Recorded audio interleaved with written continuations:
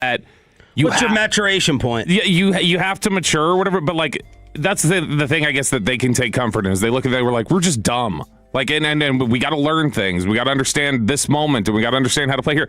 The Knicks have done all this. The Knicks have done this dumb stuff against the Pacers in past years. The Knicks have done this dumb stuff against the Celtics. The Knicks are not a dumb basketball team anymore. That's part of the growth process. Cat, even though he wasn't here for the entire run, Cat was in Minnesota a couple years ago when they did dumb stuff against Dallas, and they were a more talented team, you could argue. They just did dumb stuff, and they learned through it, and San Antonio learned through it. But right now, I'm thrilled because I hate the Spurs and I hate San Antonio, and I'm so glad that they're going to lose this series. I'm surprised to hear you say you're thrilled because you seem a little angry about it. No, I'm offended. No, I'm personally offended. I'm more angry that I can't just I'm angry that it wasn't a 3-point victory.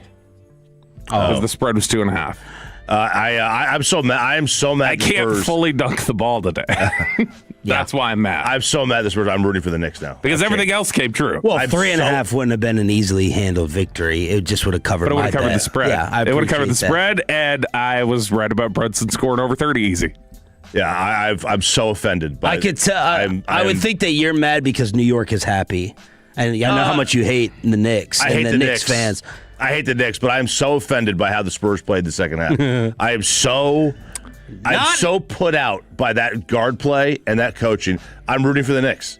I'm rooting for the Knicks. I'm going to be a bigger bandwagon annoying fan than Taylor Swift, who has no business doing what she was doing, jumping up and down like she just got chosen on The Price is Right. You sound like Monica McNutt, who got caught on the Knicks broadcast as they didn't think they were on the air, and she's going viral for saying, "Get out of here, girl! You're not a Knicks fan. What's she even doing here?" She's not. She was there cheering for the Cavs 2 weeks ago. She's a poser. But this is next to Mariska. I want more and more people to understand, because that's the thing. I always like to get ahead of the hate bandwagon. I need more people to jump on board just hating Wemby. I really do. I cannot stand him. My group text hates him. Holy mackerel. He's turned into the number one villain. That's what I'm most mad about. The Brunson shot didn't go down. I wanted it to go down over Wemby trying to defend somebody.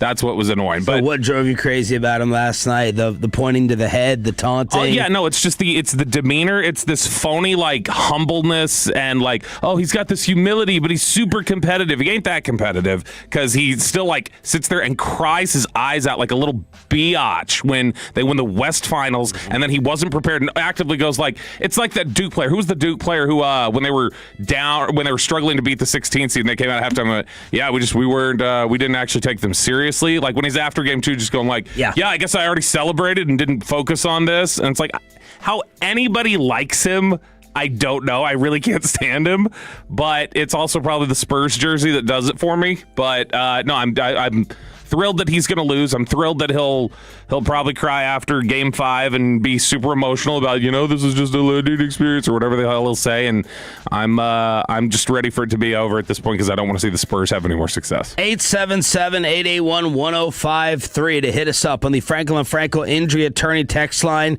Who turned it off and who went to sleep, like my brother, who's now blaming us, not us, but blaming me and other people on the group text for not waking him up. Oleg went to sleep.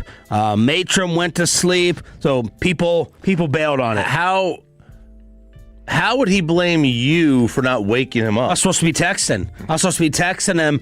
I only text my dad like this. Hey, are you still up? My dad, my 90-year-old father, is a better sports fan than my 40-year-old brother. I wanted to make sure my dad wasn't missing it. He's sick. I mean, I know he hasn't slept. He wanted this thing to get extended. He's physically ill last night while going to sleep. But I was supposed to allow the group ping and ding and the different sounds off the text alerts. So keeping the phone on silent isn't a Sharif thing. It's a you thing. Does your brother have his phone on ring? It's a me. I know it's a me thing. Yeah, my mom gets so mad at me. She goes, "Why haven't you been answering your phone?" I was like, "I don't know. I haven't heard it ring." You keep yours on silent? It's on vibrate. Okay. Right, it's on vibrate. My phone is not on ring or vibrate about 90% of the time. It's off completely about 90% of the time. Really? It's just I'm looking at it so often I see it when it rings in usually. But unless it's on a hard wood, I don't hear it, right? I don't I don't hear that. Texas Rangers have a marathon-type game, too, in Kansas City, and Texas Tech is firing back. All of that with the Thursday edition of Sean and RJ. Glad you're waking up with us to get it started right here on The Fan. But let me get you set up with Hurtado Barbecue, the Texacu, the Mexicu.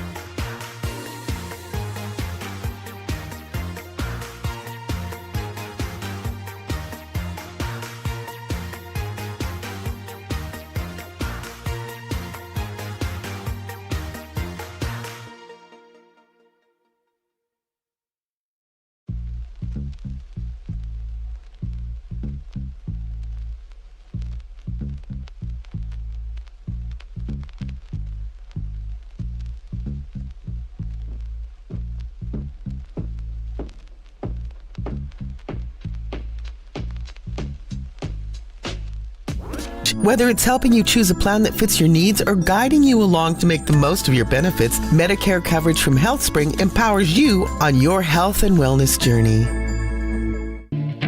And it's back to Sean and RJ right here on 105.3 The Fan. This segment's brought to you by the personal injury lawyers Frankel & Frankel. If you've been injured in a car or truck wreck, call Frankel first, 214-817-333-3333. With Frankel & Frankel, there is never an out-of-pocket cost. They only get paid when you win. Frankel & Frankel, the go-to car and truck wreck attorneys in Dallas. 3.90 ERA.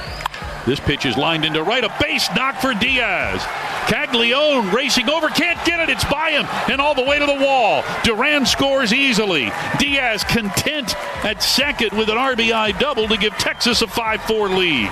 And that would end up being the game winner. The marathon, as this thing took forever on your home for Rangers baseball. Good morning, Metroplex. The good news is the good guys won 6-4 to even up the series in Kansas City as they get the extra innings W in 10 to move to within one game of 500. 6-4 Rangers. And look, Gore, you're asking for at this point. He had a couple of good starts in a row, and he did. And now it's then they had a blow up, and now we're trying to get back to some semblance. It's crooked numbers. You never know. Never know. It's like every 3 games you're going to look and you're going to get the crooked box score with 5 innings, 8 hits, 3 walks, 6 strikeouts. So it's up and down. Yeah, and, again, like the last time out, he wasn't very efficient, right? He was like 85 pitches through 4. He's a little bit better. Well, this is 87 through 5. Yeah, a little bit better, but not terribly efficient. 5 is fine in today's baseball. It's not what we grew up with, but that's kind of where the game is going now. But that certainly isn't. Social media forgets about that real quick. It is all social media is all on Corey Seager today. You just put his name in Twitter, and it's like, what in the hell has happened to this guy? I texted you guys, bases loaded, strike 3 looking, and I'm like, okay. But then Josh Young draws the walk to put them up even more with the insurance run to make it 6-4. Bases loaded in the 10th, 0 outs against Lats. He strikes out Collins. Young steps on third for the double play over to first. Yeah, and look, this is you're right, though, the length of this thing. I didn't realize it was that long. I didn't realize it ended that late. Yeah, 3:35. Because it's starting at... And the Royals had those 8 pitching changes or whatever the hell they had. Because it's starting at 6:40 our time, and then I'm measuring this up against the NBA game, and I'm like, we're still going here. Right? At halftime, I think it was the 6th inning. Yeah, this at halftime? And then this is on that Mackenzie Gore front. That's also just that is the Mackenzie Gore experience. Like he's the most frustrating kind of player. Like I was just looking it up. I was trying to see, I remember feeling this way a lot about AJ Burnett when he used to pitch. Where Burnett would be the guy who he could go out there and you'd be like, 8 innings, he allowed 1 hit, he struck out 12. Then the next time you'd see him out there, it's like he went 2 innings and he gave up 12 runs. People would say AJ had the best stuff in the sport, and that's what people talk about Mackenzie Gore. And Dylan Cease is another one. Yeah, and so those are some of the most frustrating players to have. Chris Benson, those are the guys that really drive you nuts. But you just don't know which one you're going to get when they go out there. Props to Jake Berger. He comes off the bench to tie this game twice.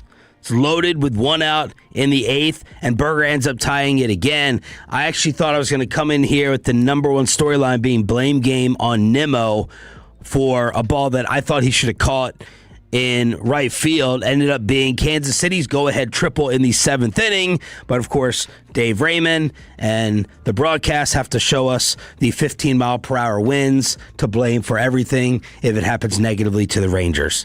Well, so yeah. I immediately texted Bassick. I said he should have caught that.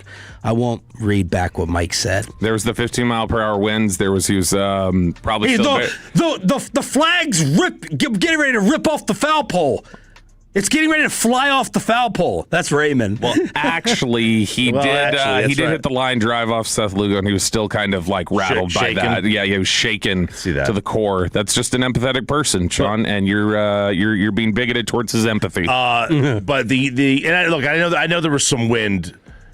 These are still major leaguers. It's not a 50-mile-an-hour wind, right? But the inability... I thought maybe Nimmo was afraid of the wall or he just misjudged the distance with the wall. But did not end up mattering. Made a nice kind of sliding catch in right field later on. But the inability in this series for these outfielders to judge fly balls that are over their heads has been troubling. Yeah. You know, and it's probably nothing grand, the big picture. But it's been troubling in this series.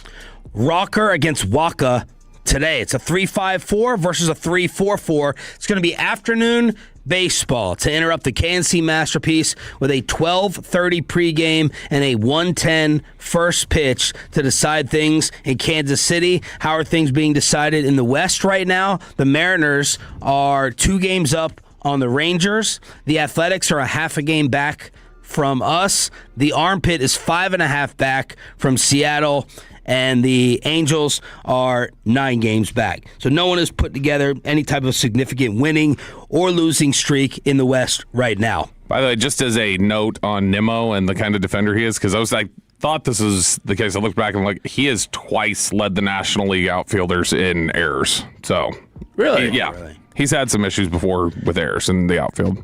The whataboutism is running strong in Lubbock, Texas. Jacob Ray in for Pepe this week, vacationing on the honeymoon in the Bahamas. As you guys both said kind of the same thing last night, that you like the Texas Tech and you're rooting for them just to go ahead and put on the black NWO and become the bad guy and come out with Nash and Razor. That's pretty much what they're doing. I don't know what that means, but I think that's Razor accurate. Ramon, Hall and Nash, Hogan. I went Conor McGregor for my analogy. I said I'd like to apologize to absolutely nobody. They're walking in all Conor style because, man, did they go in. Man, did they go in hard. Let's start on the with defense. Joey McGuire reacting to all the Sorsby controversy. As a society, we've been okay with other things that happens and allowing players to play, and this has been the one thing that has united people that we're against, you know. And it's crazy because it's not murder, it's not beating somebody, or so there's a lot of things that we're working through. Cody Campbell goes on with Dan Dockich and says, what about all the other bad people in college football? I think there's a lot of hypocrisy going on throughout college sports. This kid did not infect the integrity of a single game. He didn't bet on a single game that he played in. He didn't hurt anybody. There are kids that will suit up this fall who have actually hurt people, who have actually done bad things. And nobody's talking about boycotting them or not playing them. Nobody's on their moral high horse. Trying to act like they're so perfect and they're so good and Texas Tech is so evil. I don't have any patience for that. Cody Campbell and Joey McGuire are and there's a lot of Pete Rose similarity here. And I got to call out everyone, and it's basically everyone, and it'll be an argument for later, who is saying Texas Tech and Sorsby screwed up, but you want Pete Rose into the Hall of Fame. Kind of the same argument, but now people are pulling a 180 on it. Back to Joey McGuire and Cody Campbell. You are either dumb, which I don't believe you are, because Cody Campbell's really rich, and we really like Coach McGuire, or you're arguing in bad faith, and you're moving the goalposts, and just like a lot of political debates today, you're just throwing out, what about this, and what about that, which always leads to a lack of accountability for yourself. Get this through your heads. And I don't care if you're a Red Raider fan, I don't care if you're a sports fan, I don't care if you're a Pete Rose fan, I don't care if you're Cody Campbell, and I don't care if you're Joey McGuire. Get this through your thick heads. The number one crime in sports, and the number one thing that every single league is afraid of, number one, is the games being fixed and compromised. That's the biggest problem. So if a kid gets a DUI and doesn't kill someone, that's not a bigger issue than fixing a game. If someone vandalizes, steals, sets fire to something, and no one gets hurt, those are not bigger sports crimes to the organizations that run these events than betting on games. Because the number one fear everyone has is if you give your viewers and your consumers the seed of doubt that what they're watching is not legitimate, that people won't watch it and everyone will lose. Everyone will lose the golden goose. A DUI in real life is worse than betting. Stealing in real life is worse than betting. This is a different life. And you're either arguing in bad faith or you're stupid. Well, I don't even think it matters if you get into a drunk driving accident and somebody dies. This is still worse in sports. But that Leonard Little played a decade in the NFL after he killed somebody losing their life is a bigger deal. Like you can't put it in the vacuum at that point. If it's a DUI, just a flat DUI, that's a different. But if somebody dies, I mean, you can't. It's really hard to take Ruben Bain. Separate that. Let's take Ruben Bain. Yeah. Mm-hmm. Somebody died because of Ruben Bain's incident, which has not been fleshed out yet as to who was culpable for why the accident happened. But we feel like Ruben was not responsible, in a criminal way for killing someone. Maybe it was an accident, but that case has been dropped and settled. Sports crimes, though, there is nothing bigger, nothing bigger sports crime for these leagues. These leagues can look past everything. And they do look past everything. If you told me, except this. If you told me last night there was an actual script, and you told me before the game exactly what was going to happen, and it did happen, I wouldn't watch anymore. No, of course I wouldn't. not. I don't watch wrestling because of that. And I'm an adult male. And the Pete Rose Hall of Fame thing. There's a difference for the people who want Rose in the Hall. Pete Hall versus Pete banned. You can still, the people who want Pete Rose in the Hall of Fame are still fine with him being banned from baseball. Yeah. They just want him recognized in the Hall of Fame. That's it. And I was the same way. Recognize him in the Hall, but keep him banned from the sport. The idea that they're just so... They're obstinate here with this. They're just so, dug in on this that they refuse to even understand how big this is, the gravity of this. And you tech fans... please stop lying. Stop lying. If this was happening in Austin, or if this happened in College Station, or if this happened at Oklahoma, you'd be crying the same thing. So stop lying about it. Yeah, it's politics. It is. It's political. It's the political tactics. But also, there's a little bit of I do like a little bit of Texas Tech realizing they're not going to convince anybody that it's okay, and they're just they're not going to get rid of Sorsby, so instead they're just you know what, just lean into y'all are worse. What about you hypocrites? It's okay. I mean, all right, if you're going to do this, why not just lean into? All right, fine. We'll play the role of the bad guy. Florida, and that's a draw. That is a draw for some people. If some people are oh yeah, I like that. That's the FU school. I want to go play there. That will be a draw to some people if that becomes their MO. Florida under Urban Meyer had 40 arrests. Some violent, some not. Georgia, the amount of arrests Georgia has, all the speeding and car accidents that school has, they all have much worse actual crime. Well, guess what? But this is worse in sports, and it always has been, and it always will be. It always will be. 877-881-1053 in order to hit us up on DFW Sports Station, how you can get suspended and have your high school life messed up for a little prank. And we need help with Bobby's addiction. We got another concert ticket giveaway. And, of course, what happened last night at the Garden with the biggest finals collapse in history. We're just getting started. Thursday edition with Sean and RJ continuing on the Fan. But let me go ahead and get you on over to GiveMeTheVin.com. Have you been thinking about selling your vehicle? It doesn't matter what it is. It can be...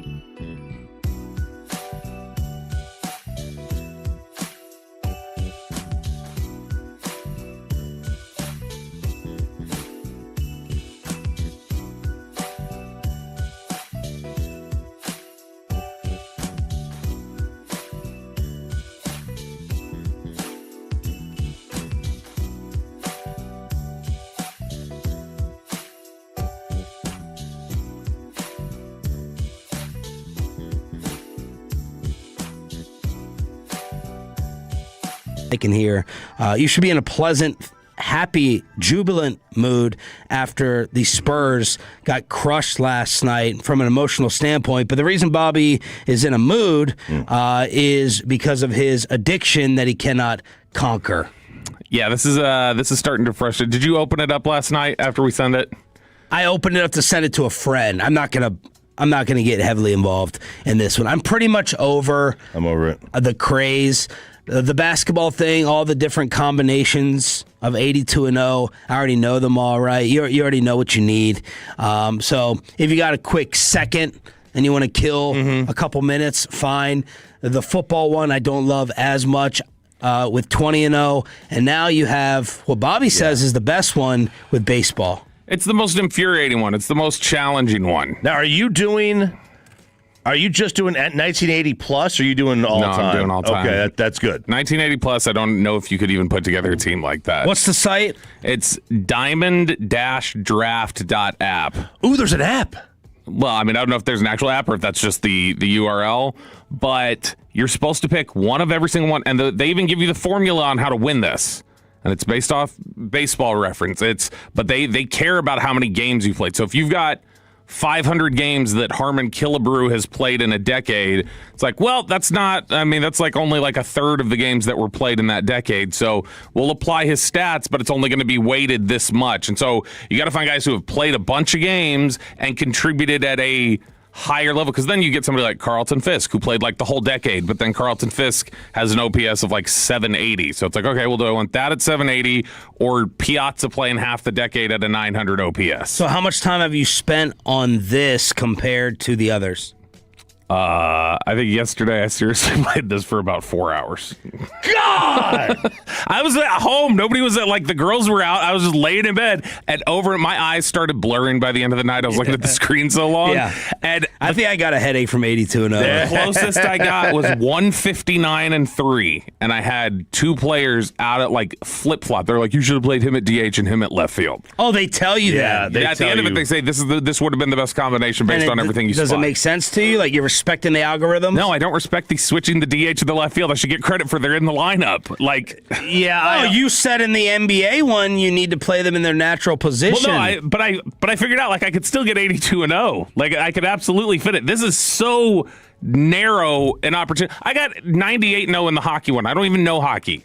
And I got 98-0 in that. I can't Don't they get play this. 82 games in hockey? It's into They the do. postseason. They do it into the postseason. What bothers me about the baseball one is like, they said that Bobby should have put Babe Ruth in left field than right. I mean, okay, but he played equal games in both. Like, what's the difference? What does it really matter? And then there's some questionable ones, like, they said, you should have put Mantle in center and Mays at DH. And I'm like, all right, well, I mean, they're both really good defensive players, but Mays is generally considered a better defensive player. So You're not addicted to the baseball one? No, Bobby said it perfectly yesterday. The dopamine hit of the NBA is 5 players. It's very fast. Yeah. I mean, you got to pick 10. It's 11 players you got to pick on this. It just takes a little bit longer. And it's so demoralizing when you hit and realize I picked one spot wrong as the 9th player, because I can already tell. Like right now, I'm about to be pissed because I'm about to lose this one that was really good because I can't find a catcher on the 1970 Pirates. Right. So here I am. Right. I just said.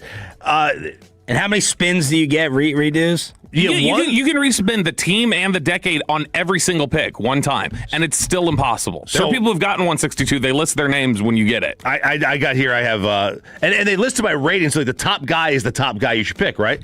I refuse to believe that I should take Hoyt Wilhelm over Henry Aaron. Okay, I'm not going to believe that. But it's also like because of what that position means, or like what like you're going to be able to find somebody similar to Hank Aaron, whereas Hoyt Wilhelm, you may not be able to find somebody similar to him. Who would I have to get? 2000s Rivera to get better than Hoyt Wilhelm, right? I think Wetland is graded higher. Wetland in than 90, 90s Wetland. Wetland. Which we found out was Peyton Russell's coach recently. John Wetland? Yeah, he said that at the Rangers game. He's like, yeah, John Wetland trained me. It's like, oh, God. Jake, have you moved on to any of the other games? I've played a little bit of 20-0. That one's tough, and the thing that stinks about 20-0 is you only get one try a day, kind of like Wordle. Like there's one try a day? Yeah, you can only do it once a day. There's like a... I've played it multiple times. You're doing it wrong. You're doing it wrong. You're Oh. doing the challenge at the top. You got to scroll down. Oh, well, that's why. Yeah. 20-0 is fun, though. I haven't got 20-0 yet, though. I'm still addicted to 82-0. I haven't got off of it yet. I'm still going. Have you gotten 82-0? Oh, a bunch of times, yeah. Okay, but you're still addicted to it. Yeah, I'm trying to do one without Wilt and without Kareem. That's my goal. I haven't got one of those yet. That's nice. That's the goal. What, Bobby? There's nobody good on the 1960 Royals. Nobody.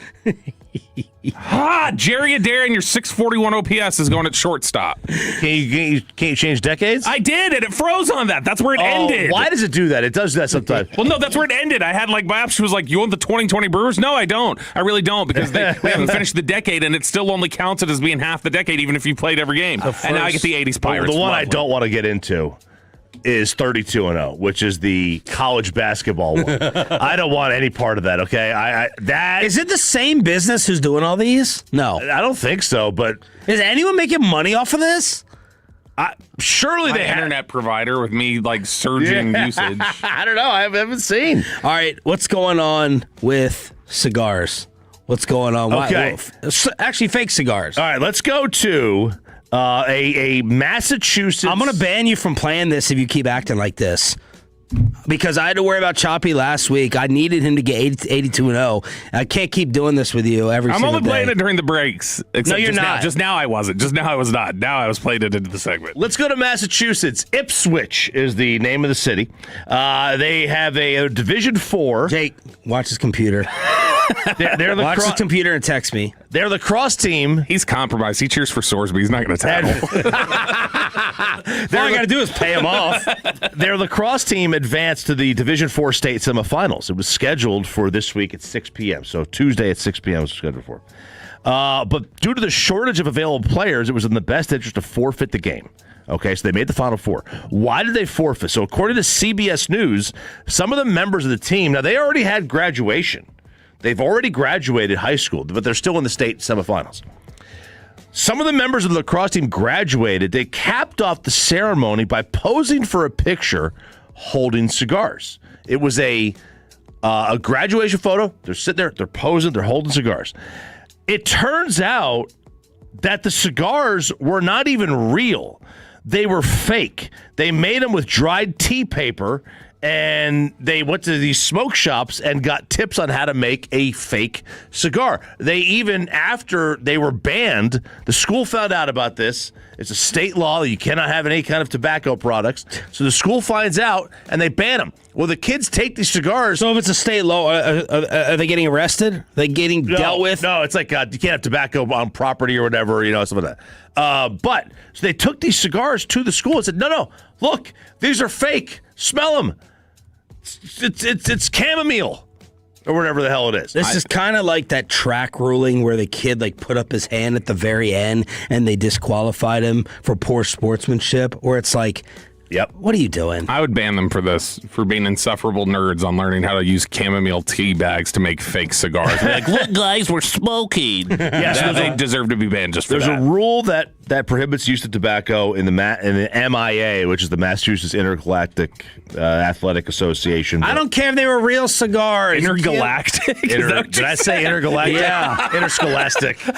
I'm in my Beastie It's Boys the space track. I don't care that they weren't smoking them; they were holding them. I don't care if they were smoking them to follow through with these types of punishments. It's harsh. Good God, This is harsh. Yeah. They're suspending all the kids. They're seniors. They just graduated. Harsher than the smoke. All right, Bobby, the anti-clock walk. This had me thinking yesterday while reading this, what I do in this scenario. So I had no idea that this was a common area of research, apparently, but researchers have spent a number of years from Spain to Japan, U.S., wherever else. Experiments done over the course of several years have found that humans prefer to walk anti-clockwise, and scientists still don't know why. Anti-clockwise. So they say that when you tell somebody, Would that be counterclockwise? No. Well, I mean, I don't know. This is in the UK, and they say anti-clockwise, I guess. God. So I'm walking to the left? So this is something basically where if you tell somebody hey, go take a walk, and just the first turn they make, or if they're pacing, or if they're a catwalk person and they're a model or whatever else, the natural tendency, the majority of people will turn to the left when they take a first turn. It's been consistent over every single region they've studied, every single demographic. And say you turn to the left. So everybody, like, on average, and it's by, like, considerable amount, they will turn left. It's not like everybody does it. Some people do. But I started thinking about it, and I definitely, because my brain is messed up, I definitely do veer right when I pace. Because it's just like a natural, like, turn. I kind of wonder if it's, I don't know, if it's just like a whatever sort of, like when I'm walking, I know I don't want to cross a street. So if crossing the street is to the right, I'm just going to turn left. Like anything, when I'm driving home, if I've got to pick a gas station, if the gas station on the right is 15 cents more expensive, but the other one's on the left and I got to turn and cross traffic to get over there, I'm taking the 15 cents more expensive, just saying screw it. Yeah. When I walk the dog, I always go to the left. I never, like when I come out of the house, I always go left on the street instead of right. I don't know why. Well, is it a difference in the walk? It's a loop. It's a loop either way. I would either go in a circle right, or a circle left. It's the same exact loop.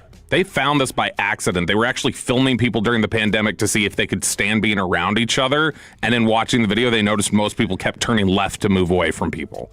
Was last night the same or worse than 28-3?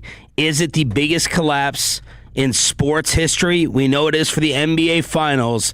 And is it all over after the San Antonio choke job? Next on Sean and RJ. After we get you microphone. After we get you over to BlueChew.com, promo code RJ. That's right, boys and girls. Let's get you over to Blue Chew. Why? Well, first of all, you're getting older. Late 30s, 40s, maybe you're in your 50s, and the equipment doesn't work the way it used to. But now comes Blue Chew Gold, a revolutionary 4-in-1 upgrade. Target your body and your brain. That's right. Most blue pills only focus on the blood flow. And look, you got to have the blood flow.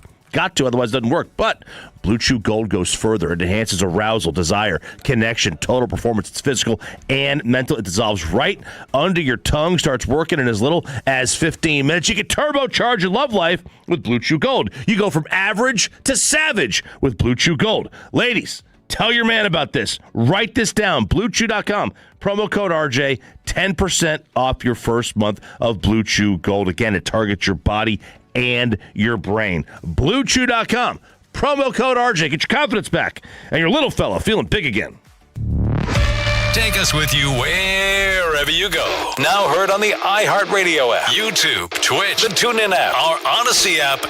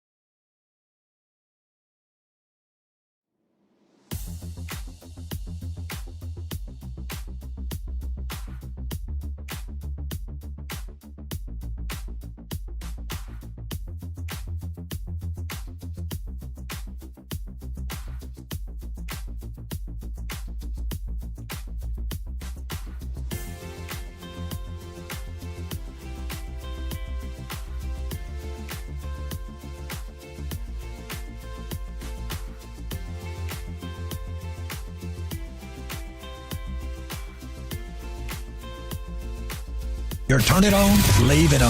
Home of America's team is 105.3 The Fan. Go low, baby. KRLD-FM and HD1, Dallas-Fort Worth. An Odyssey sports station. Driven by our D&M Leasing Studio, this is Sean and RJ on 105.3 The Fan.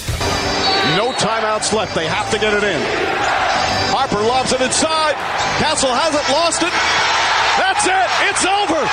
The greatest comeback in NBA playoff history.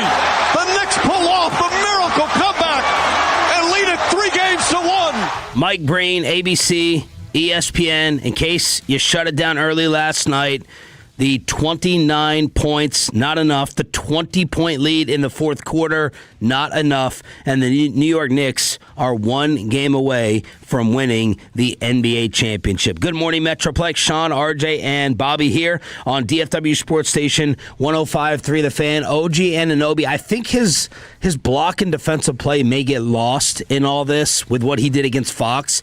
That was an amazing defensive play. And then the tip in for the ages that I saw one New York sportscaster say the biggest shot in New York history, New York sports, New York basketball history. What? That's gonna hack off. I mean, guys, just tell me how old you are. Willis Reed? Willis Reed. End of story. Yeah, but Willis wasn't Willis two shots at the beginning of the game? It was an elbow jumper. It was an elbow jumper. That was the beginning of the game. Doesn't matter. It changed the whole thing. The injury. No, Willis walking out on the court was changed the everything. Two elbow changed jumpers everything. to start a game. Doesn't matter. No, Changed everything. Everything. No, stop it. That's ridiculous. Nope. I mean, it's the here comes Willis. It was him coming out of the locker was the moment. Scoring was it. That was it.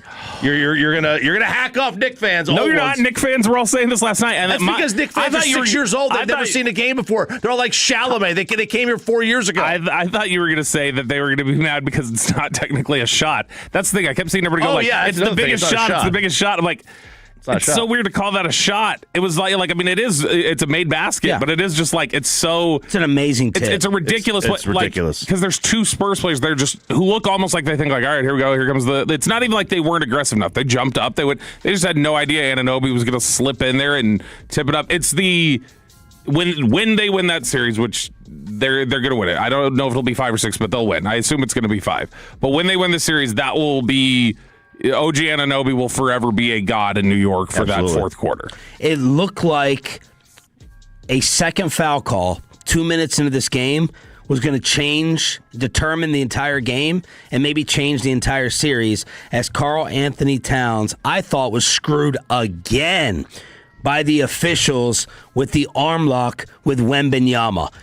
Wemby gets called for it initially. They challenge it. It gets overturned. Cat sits for the remainder of the first quarter. 11 minutes. He's gone. It's a 12-2 Spurs start. After Mike Brown said in the locker room, we can't let them start well again tonight. We can't let them do it. Vassell was unconscious from 3. The team was 6 from 8. From 3 early on.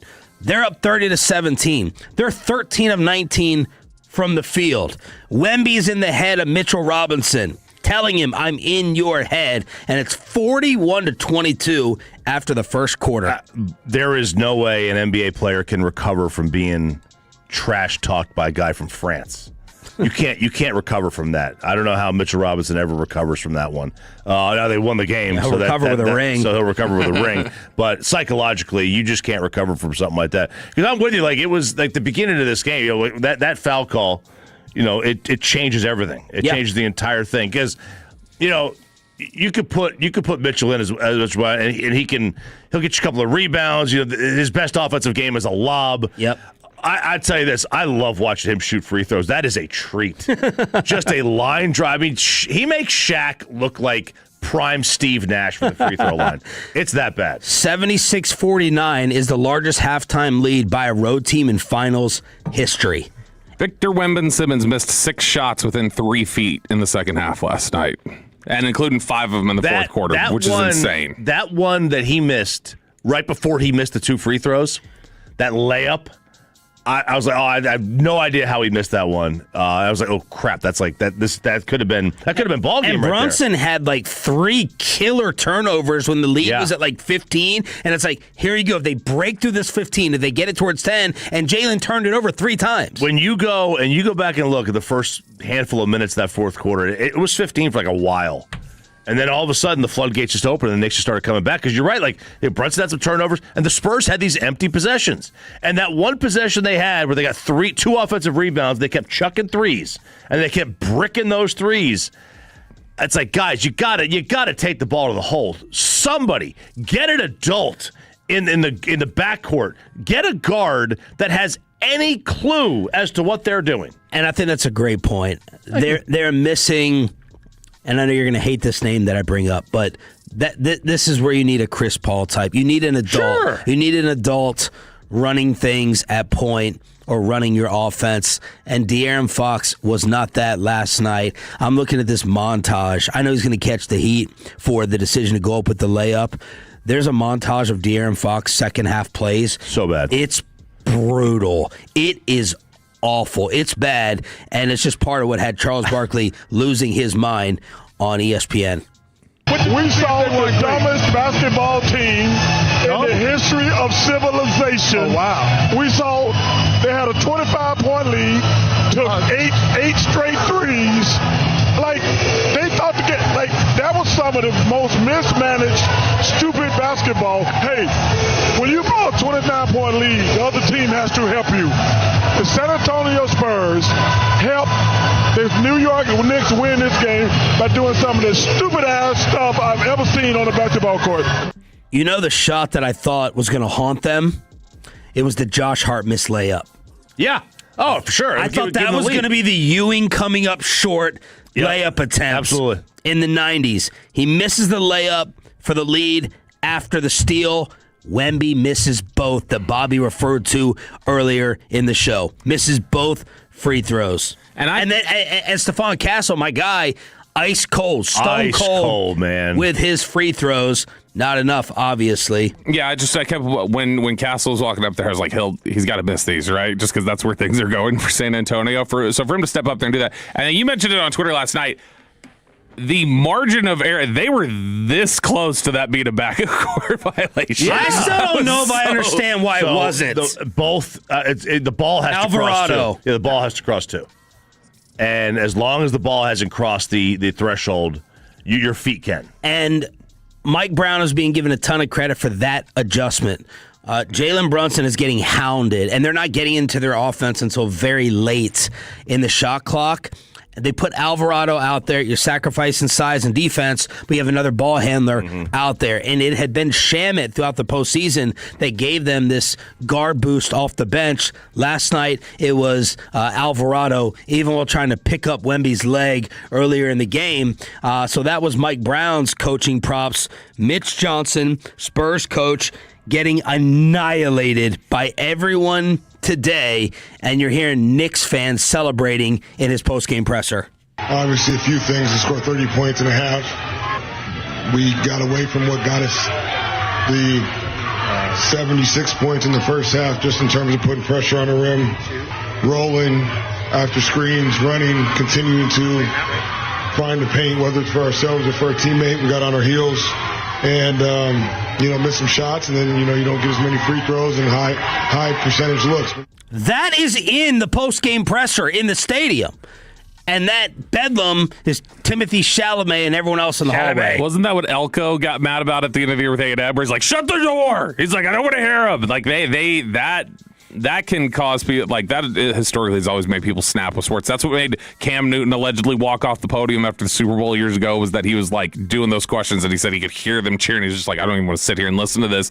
But that's the that's the kind of thing they're going to have to live in and live with. And these are the things that they'll have to, clean up. Not really that you can salvage right now, but things that you'll just have to clean up in the future, because right now it's the frustrating thing for San Antonio has to be De'Aaron Fox is supposed to be the veteran who's not doing the dumb stuff. Right. And he's the one who's supposed to have, he didn't have a ton of playoff experience in Sacramento. I think he played one series, but regardless of playoff, he's the guy who's played the most basketball for them that's out there consistently. And he's the one who has screwed up arguably the most. This worse Than 28-3? Yeah. I say no because of the nature of basketball. Well, where I'm like, all right, a run's going to happen, and people are turning the Spurs logo into the Falcon logo last night. But Michael Wilbon did go on TV and immediately say this is the worst collapse and biggest choke job in the history of sports. And many people, Bobby, were agreeing with you. Why do you think it was worse than that? You have to, like with Atlanta and New England, that was you're going against arguably the greatest defensive chess master of all time, like Belichick, trying to, there will be adjustments made. You're going against Brady, Brady is the GOAT. So you're going against greats in general. It's a massive league you can't lose. It's one of the worst things you could possibly do. But you're at least going against people who, if you're going to say it's going to happen against anybody, you would say, well, that's the team, yeah. Universally thought of as the best quarterback of all time, pretty much universally thought of as the best coach of all time. Those two are the ones that'll do it. This one is, I'm trying to see, they had how many turnovers last night in the second half? I think the Spurs had more turnovers than made baskets. They made 7 shots in 24 minutes. 7. That's ridiculous, especially after they had been. No, it was 7. I just counted that up. At the end of the third, they had more turnovers than field goals, 90-75. Yes, they were 4 of 19 in the fourth quarter. It is the Spurs, impossible. Jake, what do you think? 4 of 20 in the third. As bad as 28-3? Worse? Not as bad. I'm going to say worse just because I don't recall 28-3 blowing my mind like that. I was checked out of the game. It was that bad. So I'm going to say this one was worse just because I watched the whole game. And, personally, I put $10 on the Knicks when they were down 20. Cashed out for $100. Whoa! Yeah, all my buddies are Spurs fans. They're like, we're gonna choke this. I was like, I got you. I was like, I'll put $10 on it. It won't happen. And they had 11. Not as degenerate as what I did. Maybe they had more free throws made than field goals made in the second half. The Spurs. How do you line them up? So the thing that troubles me with taking this one over that is it was 28-3 with 2 minutes to go in the third. Yeah. That wasn't just the halftime score. Right, it was 28-3 with 2 minutes to go in the third. Yeah. Yeah, now everybody uses that screenshot because they then score with 2:11 and then it's 28-9 or 28-10. So but they scored then. I just feel like so it was 28-10 after 3. It was 20. They may have even scored right at the end of the third another time. I think. So they got the ball back. They scored pretty quickly into the fourth quarter, and so then it was 28-16 or it was 28-12 at that point. They had 2 possessions where they needed to score, and Falcons went 3 and out. Yeah, way to go, Dan Quinn. Yeah, and Kyle Shanahan, run the damn ball, Kyle. This is. I think this is maybe bigger. To get a 20 to come back from 29 and 27 at the half, and you only score 58 points in the second half. That's it. They scored 30 in the second half. No, he's talking about the Knicks only scored 50. The Knicks didn't even go off on offense. The Knicks erased a 27-point halftime deficit with only 58 points. Yeah. That is the most stunning of all this to me. So, that's I think that makes this one because they both needed help. The Falcons had to help the Patriots, of course. The Spurs. I think the Spurs. I don't even call this a Knicks comeback. This is a Spurs collapse. It's the most despicable brand of basketball I've ever watched, and I'm now rooting for the Knicks. I've never said that in my life. 877-881-1053. Rank it on the Franklin Frankel fan text. 55-25 in 22 minutes. That was the score over the course of 22 minutes. Was 55-25. Are you ready for Caleb Downs at nickel, Caleb Downs at safety, and Caleb Downs at punt return? Inside the Star, commercial free in the Expressway with a concert ticket giveaway next. After we get you over to Platinum Chrysler Dodge Ram Jeep.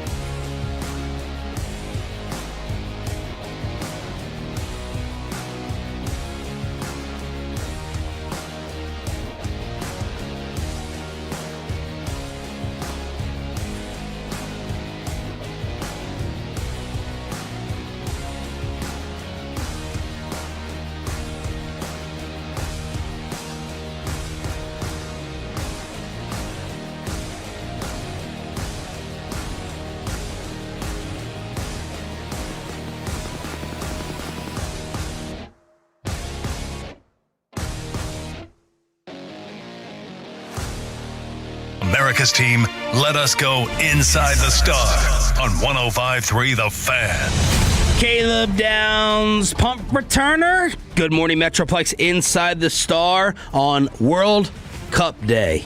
That's right, baby. 2 games. 2 games. 2 games today.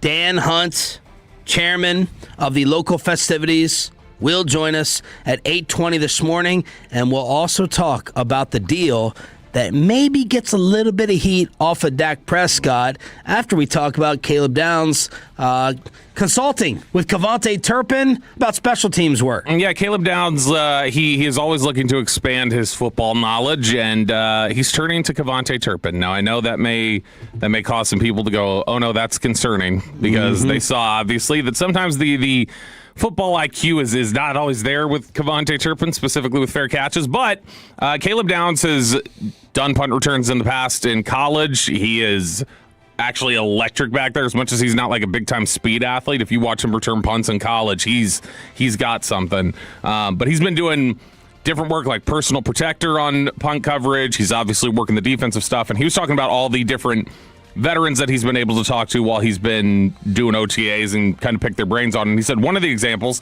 he said, it's a tremendous blessing for me to be able to speed up my growth, playing against high-level talent, different types of receivers, playing against different types of players. He said, I say learn from guys. There's nobody to better learn from in special teams than Turpin. He said, it's great to be able to speak to him about punt return and everything. It's something that I've done, and when I've done it at a high level, so I think it's a good thing for me to do. And he said he's just learning both as we go, talking about safety and nickel, and he's making plays at either one. So he said he's been talking a lot to Kavontae Turpin and trying to figure out, all right, how do you see this? What do you do here? How am I supposed to do this? And so this is, the let's learn everything I can and just cultivate all that knowledge as best I can. Couple of thoughts. Number one, we usually do this worry topic if it's a wide receiver and you're like, I don't want to get him hurt. I don't want to damage him, Fine. If Caleb Downs is this dynamic, amazing returner, you want to throw him back there, here and there, okay. But my follow-up to that is, if Kavontae Turpin is not returning every single kick for me, or a ton of them, then Kavontae Turpin has no use for me. Well, Turpin thinks he's a Pro Bowl receiver, so... No use, unless he's, and because every time he seems to me like he does the fake fair catch an awful lot anyway. But so question: Are punts returned at a higher rate now than they used to be? No. So it's much less. Yes. Okay. Turp returned, I think, like 9 last year.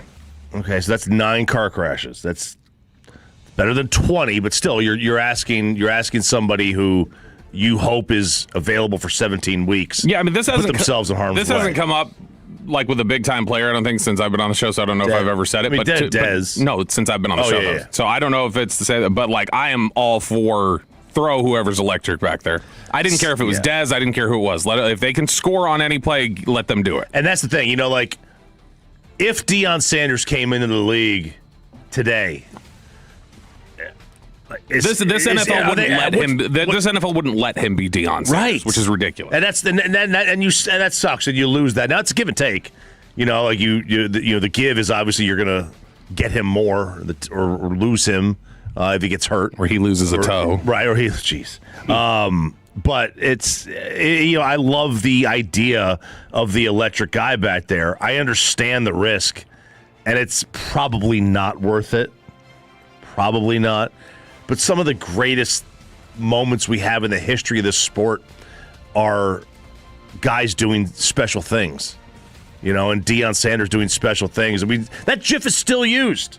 The Deion where he's... The GIF, too. Well, we call it GIF. No, we don't. Sean and I call it GIF.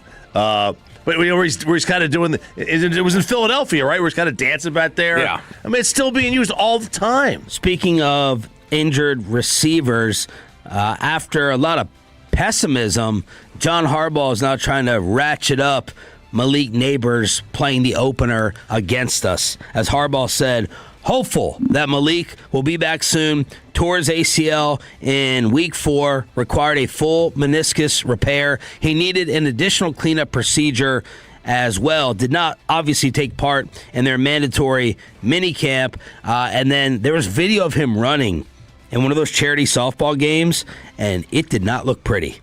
It did not look pretty, but here's John Harbaugh and the rest of the New York Giants saying, hey, feeling a little bit better about it. He's grinding. Yeah, I feel better about it so much so that we signed 3 veteran receivers on June 1st. The second we could, guys who appear washed, we're doing anything we can to throw darts at the board. Yep, Barrios, Juju, Odell.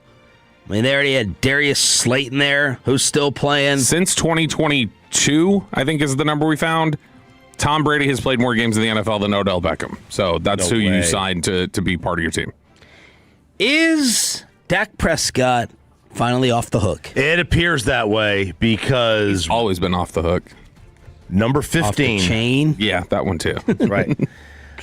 Patrick Mahomes has signed the NFL's first $500 million contract. Shefty had this. Ian Rappaport had this. First one to sign a $500 million deal, $504.75 million to be exact. It'll pay him an APY of $64 million. There it is. And there it is. Finally. It only took, it seems like half a decade. It seems like Dak signed his contract 5 years ago. I know it wasn't, but it feels like that. And finally, Dak Prescott. No longer do we have to hear about, highest paid quarterback can't win a game. The $60 million man can't win a game. You don't have to hear about that anymore. Oh, you still will. Well, you'll still hear the $60 million man. Yeah, but the Cowboys deserve some heat on that. And it took so long. And it's fair to sit there and make fun of Dak for making $60 million with his lack of playoff success, even though that is the way that the National Football League works. The Cowboys just leapfrogged it by a little bit too much. Yeah, and now obviously this, I assume, will help his $85 million cap hit, Mahomes, that you said he had. Oh yeah, no, a couple years from now. That's why they did it in large part, is because you've got to be able to play with the numbers, do accounting tricks, whatever else. But no, it's the constant. You need to sign market setting deals. It's a problem when you sign the market correction, and they've signed the market correction twice now in 10 years. They did it with Zeke. They did it with Dak. I support them doing it, but Patrick Mahomes has rapidly lost pace in his GOAT pursuit. Oh, yeah. I was just rapidly. I was just going to ask you. I was like, are you at all concerned if you're like... I'm not concerned. I'm just talking about his legacy. What, you talking about because of the injury? Well, I mean, the injury's part of it, but also, like... Or their lack of success. He hasn't been elite, like electric the last...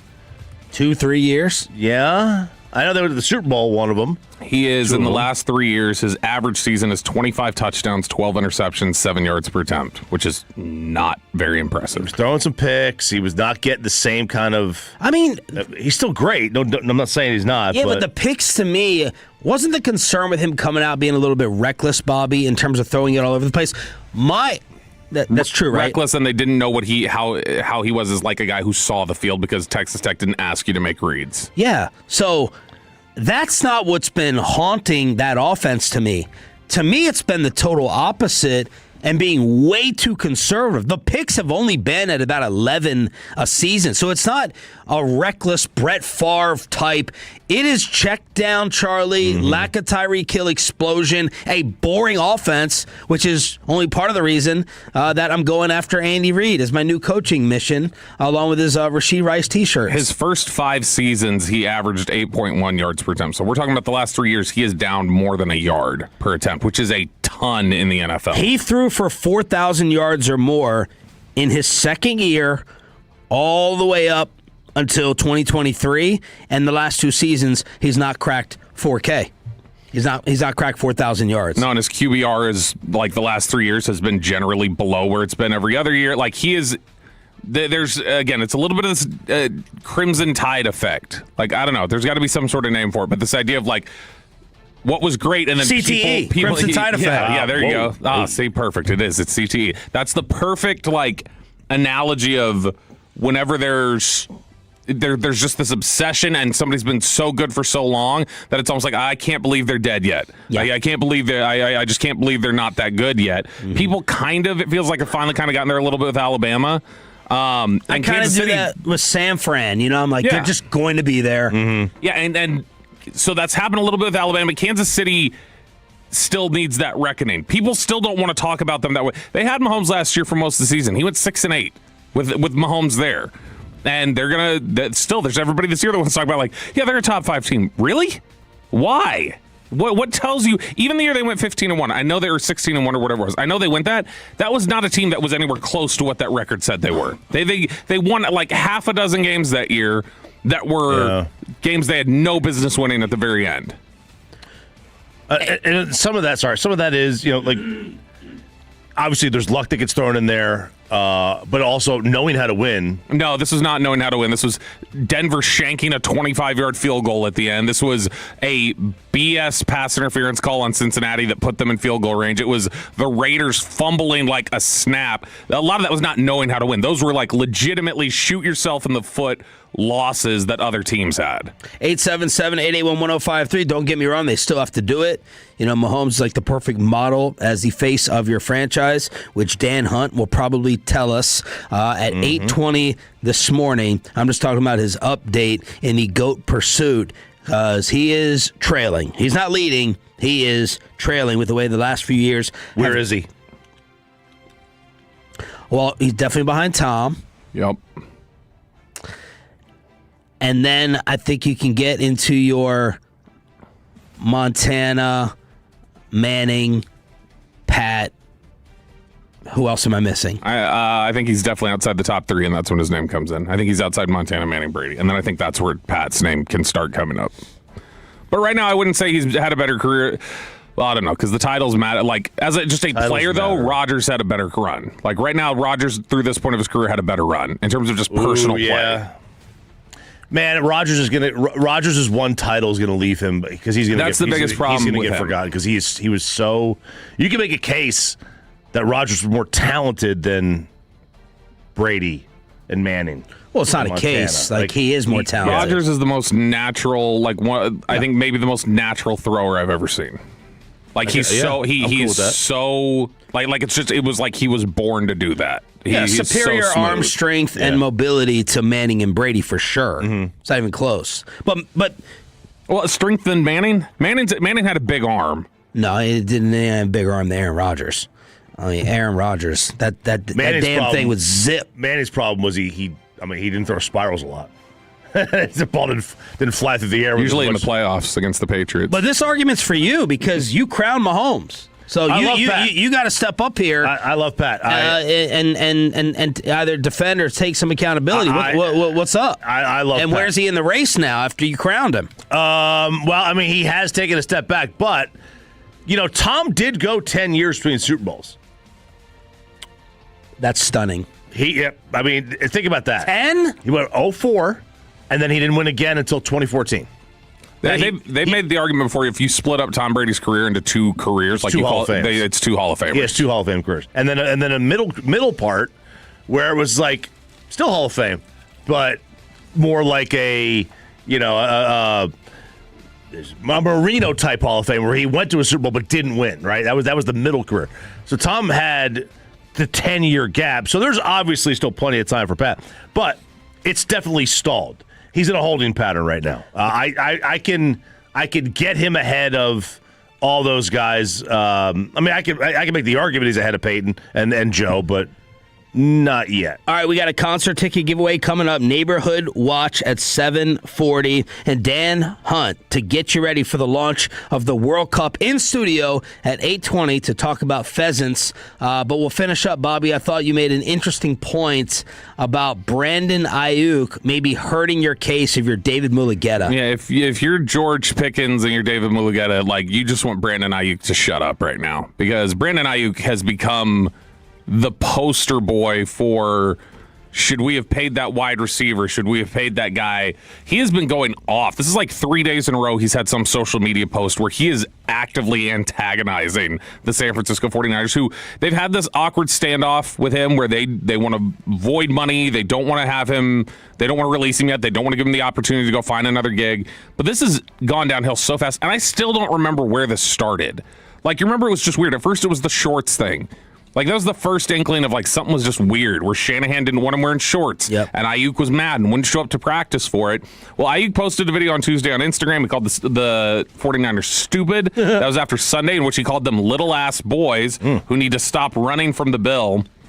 And he said, do you know why they're really mad? They're mad because they're stupid, they're dumb, they're mad they paid me $50 million in 8 months and then voided my guarantees for 27, and I'm about to be on a new team in 2027. So you're actively like laughing at how dumb they were to pay you. Yeah, and you lost a lot of money when you didn't even challenge them voiding it. So it's not full laughter towards San Fran. You lost, I think he may have lost 24 mil. Teams wondered if... Well, that's pretty stupid on your part. Teams wondered if Brandon Ayuk should be paid. Like, there were questions about Ayuk. But they weren't even to the level of Pickens, like where Pickens has gotten to. And when you see somebody like that happen with Brandon Ayuk, one of the big things people have said about George Pickens is like, what's he going to become when you pay him the money? When you give him the money, how does that change like how he operates and who he is? And so for right now, they're going to look at that and go, remember we were worried about that with Ayuk. Do you see how Ayuk turned out? Nobody wants that in their building. So I got to think Pickens and them are just like, you got to be quiet. It's funny, David Mulugeta used to represent Ayuk, but Ayuk switched agents like after his third year or something, so he's not connected to him anymore. But that'd be if Mulugeta was connected to him and this was going on, it'd be an even stronger connection of like, why is this an issue? Good for David that he doesn't represent him anymore. Let's hook you up for turning it on, leaving it on. That's right, Tolos. Right now, caller number 10 at 877-881-1053 wins a pair of tickets to see Miles Smith in concert on September 6th at the Pavilion at Toyota Music Factory, courtesy of Live Nation. That's caller number 10 at 877-881-1053. Let's get local every Thursday, commercial-free, in the Expressway here on Sean and RJ. It is the Neighborhood Watch. We need to take people out of their bubbles and their safe place and make them think about the world we live in. You are fake news. So what do you guys hear? What's the scuttlebutt? Watch out for the River Sean Gonorrhea Boogeyman. Let's talk about it in Neighborhood Watch, which is presented by D&M Leasing. The Gonorrhea Boogeyman. Mm-hmm. Yeah. I'm intrigued. So this post went viral on the Dallas Reddit the other day, and people going, why are these stapled over, like, all over every tree in River Sean Park, which is over on Maple? And I'm going to have to censor some of this, but this is a handwritten note, many of them, that were stapled on every tree in the park. And it said, "Hi, my name is blank." He then goes on to give a personal description of himself. The tattoos on his shoulder, everything, like everything. And then he goes, he's talking about somebody, and he said, "There's a man who hangs out here, and he is hunting bottoms," is what he said. And he said, "I told him 4 times. Hang on a second, like underwear or the other You know bottom? what? You know what it is. Really? Because I told him 4 times that my doctor wants to treat him for gonorrhea, and he denies it. He says he does not have gonorrhea. He's in denial and needs help. Do not approach. Call the health department." For at least 4 months, he's been passing this along to people, and he does not care. He's a smooth talker. Watch out for him. He will love it if you have a pipe. He's delusional. He denies he has it. He needs help. If you're reading this, you know where I am, either Planet Fitness or Flying Signs. He has said he is a real good friend. What real good friend leaves his real good friend at a bookstore for 3 hours, not saying anything when the bookstore closes at 11 p.m. He is nowhere to be found. All others beware, he has gonorrhea and he needs help. These are posted all in the park, all over the place. People are like, what the hell are these? And now some people were saying in the comments, they're like, I saw this was like, this note was put on my door. Like, these are being hung up in like communities now. Some guy who's just walking around there and hanging stuff up and saying, look out for this. So if you are in River Sean Park, you need to watch out. I think this is where, Chop. Mm-hmm. Remember, what was the Ty Herndon? Yes, I remember Ty Herndon. Was this where Ty Herndon? I think was Ty Herndon in River Sean Park? I don't remember when if he was. When he got caught. Yeah, I don't remember. He may have been over in Fort Worth. So Ty Herndon was a country singer who was caught soliciting an undercover officer. And he's like, "Oh no, there was a big confusion. I was out there peeing or something." Which he then later came out years later. He was literally living in the moment. Yeah, he was. No, he's at Gateway Park in Fort Worth. Okay, that's where he was at. He was at Gateway Park, Fort Worth. But there you go. Watch out if you're in River Sean Park, because the gonorrhea boogeyman may end up getting you. All right, the Houston Chronicle has released a list, and I saw this also on Reddit the other day. They had put out a list of who they think are the top 10 greatest Texas musicians of all time. Uh-oh. And it's caused some debate. Because they said they're not ranking these. They said we're just picking 10. We're not ranking them. Okay, that's an easy way to go. Well, no, not necessarily. There's some people on here that are upset about people that were left out. So here are the 10 right off the top. Beyonce. Houston, Wait, obviously. this is for Texas? Yes, this is Just Texas artists. Yep. All right. Beyonce. Buddy Holly. Okay. DJ Screw. George Strait. Kenny Rogers. Lyle Lovett. Selena Quintanilla. Stevie Ray Vaughan. Waylon Jennings. And Willie Nelson. Waylon and Willie and the boys in Lukenbach, Texas. Man, it's that means there is. That's tough to have no red dirt. There is no Don Henley. Ooh. There is no Sly Stone. What about his family? Nope, none of them. They don't have Steve Miller or Janis Joplin. That's tough. That's tough.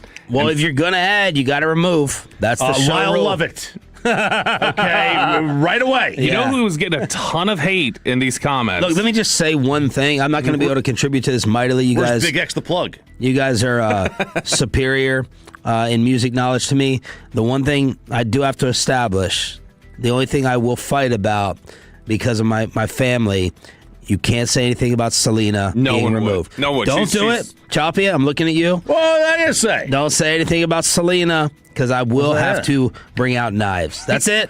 And then you guys can resume. No one ever would, because I think most Texans hold Selena in the same regard that my wife? family would. Yeah, 100%. No, she is a. It is impossible to talk about Texas music and its imprint and not bring up Selena. Okay. She's got a. Yep. She was one of those first crossover stars from Tejano and bring it to the mainstream, and she was the queen of Texas music there for a while. Where's Post Malone?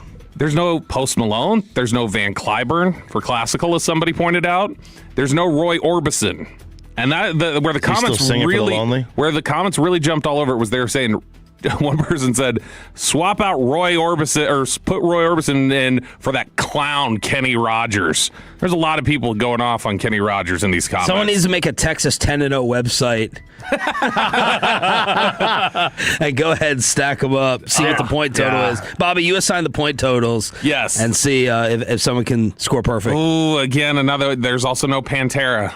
As somebody pointed out. All right, Bobby, make your corrections. Okay. Make your adjustments. So we are going to take off. You got to have Janice in. You got to have Post in, as far as I'm concerned. Post all time?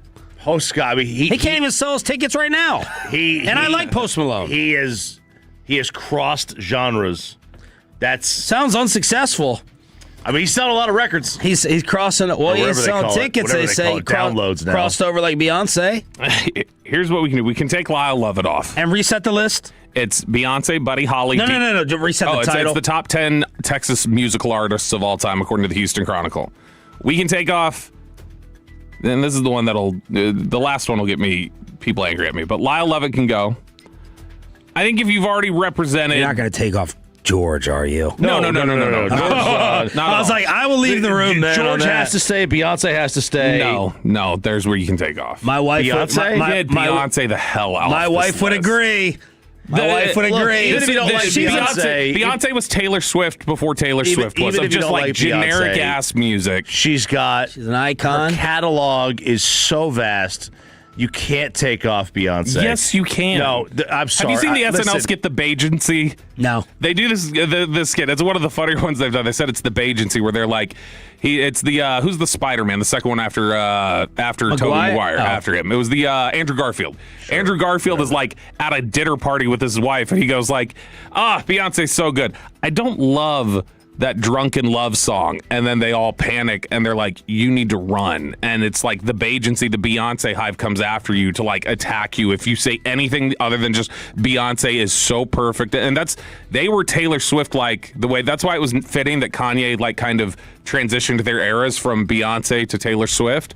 But man, I think her music is awful most of the time. Awful. But her, man, I'm not a huge fan of it, but her catalog is, you can't knock like the impact she's had. But how can you say that it's like how can you then take off Sly Stone? How can you take off Roy Don Orbison? Henley is the one to me. Don that is Henley's the a big biggest miss. I'm sorry. I know this is blasphemy. Guys, Willie Nelson sucks. He is so bad. Like, if that dude didn't smoke weed, nobody would care about him.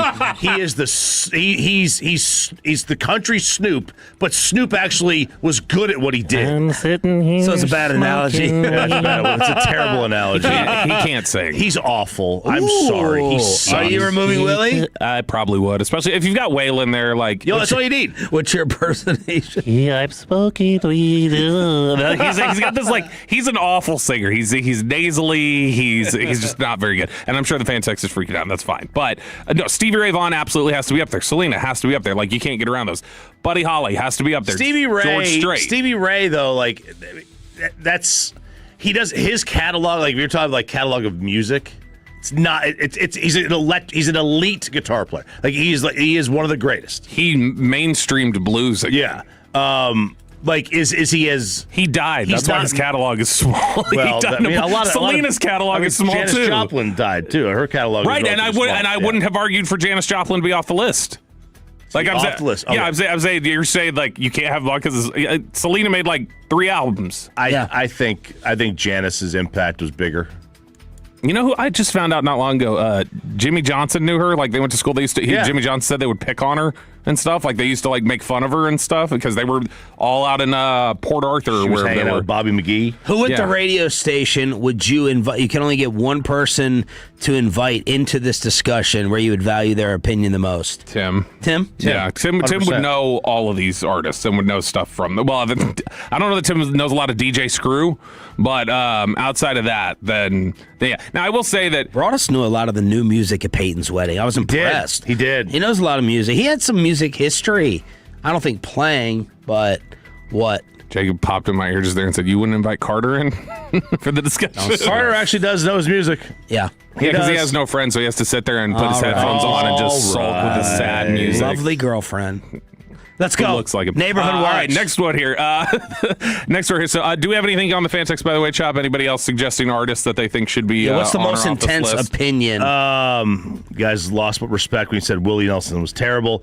Did Buddy have anything other than Great Balls of Fire?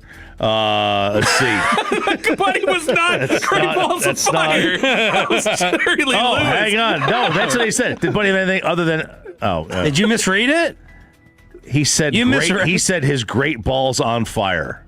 Oh, well, that's a different one. That's goodness gracious, Great Balls. Yeah, no, that's just Miranda an awful plane crash joke. Is what that is. ZZ Top.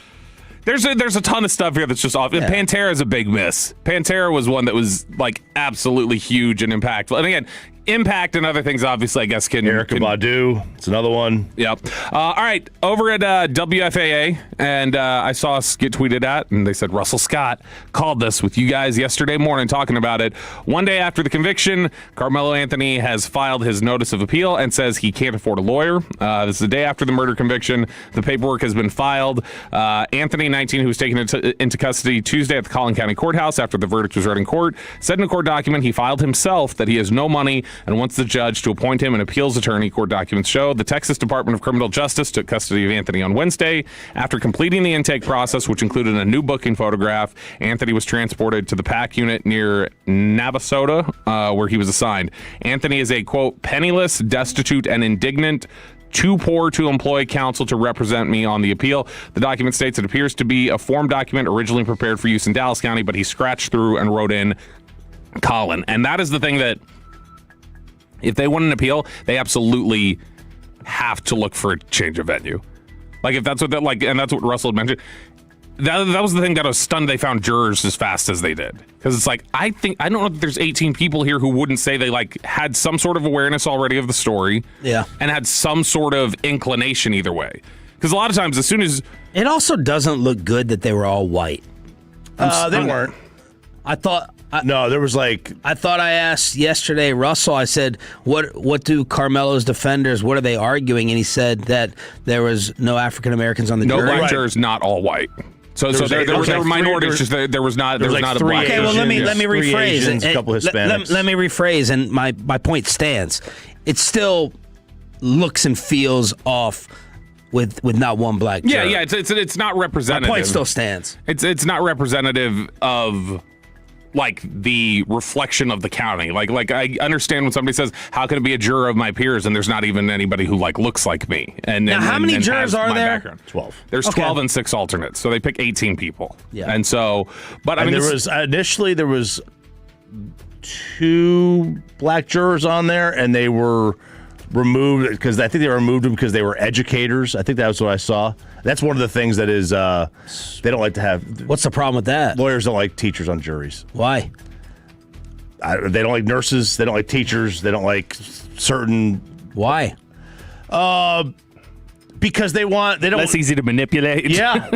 Truthfully, they want people that they can that don't have. There's certain jobs. I listen to law podcasts. This is one lawyer I listen to this podcast. Media. They won't. A lot of times, if you say you work in radio, a lot of times they're not going to pick you. Out. You're going to ask too many questions. They don't want that. They don't want people who ask questions. They don't want people who rabble-rouse. They want people they can manipulate. And both sides do this because both the defense and the prosecution have to agree. Isn't it? It's a process of elimination. So when they go through the juror pool, they strike people. Right. They go through their list and they each get strikes, and then eventually you like kind of winnow it down to this is the group. Shout out Rebecca Lopez, by the way, with the nonstop coverage on Channel 8 that I was following. And Rebecca Atolo, whenever I tell my wife, oh, this person, do you know this celebrity? Do you know this local? She's always wowed when I say Rebecca Lopez will retweet something of mine or like something. So got to give Rebecca Lopez a shout out. One more. All right, one more here. There is I don't know if I've got the whole time to go into this. We may touch on this a little bit later, but I can toss it to Choppy for a story that he's been putting in here. Because I want to say this multi-million-dollar practice fields for high school. Downtown Dallas, Fortune 500. Dead. Downtown Dallas. So obviously this article from the Morning News came in the wake of the Stars moving to Plano and the Mavs moving to Valley View, which is still Dallas, but it's not downtown. So in the last 18 months, less, Neiman Marcus is leaving downtown, the famous there. Yep. AT&T, they are relocating to Collin County. Fifth Third Bank is going to relocate to the north edge of town for its regional headquarters.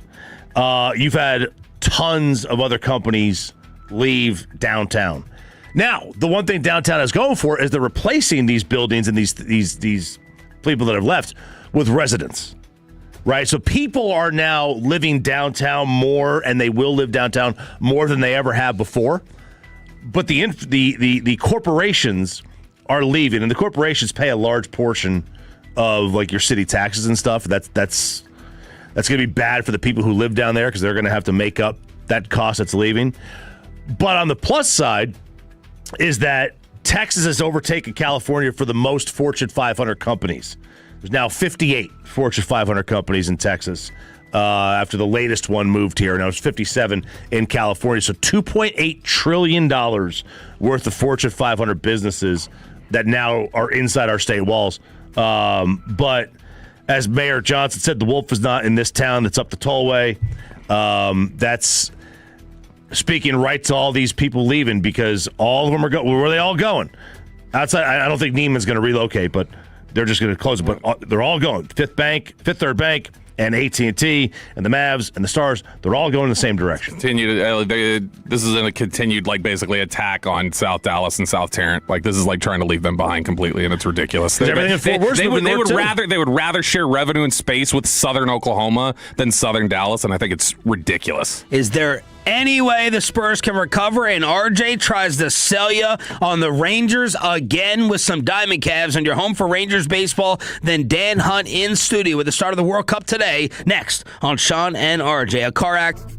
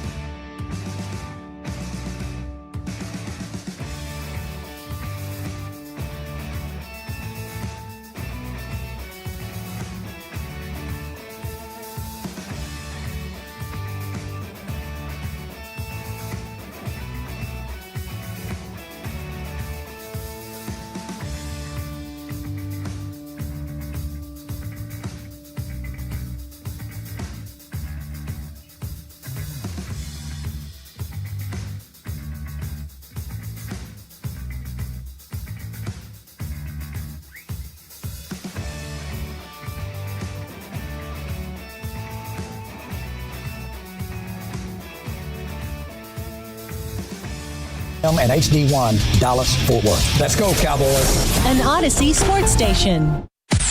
Driven by our D&M Leasing Studios. This is Sean and RJ on 105.3 The Fan. His 1-1 pitch, swinging a chopper to third. Young has it, steps on third for one, throws across, double play, and the ball game is over.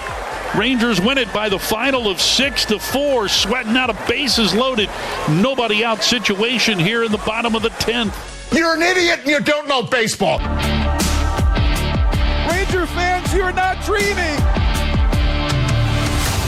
How can you not be romantic about baseball? How can you not be romantic about making the playoffs in the middle of June? One, because you made me mad during the break. One. A couple of people are believing. Don't stop believing. A couple of people are believing in the Texas Baseball Rangers. You want Las Vegas or you want the Geeks? Which one first? Let's go Vegas since they screwed me over last night again. Las Vegas believes in the Texas Rangers of all the second-place teams in Major League Baseball. Vegas thinks the Rangers have the third best chance of any of them to outright win the division. So only the Rays at plus 220 and the Cubs at plus 280 have better odds than the Rangers at plus 320 of all the second-place teams. So it's like if you go eat division by division, the Mariners are minus whatever, and the Rangers are plus 320. And then you Astros and Angels down there. And then in the NL West, it's the Dodgers and the Padres and Rockies and Diamondbacks, and like each one has got their own number assigned to it. Now the question is, so they think the Rangers have a better chance of making the postseason than the Yankees? No. The Yankees are favored in the East. Okay. So the Rays are the second-place team. Rays are the second-place team. So the Rays have a better odds of winning the East than the Rangers do of winning the West. But they second place. Right. So this is just second-place teams. Now the question is this more belief in the Rangers, or is it more uncertainty about the Mariners? I would think it's the uncertainty about the Mariners in the West. I would think. Unless you're going to sell me on some more crap that this team is better than I think. Well, I can't really sell you on it. Okay. I don't have... You just have to feel the AC or the heat being turned up for yourself. Right, so you got to start sweating under that neck, a little neck sweat. You get neck sweat at the new place, which I got last time I was there. It was warm. It was warm, right? Little neck sweat, just a little bit. Very uncomfortable in our suite. Yes, I agree. The suite was very uncomfortable. The suite was nice. When you get outside the seats, outside the AC. As Peyton would say, when he dropped that foul ball, he said, I let it fall to the pores.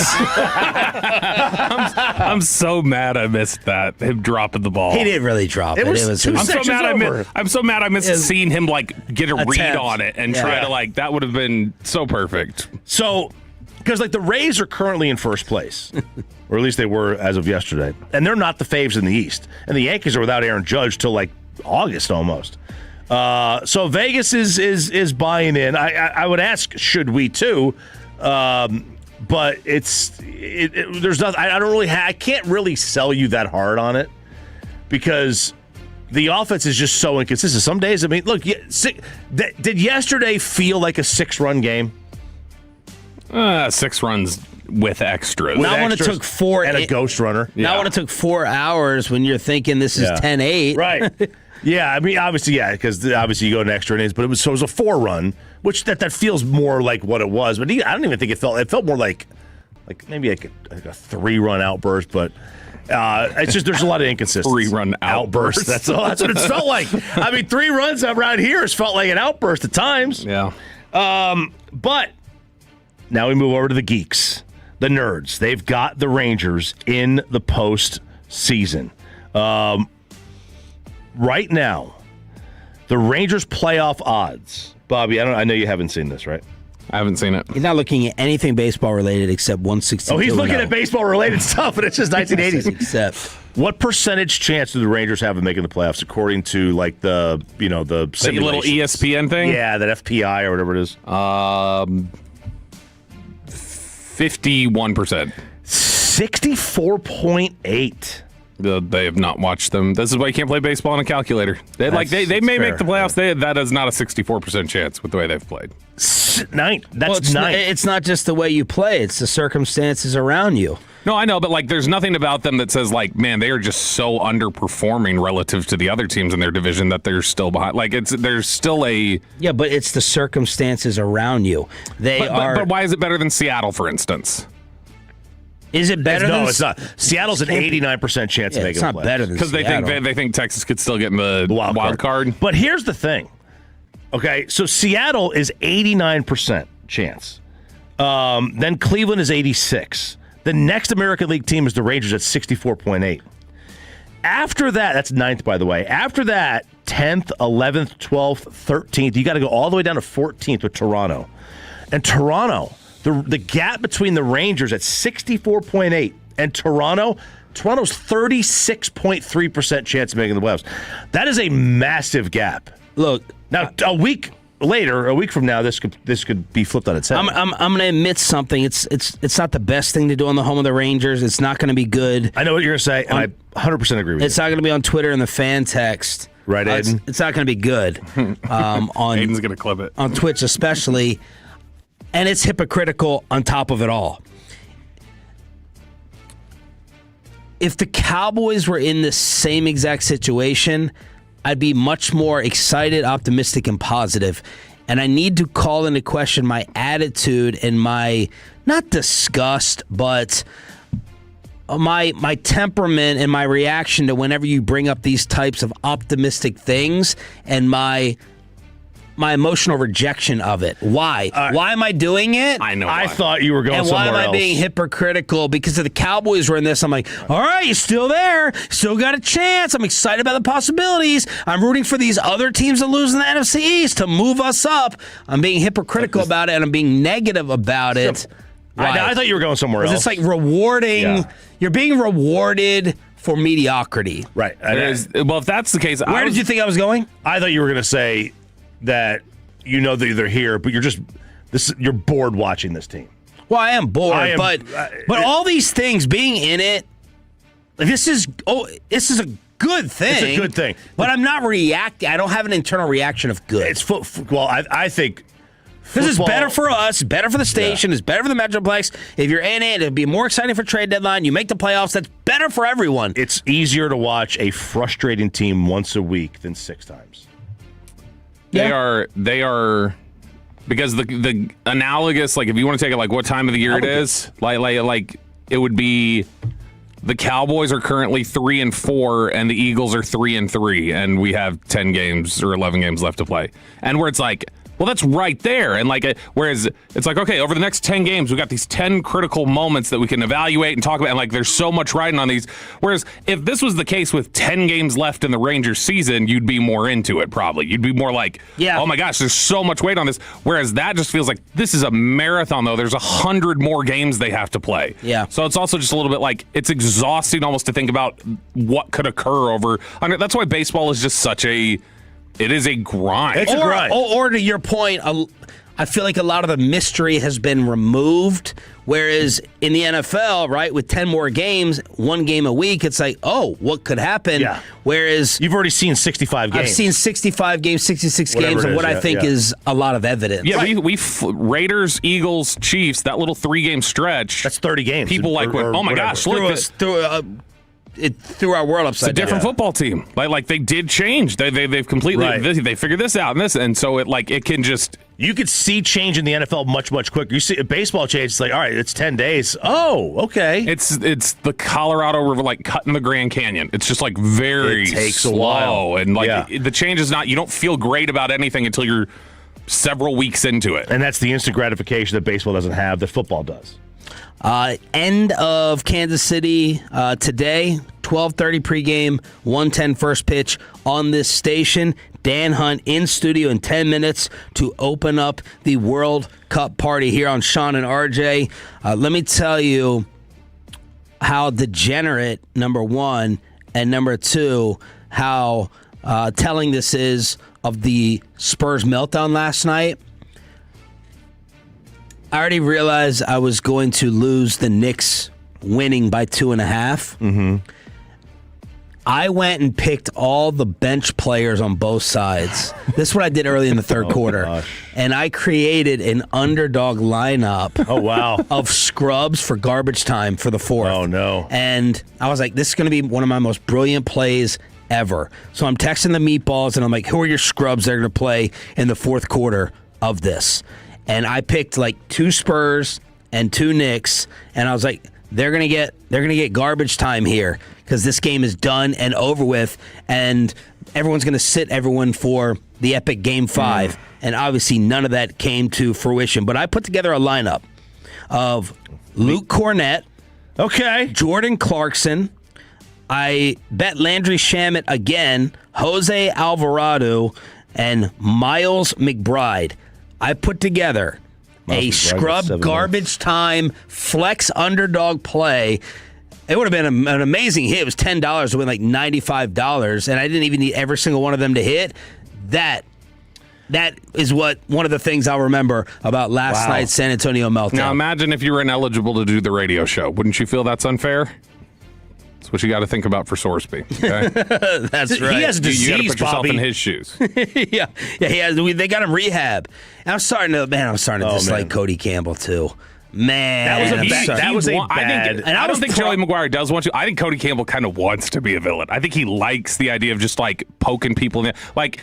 I've got FU money. I'm gonna start using some FU energy. Because I loved the initial story of him. That was a bad interview. He is getting destroyed for that interview. With Dan Dockich? Yes. Compared to Penn State. Yeah. Daring the Big 12. Yeah. Saying, it's collusion. He looks bad. By the way, it looked like Boogie Cousins was going to be right early on, because yesterday when he was doing that show with Chandler Parsons and Michelle Beadle and Lou Will, he said, "Who's reffing tomorrow?" And Chandler said, "Scott Foster." He said, "We're going 7, folks." And the Knicks fans, after Cat got the 2 early fouls, and then Wembanyama now is always involved in something. He's always involved with something. He finally got called for a flagrant in the game, and I was like, oh my gosh, you do have to think about this. And that's kind of connected to Texas Tech, what we were just talking about, where NBA fans are already, convinced that things are in play. But obviously, New York is now up 3 games to 1, and I don't know, I just have this. I don't know whether I'm tired because of staying up way too late watching Inside the NBA, but the Knicks fans, man, they're so bad, dude. Like I'm now throwing them back into the mix with Philadelphia and Boston. Boston, number 1 for me, is still the most hated. But watching these Knicks fans on the street, and there's a bunch of controversy now with watch parties getting canceled at the Garden, not just because of the president. James Dolan went in studio with Carden yesterday and said it was NYPD and Mamdani, and Mamdani is saying it's James Dolan, but you're still seeing the ugliness. They're throwing eggs at Wemby, going back into the hotel, yelling, acting like animals. And animals. I don't want I was excited. I like watching games at the Garden, but now I don't want these New Yorkers to get rewarded. I wonder how bad the ride-in's going to get if they win. I bet you that's going to be... It's going to be awful. And especially with all the little manhole people coming up out of the sewers. Are New York fans worse than Philly? They're more in your face. Like, Philly are angry. New York fans are more like, they like the trash talk. They will... Because if the Cowboys went on a run like this, the number one worst thing people would say about Cowboy fans is our arrogance. Like, we are very arrogant. It's like Longhorn fans. But it's not going to be crazy violence like this. It's not going to be the ugliness, No, it's not going to be an ugliness to it. It's just be an arrogance to it. New York, Knick fans, okay? Just Knick fans. I'm not talking about... Because those same fans are also Yankee or Met fans or Jet and Giant fans. But Knick fans are a louder, more boisterous, more arrogant, more violent St. Louis Cardinal fans. They think they invented basketball. They suckle at the teat of the New York City point guard, which is the most overrated player in the history of sports, is the New York City point guard. They think they invented basketball, and they love to tell you about it, and that's why they're like this. Let's get you Let's get you ready for the official start of the World Cup. Dan Hunt in studio next. Let's get you over to Just.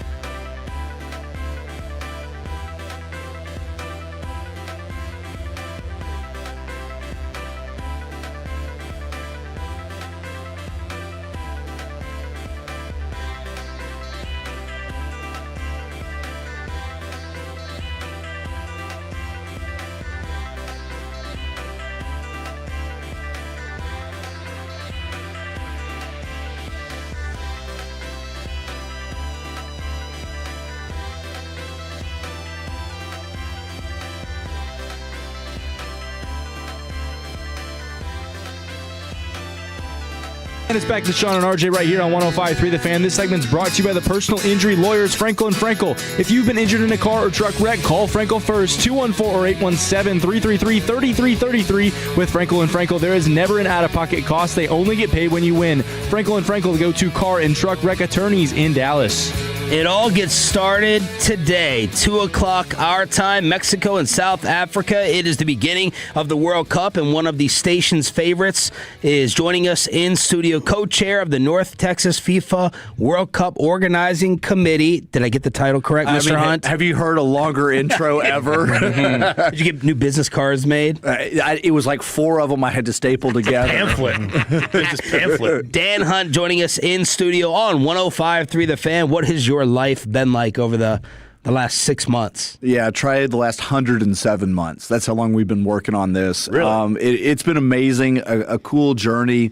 There have been great ups, a few downs once in a while when you do this, but more importantly, I'm so excited to share this with my fellow Texan, to have the World Cup right here in Dallas. Have you felt the fever of it from local fans? We know everyone's going to be traveling and all that, but are you feeling it in DFW? Yeah, I'm seeing it now. The number of text messages I woke up to this morning with people saying, hey, congrats, it's finally here, the excitement. I will say one of my godsons, he nicknamed me Uncle Tickets, and so I've been getting hit up just a little bit. Yeah, we were told to reference you as Uncle Tickets. Pheasants keep coming up with you for some reason as well. So what type of ticket control? I'm not asking for what Choppy will ask for himself. I'm not asking.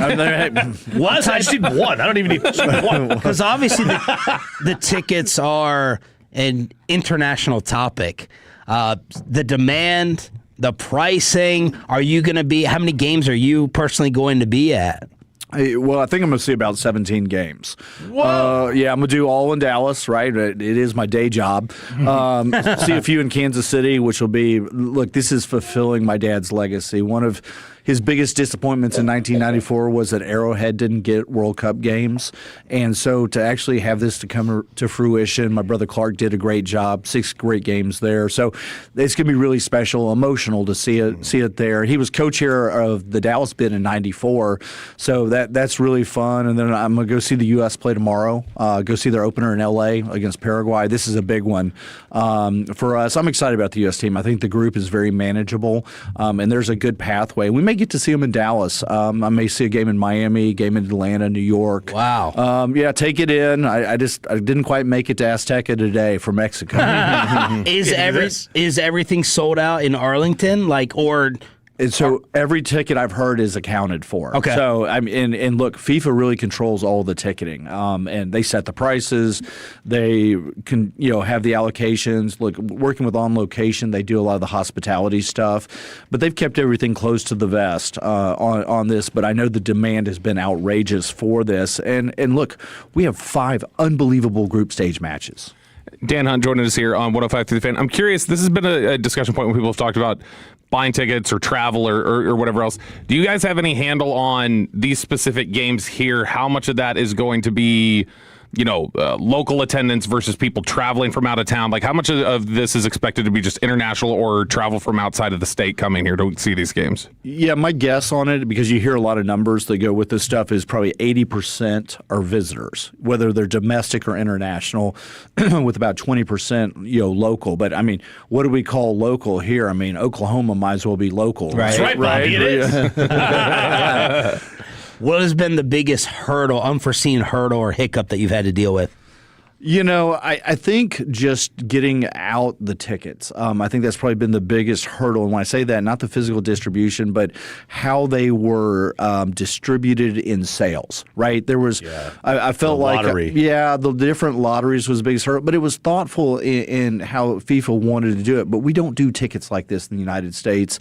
But they've been great to work with from a standpoint of trying to understand, our way of doing things versus how they do it everywhere else, right? And if you think about it, earlier World Cups, they only had two categories to buy tickets in, 1 or 2, and then it became 3. Now there's 4, but there's a lot more premium and hospitality. So it's a little bit of an education, and they've gotten a bad rap on ticket prices, which I will say, they went back and lowered some, which was nice to see. They've provided some lotteries for some free tickets for kids. So it's just this delicate balance. So give me a soccer education. How many did you say you've experienced now? I've seen everyone since 1986. Wow. So I think I'm moving to my third hand on counting. and I've seen one women's, which was the final in 2019 when the U.S. beat Holland 2-0. Was amazing. That was a great one. But yeah, everyone since 86. So I'm a World Cup bandwagoner. Like, I just want to be caught up in the moment. Come on. and the emotion of it and the watch party. So give me a World Cup education on the matchups that are happening here. If you want to take it broader to the bigger matchups early on, just give someone like me a soccer education for this. So here's the power talk. I feel a lot of pressure here. The big one here is England-Croatia. That's number 4 against number 10 in the world. That's the most coveted of the group stage matches. We have Holland against Japan kicking off in Dallas, which is June 14th. Another great match. This guy named Lionel Messi, may have heard of him. He's pretty good. He's playing here twice. I mean, what a home run on that. So, is there anything been close to the demand for that? Like, that's MJ? That's it. That's it. I've said it over and over. This is like seeing Michael Jordan. I had the good fortune of seeing him a few times at his best. I think I saw the average ticket price for that is about the same that it is for any of the U.S. games. Yeah. Like the Argentina games are right about the same as the U.S. Yeah. It wouldn't surprise me. The demand for the U.S. has been huge. I mean, I know those tickets are all gone, but I tell everybody, if you get the chance to see him, this is his last World Cup. Here's a little fact for you, though. If Argentina and advances and they play Portugal, if they both make it to the quarterfinal, that quarterfinal is in Kansas City. It'll be the first, only, and last time that they play each other in the World Cup. So that would be one to save up your allowance for and go see. And then look, the other education here is I think the U.S. team will advance. I can see us making it to the quarterfinal. 4 FC Dallas products there playing on the team. We have 3 current FC Dallas players, including Petar Musa, who's the star of the team, playing for Croatia, which is a huge honor. Dietzen playing for Haiti. Johansson playing for Sweden. And then I guess the last one is, everybody asked me, France, I think, is going to be the winner of the tournament. Is there, before we get to the U.S. team, is there does FIFA allow secondary market? So I'm starting to see tickets pop up in different places. The best place, the safest thing to do, FIFA.com, get your FIFA fan ID and buy on their secondary marketplace. That guarantees you're not going to get ripped off on a counterfeit ticket. Dan Hunt joining us here on 105.3 The Fan. Very long title, but basically co-chair of the Dallas FIFA World Cup. A lot has been talked about, and I know Landon Donovan has spoken about it, about the development of Team USA. We have almost 400 million people here in this country, and we can never get soccer to where it is in some of these other countries. Is their development different here in the U.S.? Like, how do we get our soccer program to be at the same level as it may be in Argentina and some of these other countries? Well, in a lot of those cases in those countries, their very best athletes play as soccer. And so we still struggle because of the NFL or NBA. That's really an outlet. Even baseball, hockey, other sports, I mean, there are great athletes in those leagues. We're starting to get those athletes. If you look at current Team USA, we have a lot of great athletes there. But my dad always said, the day the U.S. men's national team is filled with NFL corners and wide receivers, we're going to win the World Cup. And he was right about it. Those are world-class athletes, and those athletes could compete at any sport. So is U.S. soccer in a definitely much improved state today compared to 5, 10, 15 years ago? Has it improved that much? I think U.S. soccer is in a great state right now. I think we have a very good team. Coach, Mauricio Pochettino is the head coach. I think he's a talented coach. What I would say is the big issue we have is in the final third, the attacking third. And you've got to have Christian Pulisic and you've got to have Weston McKennie and then pick one of your number 9s. Hopefully it's Ricardo Pepi, the former FC Dallas player, scoring goals. But against the really good teams that are very organized, we struggle in that final phase. Good news is Chris Richards, the FC Dallas product, who's at Crystal Palace, is going to be back, I think, for the U.S. national team. He missed the last couple games because of injury. Defense should be solid. Goalkeeping should be fine. But we have got to figure out that final third. Christian Pulisic has not scored except maybe one goal in his last 18 or 19 club matches. Wow. and that's the guy driving the bus. And without him, we're going to struggle if he's not producing offensively. My biggest FOMO is going to be, until you give me these tickets, is just missing the electricity inside and the pageantry. Explain to our listeners who are thinking about it, or to get them even more hyped about going, what the hell this scene is going to be like around the stadium. Texas Live. I was even thinking Texas Live should be the number 2 spot to watch if you can even get in there. What is it going to be like inside this stadium? It's Mardi Gras. I mean, if you're American, man, this is Mardi Gras Carnival. I mean, the passion you will feel when you see these Dutch fans and the double-decker bus is on its way. Right. I mean, that's a thing. Orange walk. Let's go. We're going. Me and you. We'll go together. Will you walk with me? He hyped us up. If I have time, I will come walk with you. Let's go. Let's go. I have time. Well, I mean, I'm just sort of on this constant. To the game I'm going down to watch. I want to go see this. No, it is amazing. But I'll tell you, FIFA Fan Fest down at Fair Park, free. It is awesome. I toured it 2 days ago. What a great experience with the amphitheater to watch games. You should go check it out if not. But yeah, it's the passion of the fans. This is like having 9 Super Bowls here in Dallas. In terms of the popularity of the sport here in the U.S. stuff, because the kids all play soccer, it feels like. They're all playing it at the youth level. And then there's some, like you said, other sports probably take over, and that's maybe where some of this disconnect happens. But when Messi came to the U.S. 2 years ago, whatever it was, and he was playing, it seemed like that kind of like introduced a surge. Have you guys noticed that interest maintaining off of Messi, or do you need to see more of those type of stars come over here to kind of build that fan base? Yeah, I think there's only one Lionel Messi, right? But the surge is still alive. Ronaldo. Yeah, I mean, he could. I'm just not sure anybody's going to pay him over $100 million a year to come play in MLS. But yeah, you're right. He would have a big, huge effect, but the Messi effect has lasted. And it was kind of like Beckham. We've had the good fortune of players at the right time in the league to take it to the next step. But yeah, I mean, you're talking about one of the greatest 2 players of all time, but people still talk about Pelé playing in the old NASL in the 70s here. So we're at an all-time high. The Apple deal, they changed how we thought about things, so it's been really good. Is there international appetite to see the U.S. game grow? Or because I think that's a thought from some people, is that, like, does the international game want to see it grow in the U.S., or would they rather say, no, this is kind of our thing, you guys got your own interests? They're desperate for it to grow because the economics of this market, though it can support those leagues, the fandom, watching them on TV, the EPL, La Liga, you want U.S. eyeballs. You want the consumer in the U.S. buying merchandise. You want them coming over to see a game over there. When did y'all take over the stadium, and like how different is the stadium going to look? Like there's grass now, and how many grass and curtain questions have you? Yeah, a lot of grass, a lot of curtain questions. What is the status of the curtain? Because all jokes aside, this is a humongous, as you know, Cowboy topic, and we're the Cowboy flagship. Yeah, no, I have noticed it during football games. I think they will have it. I think closed. I don't want to speak too far out of turn on this, but the grass is spectacular. If you see these photos of what they have grown on the pitch there, it's unbelievable. The technology, the change, how much effort FIFA put into this. Because look, FIFA in the end really cares about what goes on inside the white lines.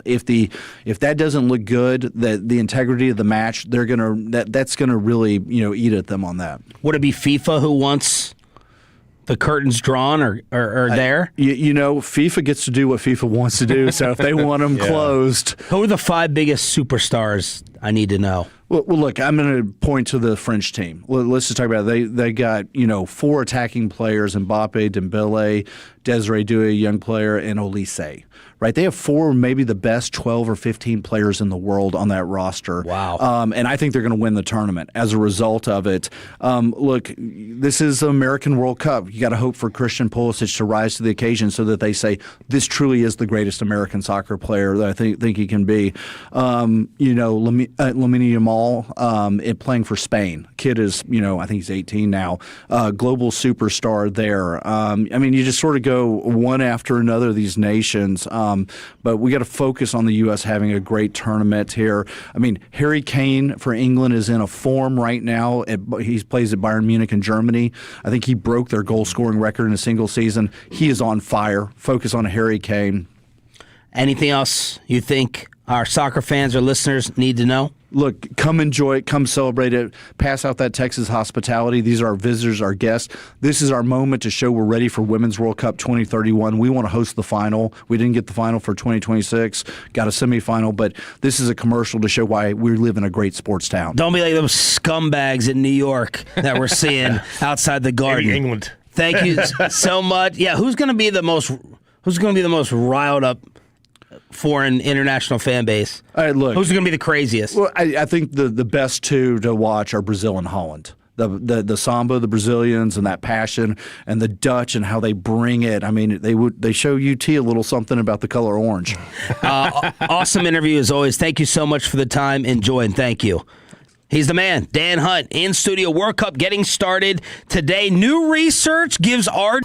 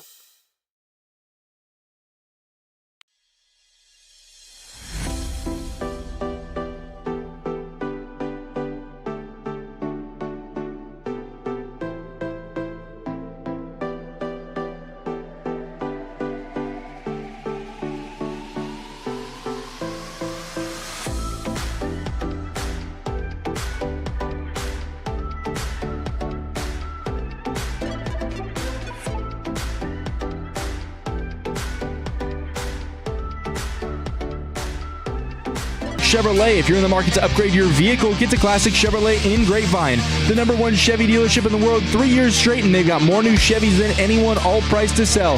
Visit ClassicChevrolet.com. This is Texas. This is Classic Chevrolet. Together, let's drive, relax, and enjoy the difference. Based on new Chevrolet registrations 2023 through 2025. The great Bobby Belt. Bobby Belt is an idiot. Don't make me take off my belt. Don't make me take off my belt. We're not. Over to you, Bobby. Is it actually choppy nose ball? Whoa. Let's talk about it in Below the Belt, which is sponsored by Window Nation. And Dimple for you golf. You are a seam man. By the way, sure. Yes. tomorrow, we didn't mention this in Neighborhood Watch, Mesquite Firehouse Tour. Oh, yeah. Firehouse Tour tomorrow in Mesquite with 105.3 The Fan soccer jerseys. That's going to be 410 South Galloway. And we got Fraser Roofs and Gutters. We got Tolbert Garage Door as well. And also tomorrow night, cold beers and cheeseburgers. It'll be myself. Lucius will be out there. Choppy says he's going to make an appearance. Eric, we're going to be watching some of that football that'll be on the television show. Jacob Ray will be there. It's going to be a big old party. So come on out to cold beers and cheeseburgers as well. In Euless, you can go Mesquite to Euless. We got the whole Metroplex covered. We're good to go. Okay. I would really like to be there tomorrow night, but today at 2, I would like to be in some type of bar for the Mexico game. That is going to be really, really special. So Mexico and South Africa at 2. That game's in Mexico City. And then tonight it's South Korea and Czechia. Now that's Czech Republic, but now they call themselves Czechia. They're here. They're based in Mansfield.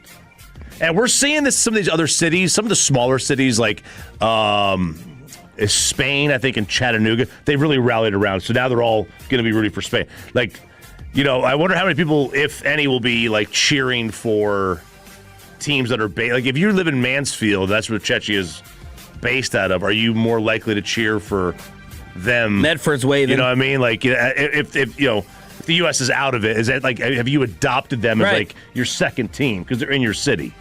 You very well could. You could just be like, hey, they're essentially local. Maybe you run into them around town or whatever else. I mean, that absolutely could be the case. But Waffle House with them. Yeah, exactly. Yeah. By the way, that match is tonight, so it's South Korea and Czech, and that thing's in Guadalajara. All right, so this came out the other day, and this always fascinates me because whenever something like this comes out, you have to ask yourself, okay, is this Rob Manfred looking at it from the outside and going, here are the ills that plague you? I may not be like an old school baseball person, but I understand from a different viewpoint. And you go, how refreshing. You knew the things that we were blinded to because we were so in it. Or when something like this comes out, do you go, yeah, this is why you need to stick to another topic and not bother talking about us over here. And that would apply to potentially the Department of Psychology at Ohio State, the Ohio State University. Nothing to do with their athletic department, this study. This is a new research study exclusively from the Department of Psychology from Ohio State. And the title of the study is How the NFL Draft Position Overpromises Player Potential. So basically, they did research to find out, do teams overvalue draft picks? Like do they think too highly of, because Choppy's always said, the guy who goes 5 and the guy who goes 25, about 50% of the time, it's kind of just like a blind wheel almost, right? Like Chop, like you think basically they've got the same chance to end up being the same player. Yeah, the thought is if there's a 50% miss rate, that would the next guy would be the better one, or could be, almost even odds. Yeah, now this is mostly like I think if you really boil it down, it's probably more tier related. Like if you have 2 tier 1 players. You know what I mean? Yeah, this is exclusively about first round. Yeah, so if you have 2 tier 1 players, the chance that you're going to pick the right one is probably 50-50. But if it's like tier 1 versus tier 2, and you can see a talent difference, then it matters. But well, they say a new analysis suggests there is no correlation between athlete performance and the way the NFL values draft positions, challenging long-held beliefs about how professional football teams select new players each year. Researchers found that higher drafted players did not perform significantly better than lower drafted ones, especially those chosen during the same round. These findings were revealed by analyzing NFL draft data over a 10-year period and comparing information such as player draft position, value chart rating, and rookie salaries with real-life performance statistics from their first 4 years in the league. Now, what's funny here is that when they say real-life performance statistics, here is how they measured it. They said that they took... Researchers used the Pro Football Reference website, fine, to gather data for every player. Value. They were just gathering stats and different things. So with offensive linemen, though, yeah, I would imagine they're using approximate value. But they're gathering data for every player drafted from 2011 to 2020. They then used the Pro Football Focus website to gather overall season grades for each player across their first 4 years in the NFL, resulting in a sample of 2,544 drafted players across 10 years. Importantly, the study's results don't imply that draft position is completely irrelevant when it comes to picking good players. Instead, it indicates that the connection between these factors is just weaker than people think. The author of the study, Dennis Schaefer, Dr. Dennis Schaefer, who is a professor of cognitive psychology, says in a draft, it's not like everybody agrees that player X is always number one. So you're going to have teams coming at it from different perspectives and based on their own positional needs. That kind of thing will always play a role in their choices.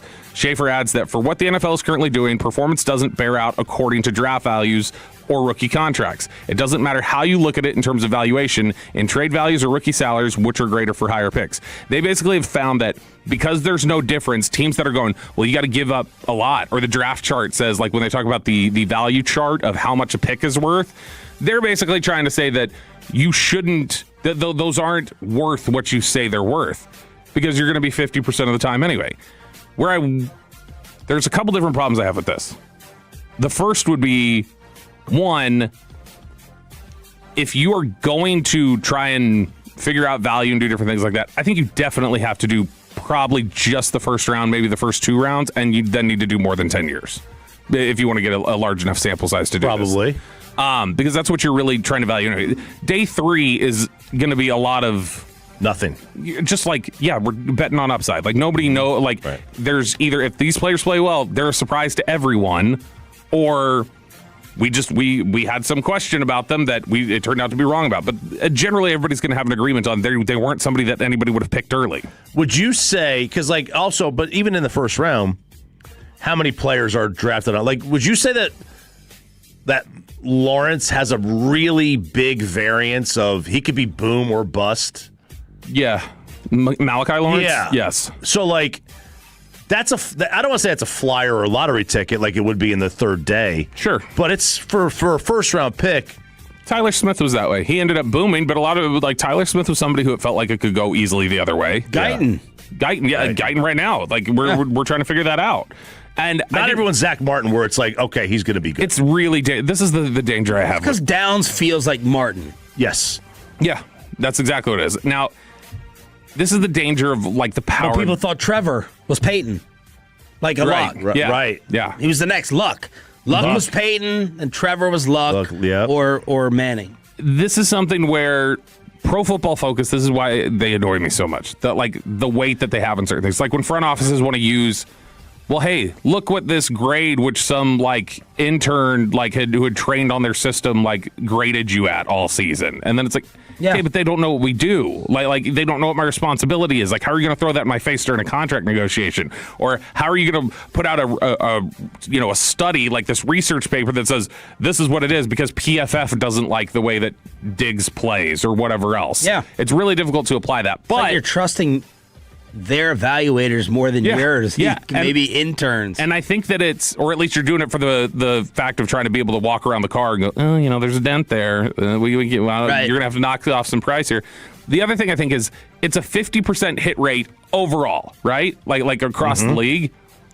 I think if you broke this down and did this research based on teams and the way teams pick, some teams are better at it than others. I don't think every team is picking 50-50. Some teams are hitting at a higher rate because they're better at it, and they know how to evaluate, and they know how to do those things. When we throw in a team that consistently has players that busts, like the Jets, the Jets are part of that contribution that makes it 50%. Or the Raiders, who have players that bust. They make it 50%. Whereas there are other teams that just Baltimore generally picks good players. Dallas usually picks good players.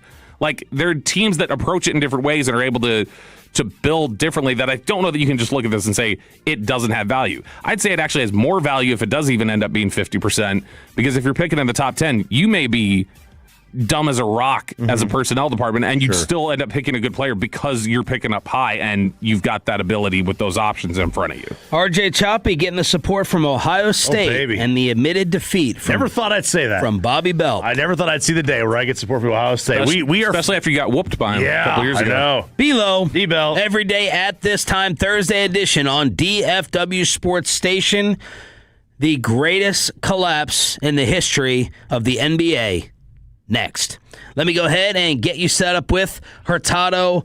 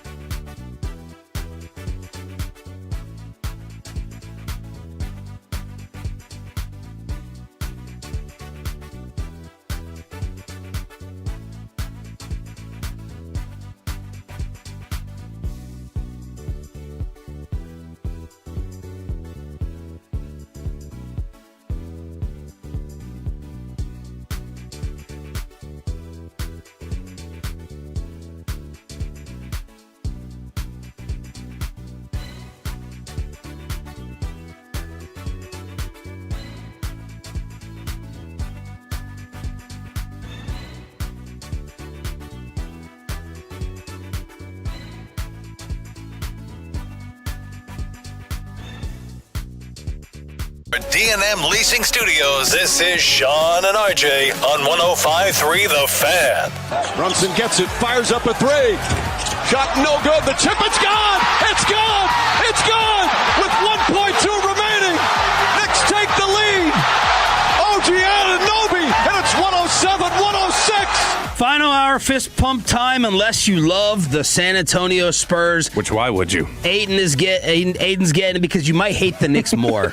It's kind of like politics, where I'm like, I don't love this party, but I hate the aspects of that one, and that's where my political affiliation lies. Jacob Ray getting it. Sean Sharif, RJ Choppy, and Bobby Belt with the greatest collapse in the history of the NBA, and definitely the NBA Finals. The amazing OG Anunoby block and tip in to make this a 3-1 series and send the Garden and Larry David. I'm even getting sick of the celebrities now. I'm sick of them. I'm starting to hate the New York celebrities. Boy, there's a lot of them, though.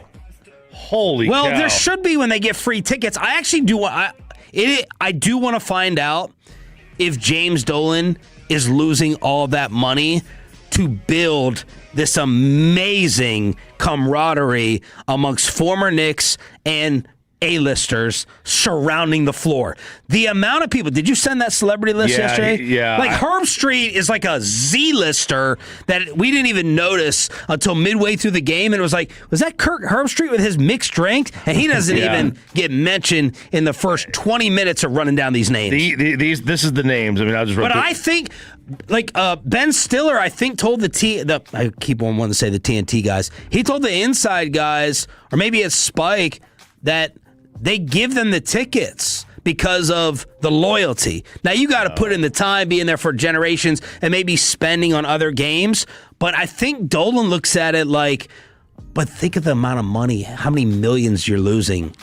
So you got the millions of dollars lost versus how freaking cool it is. Yeah. No one has stacked this level of celebrity at their home arena. It really is crazy. And Dolan's PR, like his Q rating's gone up here. Like he's thought of a total jerk. But he looks good here. Worst owner in sports for a long time. Worst owner. I mean, I'm looking at this list. It's Mariska Hargitay from SVU and Taylor Swift and Ben Stiller, Tracy Morgan, Nas, Walt Frazier, Bernard King, Charlie Ward, Jerry Seinfeld, Fat Joe, Jimmy Fallon, Edie Falco, Carmela from Sopranos. Do you have a crush on Mariska? Huh? Do you have a crush on Mariska? You've mentioned her like 3 times in the last 2 days. On Mariska forever. Chalamet. Susie Essman, who plays Susie in Curb Your Enthusiasm. Matt Harvey. Charles Smith. Eddie Curry. Steve Novak. Jeremy Lin. John Walsh. Gerald Wilkins. Baron Davis. Meta World Peace. Ron Artest. Tim Thomas. I played against him in high school. Chris Dudley. Bill Bradley. I mean, the amount of A-Rod was there. Amy Schumer, Woody Johnson, Liam Neeson. Why is Liam Neeson there? I don't know, but half those people you just named were like New York athletes, too. I know. Whoopi. There's a Mumford, the Mumford kid, Mumford and Sons. Tate McRae, Haley Bieber, Penn Badgley from You, the guy, the Joe. Aaron Judge was there. I didn't see him. Samantha Ronson. All right, that's enough. There's a million people here. Yeah, there's a million people there. So does your mind go? My mind first goes to the comeback in OG, Anunoby, and Jalen Brunson. Scattaboo! Choppy, Charles Barkley, and many others are going to the Spurs meltdown. So where does your mind go first? Spurs stupidity or Knicks energy making the comeback? My mind right now goes to the Spurs. I imagine in 10 years from now it'll go to Anunoby. Like just his that image of him tipping the shot. That'll be what history remembers. Right now, the day after, I'm going, what the hell did you do? 8 straight threes taken. They were ice cold, didn't adjust going to the rim. Maybe the first half was fool's gold for them in shooting 3 from 17 from 3, 30 points in the second half. And the 2 biggest targets are De'Aaron Fox and their head coach. Those are the 2 that are getting absolutely destroyed. De'Aaron for the end of the game layup attempt, and whether it's timeouts, whether it's strategy, whether it's not getting Dylan Harper a shot until after he didn't get his last shot. It was at 10-10 in the fourth quarter. Wembanyama is going to escape here probably to a degree with the 2 missed free throws, but it is De'Aaron Fox and Coach Johnson. Just like global politics, French could have passed then, I guess. I don't have a problem with his use of timeouts. He called one early. Like he saw a little run. He goes, "We're getting rid of this. We're stopping this." Yep. And it didn't work. I'd blame him though for, not. Maybe he told them and they just didn't do it. But the idea that you would just continue to shoot threes sooner, and I get it. Do what you do. Do what got you there.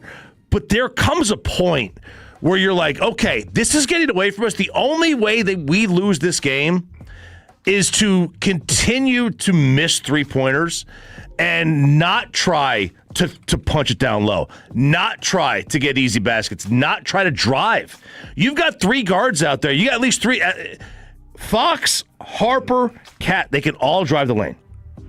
They can all drive. Drive the lane, try to get fouled. Maybe you get a kick out. Maybe you get Wemby an alley-oop. I mean, Wemby missed 3 layups in the fourth quarter, for crying out loud. ESPN just ran all of these little playbacks of the inbound. I don't think Cat did touch it. I think that was just like an awful pass at the end. Because I think Castle got a step. I think Castle beat Hart. He did. There was an opening for him to win it. They had this little sideline view that they were just rolling over and over on ESPN. I don't think he touched it. I think it just got Harper threw it short, I think. Okay, but what was the play? The one time they go for 2-pointers at the very end when you had 1 second to go, and I think it was the lob. I think that's what they're trying to do. They're trying to get the lob, and Castle was free. He shorted it by 15 feet. It looks like it looks like he took a weird arc on. By the way, they also keep showing this replay of Anunoby, like the camera just being on Anunoby from the inbound to the tip in. Nobody boxes. Nobody boxes him, but holy cow, he busted his ass to get there. And the thing that's even more amazing about it, that's not like a total luck. Like that's like the perfect combo of athleticism, timing, and skill. Like that was a skilled tip. Yeah. Amazing. I'm fighting. Real quick, the Spurs were 15 of 23 in the first quarter. Okay, 65%. In the second quarter, they were 13 of 24. And then you go down to the third quarter, they were 4 of 20. And in the fourth quarter, they were 4 of 19. They were 2 of 14 with paint field goals in the second half. Well, I'm sorry, what was that? 2 of 14 in the paint. Wemby, I think, was 1 for 7 in that. And how? 3 of 17 from 3. So they attempted 3 more threes. What? Now they had 7 more 3-point attempts in the first half than they did in the paint, but they were obviously unconscious, setting finals records. 2 turnovers in the first half versus 10 in the second. They didn't have their first turnover in the game until midway through the second quarter. So they shot 60% in the first half, 21% in the second half. This is your king? This is him? Old Wemby? MJ is this lost. who you left me for?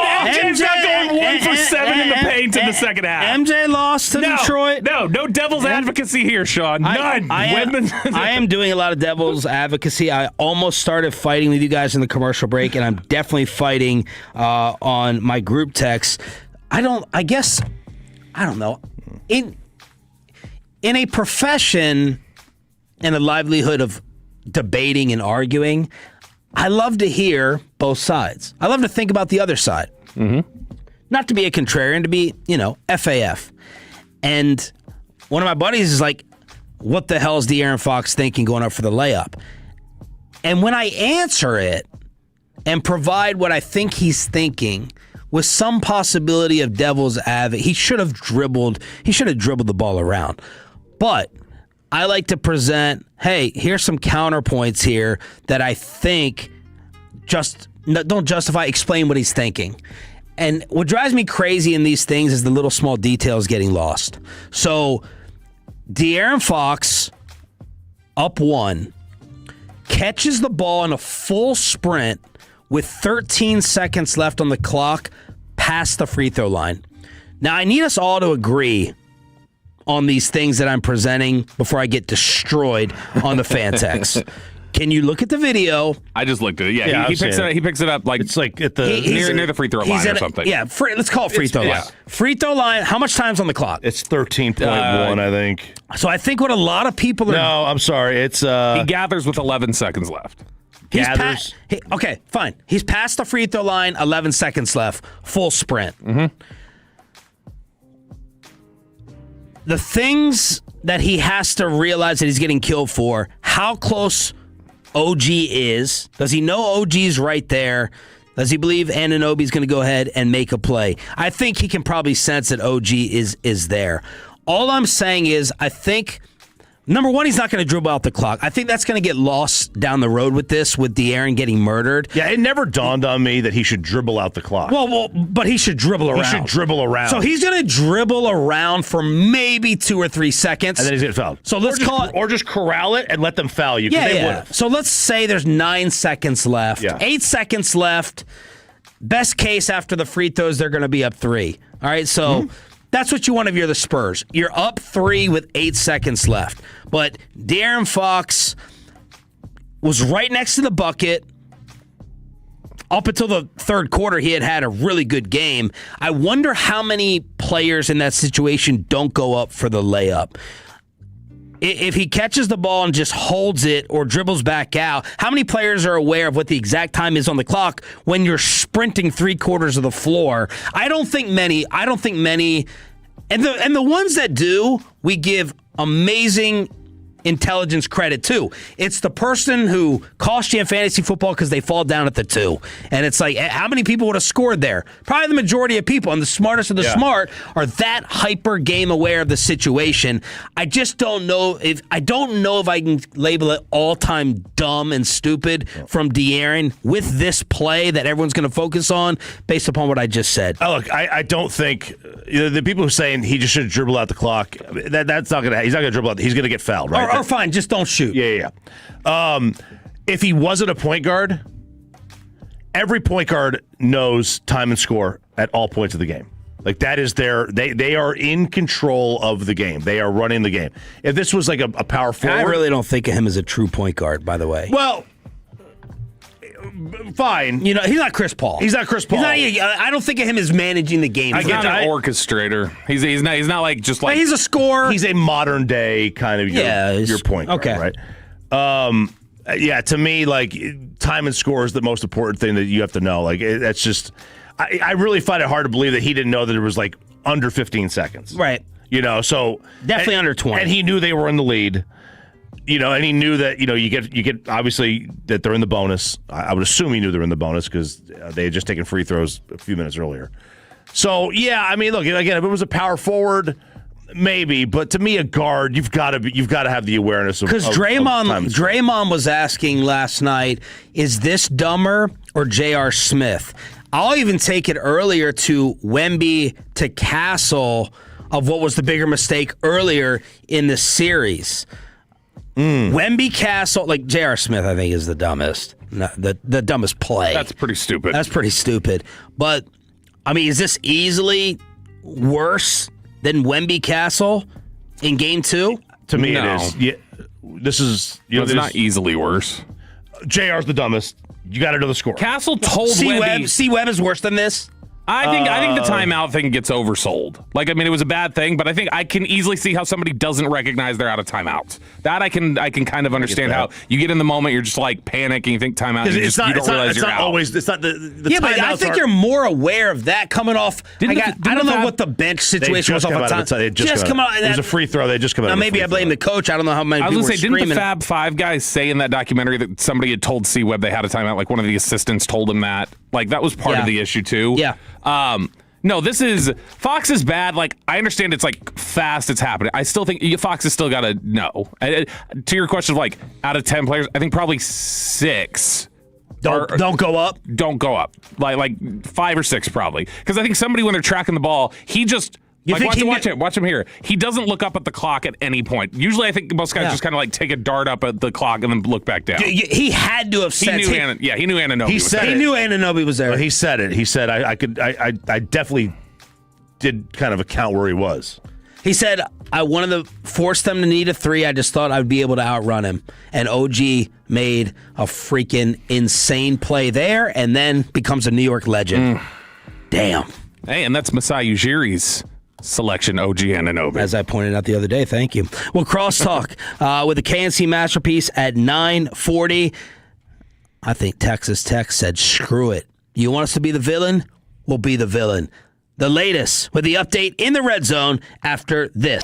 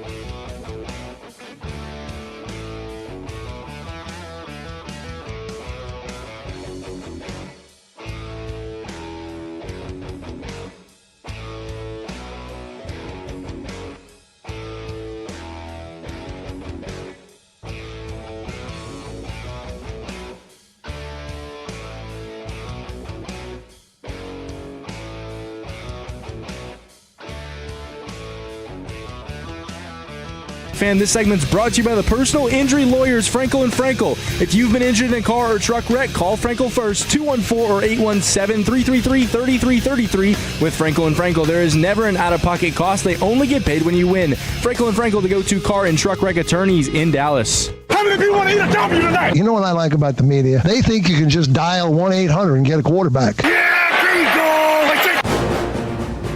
Go ahead, Bobby. I did it. Do your little celebration. I Look at did that. it.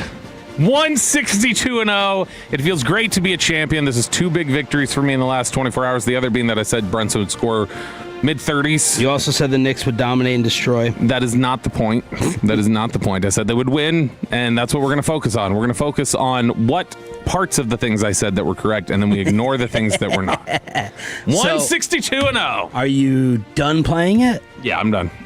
I mean, not forever, but I'm done. Okay. It's not logged. Yesterday you played for 4 hours? Yes. It is not an all-time top 10 score, but it is number 6 in the last 24 hours. I had the 6th best team that's been picked. Oh, really? Yep. It's the Red Zone, your football fix, brought to you by Jess Love Coffee. Rangers baseball today, 12:30 pregame with the KNC Masterpiece, 1:10 first pitch, and Texas Tech has maybe decided to fire back. Yeah, well, they definitely have decided to fire back. First off, it started with the Red Raiders athletic director, Kirby Hocutt, going really, he said a very long post. It was like one of those press releases that he posted on his social media. But a lot of people are calling it disingenuous. He kind of distanced himself a little bit, I felt, from the Sorsby situation. He goes, hey, well, I want to be clear. You know, we did not do this. This was him. He is the one that sued the NCAA. We are not party to the lawsuit against the NCAA. But then it goes and it takes on an entirely new situation because now you have the head coach, Joey McGuire, speaking and comparing it to other situations. Well, he didn't kill anybody. He didn't beat anybody. And then you have Cody Campbell, who goes on with Dan Dockich on Outkick the Coverage. And that is where everything took a turn because Cody starts talking about the other schools and the other programs have done bad, but he also spoke about the teams that may want to boycott the Red Raiders. Nobody boycotted to play Penn State a few years ago when that horrible situation happened there. You know, it's because the college football world doesn't think that Texas Tech should be as good as we are. You know, we've been a disruptor, just like Indiana has. And so we're a target. And we have been even before any of this started. Now, the volume has gone way up, and a lot of it's been directed at me and at Coach McGuire and at, our university. But that's not fair. If this had happened at LSU, people would say, it's LSU. They're always going to kind of do what they do, and they're going to keep playing. But it happened at Texas Tech, and people don't want to compete with this. Of course, ADs in the Big 12 are saying crazy things, and saying they don't want to play us. Well, they don't want to play us because they know he's good, and they don't want us to be as competitive. They want to have a better chance at winning the conference. Is that Cody Campbell? That was him, right? Yeah. Has he spent all the money on the roster that he can't afford a microphone with a little bit of bass in it? That is not an intimidating voice. I'm sorry. That does not sound like billionaire oil man who's like taking over college football. John Hamm sounds like the billionaire oil man. He sounds like he's doing an interview in a soup can. The absolute unawareness to think that if this happened at LSU, nobody would be saying a word about it. They're making Tom Brady. I didn't tweet this out. Someone will clip this and really fry me on social media. Their defense over the past 24 hours is making Tom Brady look right about their education. Whoa. That's what I've been thinking. Sorry, Jake. I love you. You're really good. It's like Barkley insulting the stupidity of today's NBA players, and Draymond's sitting there and he goes, I'm today's NBA one of today's NBA. I'm today's NBA Not player. you. You're smart, Jake. But I don't think they're stupid. I just think this is what how they decided to argue. For Joey McGuire and all them to say, let's point out the DUIs. Let's get into a moral argument and say, why do you overlook the drunk driver? Why do you overlook the speeding? Why do you overlook break-ins? Why do you overlook other illegal crimes and you're fine with that player playing.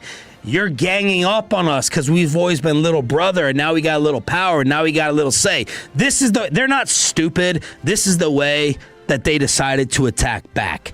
Surely they know that. This is their PR approach. Surely Cody doesn't think that if this happened at LSU, that nobody would be saying that. If Sam, I think it's Levitt's at LSU now, right? Mm-hmm. If he was, if he did the same thing at Arizona State, and he goes to LSU, and he sues the NCAA for playing time, and he made $90,000 worth of bets and 2,500 bets, and a portion of them were on his own team at Arizona State. If he's at LSU and he sues the NCAA and they let him play, we're all saying the same thing, right? And he's saying, "No, you're just jealous of Texas Tech."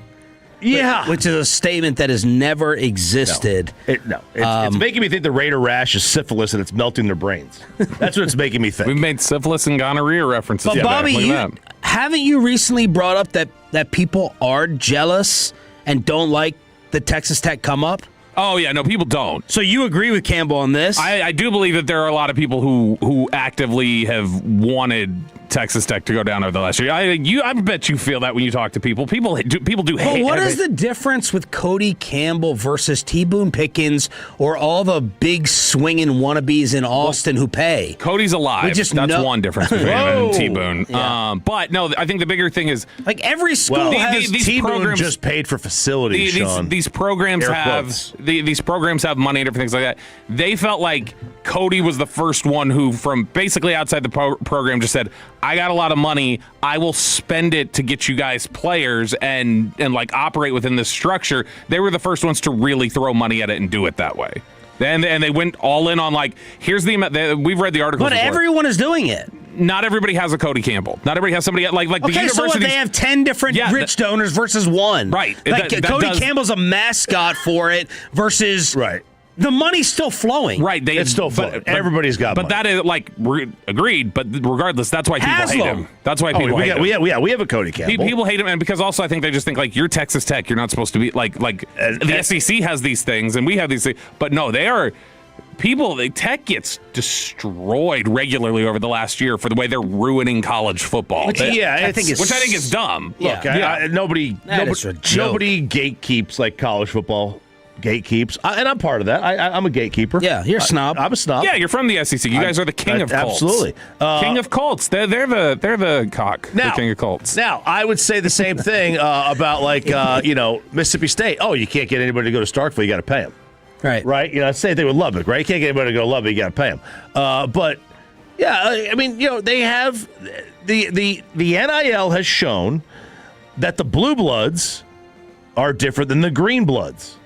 Right, the green bloods are the ones with money, and that's Texas Tech, that's Vanderbilt, Indiana. Indiana's alumni base we found this year is so massive, they took over every. Nobody knew. So Mark Cuban admits that he is responsible financially for a lot of Mendoza. Yeah, but he's not hated like Cody Campbell.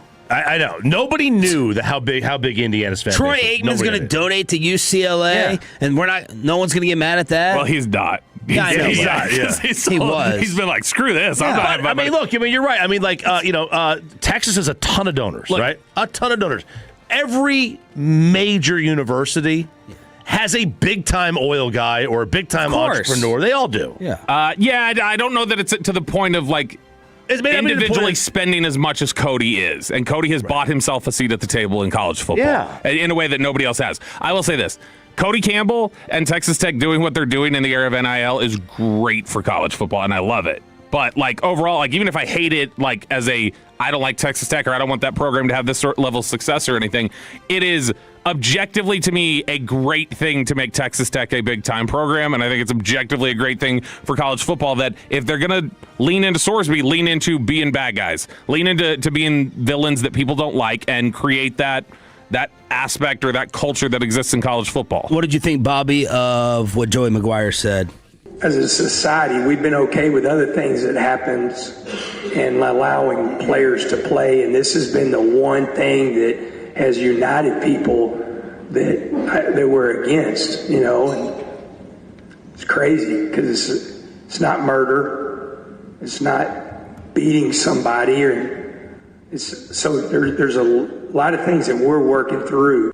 This is a whataboutism that many Tech fans have adopted on our socials. Yeah, that is silly. But, the idea of what I'm saying, he would be talking like everybody else if this was UT. He'd be talking like everybody else if this was A&M or whatever else. This is the way that everybody's got to operate. You play within the boundaries. It's like the whole thing of just the whenever we've talked about like poaching players. They go, I'm going to start naming names. No, you're not. Shut up. You're not. Because you all do it. Yeah, they all do it. But not every person who donates at work. Dave Booth has contributed $300 million to Kansas. Is Kansas suddenly this football powerhouse? No, T-Boone, $165 million to Oklahoma State. Cuban has donated millions to Indiana. Jimmy Haslam, $120 million to Tennessee. Leslie Wexner, who founded Victoria's Secret, massive donor for Ohio State. And massive for their football program. I don't know if people are missing this or intentionally missing it. Drinking and driving, just getting a DUI, is worse for society than gambling. Way worse. When you're the commissioner of a sport, the player gambling is much, much, much worse than a DUI. Why aren't more people able to understand that? Is Henry Ruggs, when he is allowed out of prison? Careful. Yeah, we got a tweet about this. Right? Someone tweeted. I don't know where you're going, but careful. It's an interesting question. Let me ask you this. Let's say tomorrow Patrick Mahomes is found to be betting on football games. Yep. He's betting on Kansas City Chiefs games. Yes. Yep. Henry Ruggs the next day is allowed out of prison. Mm-hmm. Who plays in the NFL again first? Ruggs, because Ruggs served his time. And Ruggs killed someone. Ruggs killed somebody. And what he did is and he went to prison. Yeah, but he's making the point of what Ruggs did in real life. Way worse. Awful. But in sports, you're on the field first. If it happens the same time, Mahomes and Ruggs, Mahomes plays again first. If it happens at the same time, Mahomes never plays again. Never plays again. No, he plays again. No, in this era, he plays again. The betting has changed completely. He gets banned for maybe 2 years or something, and then he's back. The NBA has shown they have. Did Ridley bid? Who did Ridley bet on? Was it on his team? I can't remember if he. I don't even know if he bet on football. I think he bet on college football or something. But the point's the same. Yeah, the point's the same. No, he did. He bet on the Falcons. That's what it says here on here. It says that he bet on the Falcons. Yeah. Yeah. But that's the way commissioners and leagues view it, because the number one thing they have to hold on to is the integrity of it. Yeah, because the NBA is banned. Yeah. They're banning all these guys for these props. There's a lot of people who say, I'm not watching the NBA because it's fixed. It's rigged. The script. You have nut jobs who believe in the NFL script. And that's the nightmare for people who want to. That's the nightmare for Roger Goodell, to have people like you. A lot of people don't watch wrestling because of the script. That's the point. That's the number one thing people are worried about. Let's crosstalk with someone who does watch wrestling. Kevin Hagelin, Corey Majors, and the KNC Masterpiece after this. My man, Wild Fork Foods.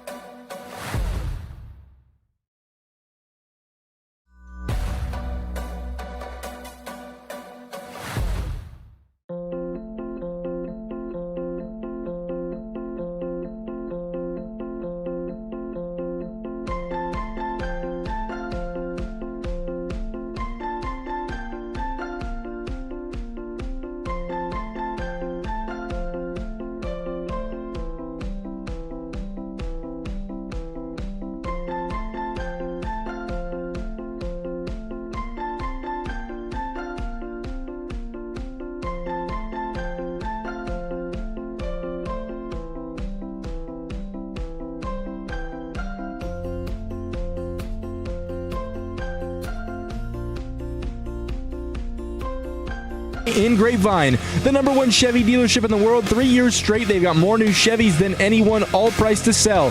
Visit ClassicChevrolet.com. This is Texas. This is Classic Chevrolet. Together, let's drive, relax, and enjoy the difference. Based on new Chevrolet registrations 2023 through 2025.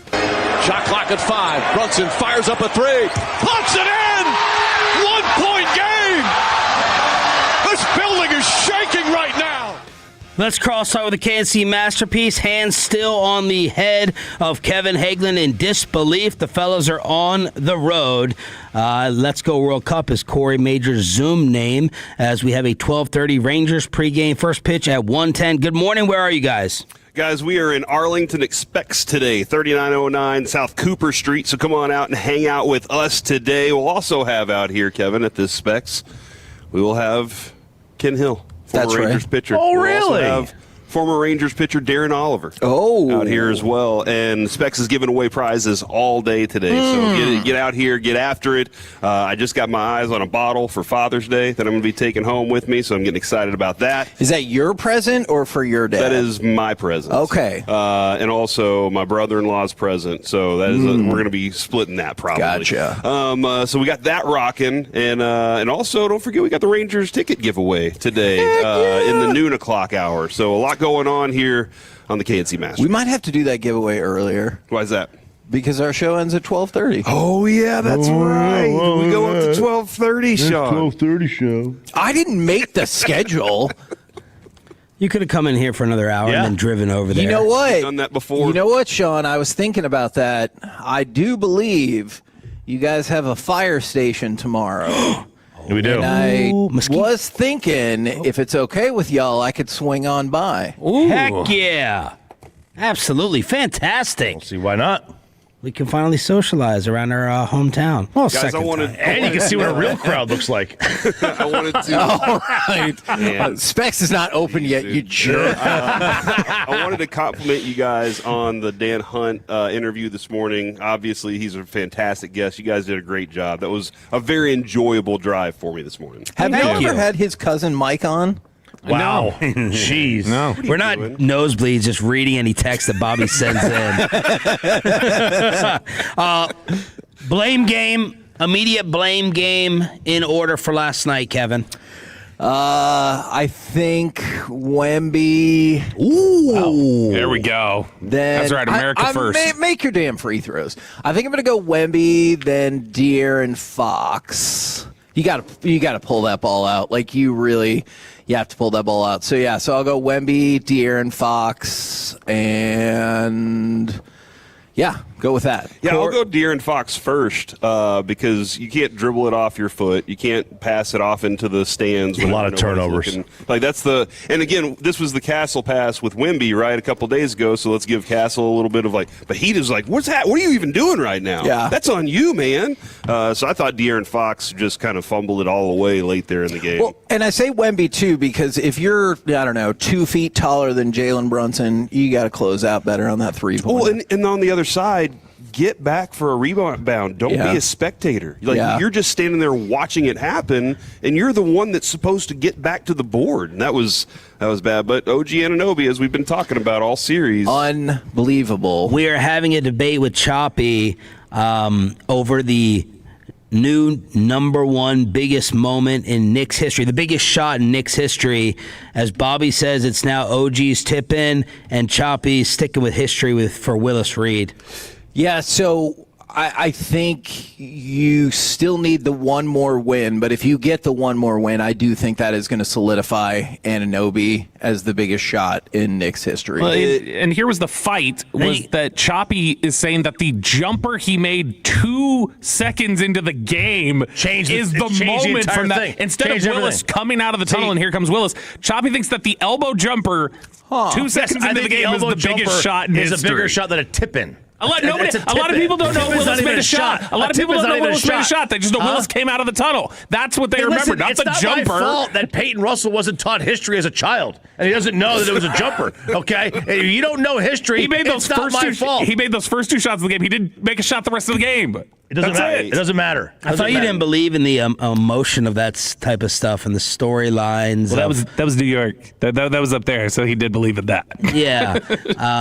You got the Starks dunk. You got the coach too. I'm sorry. I was waiting to hear. I'm sorry. Never mind. Coach number 1, then Van Gundy, Wemby, then no, drug across the court. You have the timeouts first of all, but even when the commentators are highlighting, they still have 2 timeouts. That's the closest you're going to get to call an effing timeout, dude. Mm-hmm. Larry Johnson 4-point play.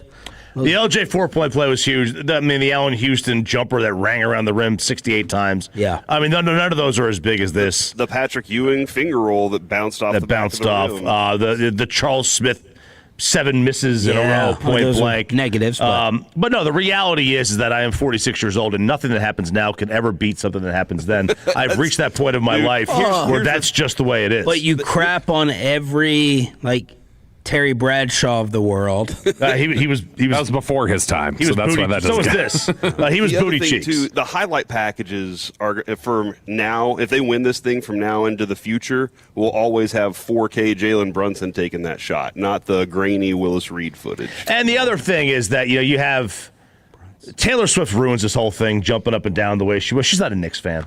Why does that ruin it for you? Because I don't like these bandwagoners. I don't like a Johnny Come Lately. Like, was she there? I don't like that. What was the game? Who's she a fan of? She has a song called. She was here for the Cavs a week ago. Does she live in New York? Yeah, she lives in New York. Who cares? If she lives from there. Philly. You don't know She's from Philadelphia. You don't know who she's a fan of. She wore Cavs gear to the Knicks game with Travis Kelce. She wore Cavs gear? Yeah, she had like a Cavs thing on. To the Knicks game? Yeah, she was sitting with Travis Kelce. I know she was with Kelce, yeah. but I don't remember her wearing Cavs gear. They kept cutting to her like, yeah, go Cleveland. She had on like a black shirt. Go Elo. I don't think she wore Cavs gear, but she was definitely cheering. She's a big Craig Elo Like, to go from like that and to jumping up and down like you just like ruined it for you, Choppy? Yes, Is that absolutely, what you're saying? it ruins She's it. literally wearing a black shirt, Bobby. You just outright lied about wearing Cavs gear. They showed her with something. I'm looking at it. You're looking at a doctored photo shot. I don't know what to tell you. You're looking at fake news. I can't help that you Google fake news. There you go. Whenever the facts prove you wrong, fake news is the way to go. That's Why, Danny? Were you worried for Larry David's heart at all during the game, especially off of that missed kind of layup? I thought he was going to pass. All of them could drop dead. I'm so sick of looking at this same crop of New York celebrities now. Him and Seinfeld, they can go. Tracy Morgan can go. Stiller? Ben Stiller. Chalamet. He's annoying. I kind of like Chalamet. I do like Chalamet. What about Spike Lee? Spike is annoying too. He's weird. He wouldn't like 2 of the 3 people on your show either. 2 of the 3 people on my show. Dang, dude. Oh, Spike would not allow. Okay. All right. Who of the celebrities do I actually like the former Knicks. I like looking at them. I have no problem. Now, LJ looks a little older. He's got gray hair. Got gray hair. Yeah. Starks and what was that? Fat a Marcus, Joe. Was that a Marcus Camby sighting last night? Yeah, Marcus Camby. And Latrell Sprewell was right behind him. Fat Joe, get him up. I'm tired of him.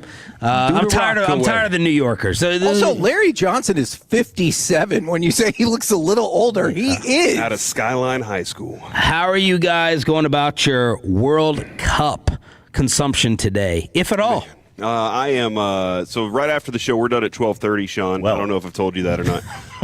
When we get done today, I'm going to head to the gym, get leg day taken care of. On a Thursday. Yeah, it's a Tuesday. Push, pull, legs, then upper, lower on the weekend. So I'm going to head to the gym, watch as much as I can from there, and then I'll be in the pool with the projector on for the rest of the day. Oh, baby. Listen to this. Yeah, that's how we're rocking tonight. I'm going to catch up on DVR for the Mexico match because I have to pick my son up from camp. No.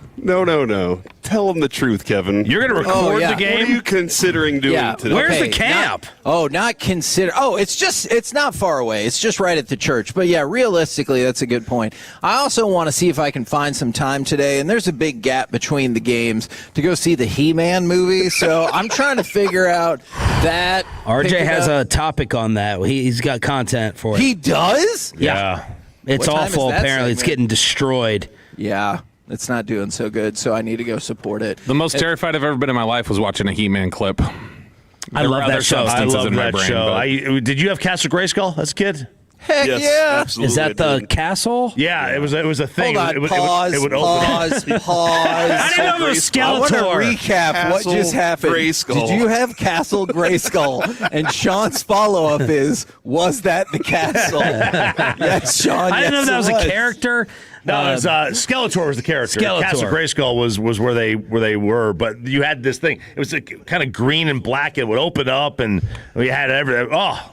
So you want to watch it even though everyone's saying it's awful? No, that's not what they're saying. They're saying it flopped at the box office. It actually has pretty decent Flop is money. Quality is. So that's not telling okay. you that it's supposed to be bad? No, it's just telling me that it was a bad idea to make this movie because not enough people care. Reviews are good. There's not enough people who want to pay to see but it. the people who do care like it. Oh. Is Yvonne Drago in this one? No, him and Courtney Cox were two of the main stars from the original one. Courtney Cox. All right. Stefan Castle Grayskull. I'm really done with all this. Did you find the Taylor Swift picture yet? We're back tomorrow.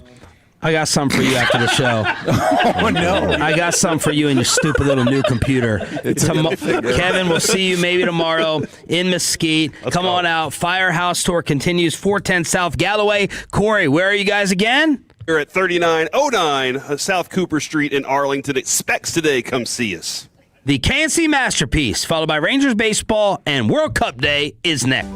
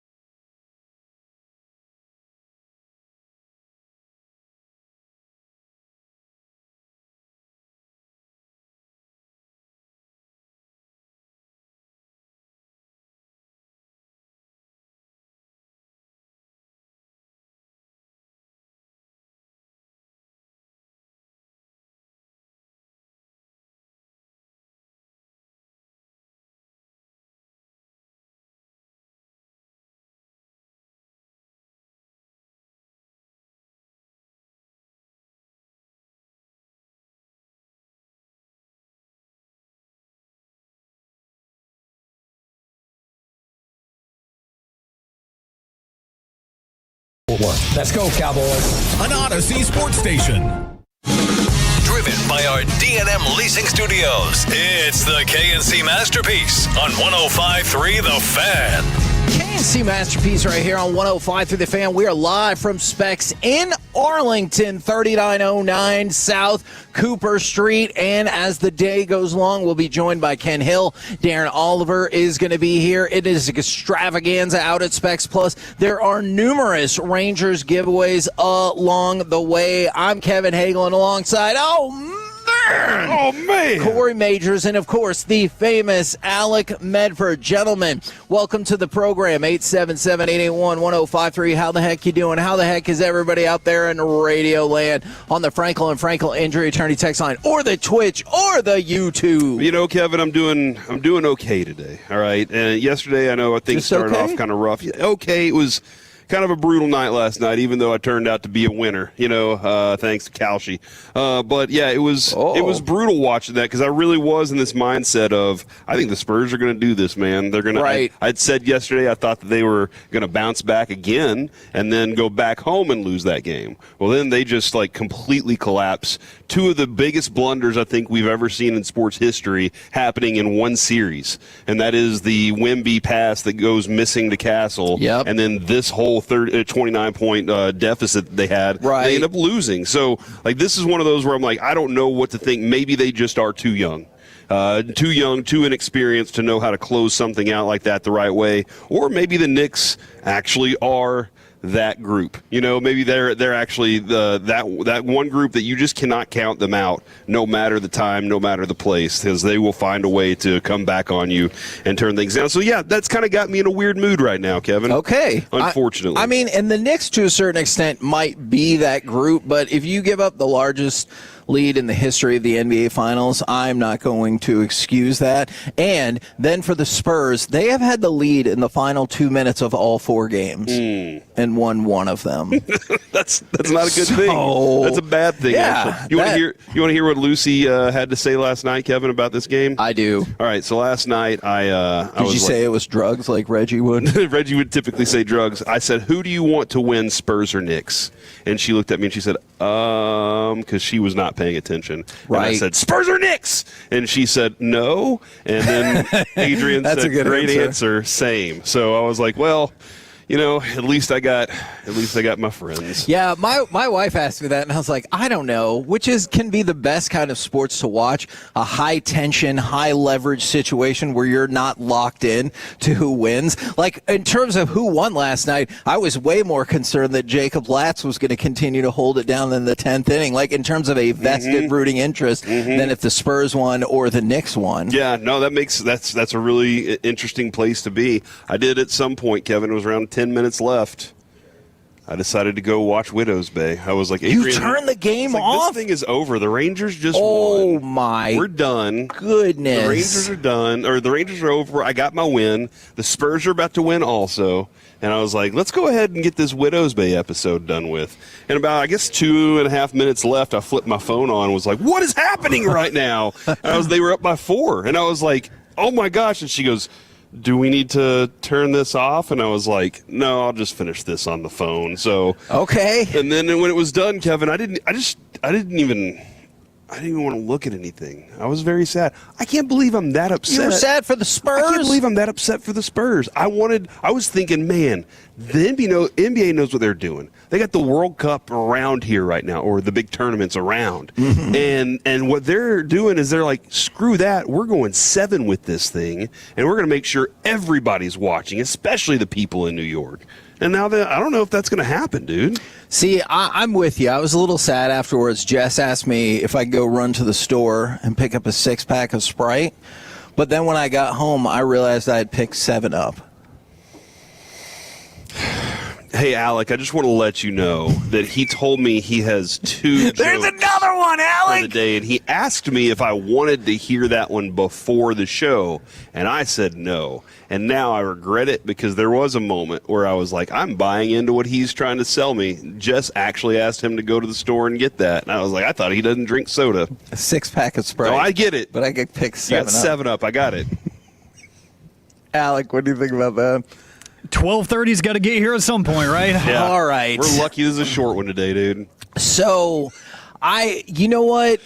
I kind of get what this person is saying from the 806. They said they hate the Spurs, but watching how Knicks fans act after every finals game makes them wish they never get a championship. Yeah. And they threw the eggs. That was bad. At Wemby. I think that was before the game, right? Was it? I saw some He was people going saying to a hotel. Yeah. Oh, okay. See, maybe you're right. I thought for whatever reason it was before the game, but either way, like that's terrible. And then trying to beat down fans of the Spurs just because they're wearing. The dude tried to light his hair on fire. Like, what is that? And I know that doesn't represent all Knicks fans, but when you see like that surrounding Yes, it behavior, does. I could see how you're kind of like, Yeah, it does. Yeah, I sort of hope you lose. Go ahead and let it represent Okay. all Knicks fans. You know, like they're just they're animals in there, dude. They are just straight up animals. And then when you hear Ben Stiller's filming a documentary, do you want to see him like look to his sad face at the end of Game 7 because they lost or something? I kind of want to see it. man. Just like, and then it's like a Secret Life of Walter Mitty moment. And he was like, it was just a dream the whole time. Okay. Or whatever Severance is. Right. Hey. Nobody knows. It's mysterious and important. That is a great question. And reading some of the theories, I'm like, if that's it, that doesn't really solve that much for me. For the Rangers, go ahead, because that was, nationally it's going to get less publicity, but that was a very dramatic ending in and of itself. Can you give me cut number 5, please, good sir? 4 for 4 in save chances and a 3.90 ERA. This pitch is lined into right, a base knock for Diaz. Caglione racing over, can't get it, it's by him, and all the way to the wall. Duran scores easily. Diaz content at second with an RBI double to give Texas a 5-4 lead. Unfortunately, no triple for Jock last night. We're still kind of hoping that he legs that third one out sometime soon. Well, but even that could be tough because he's a little dinged up with his I know.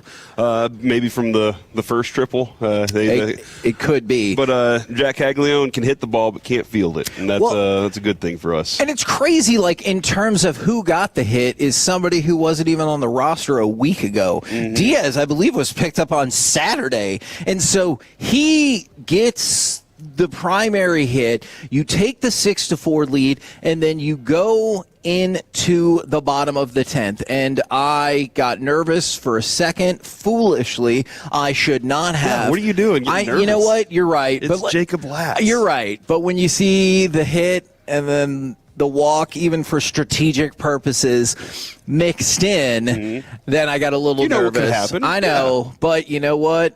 Strikeout, double play, boom, boom.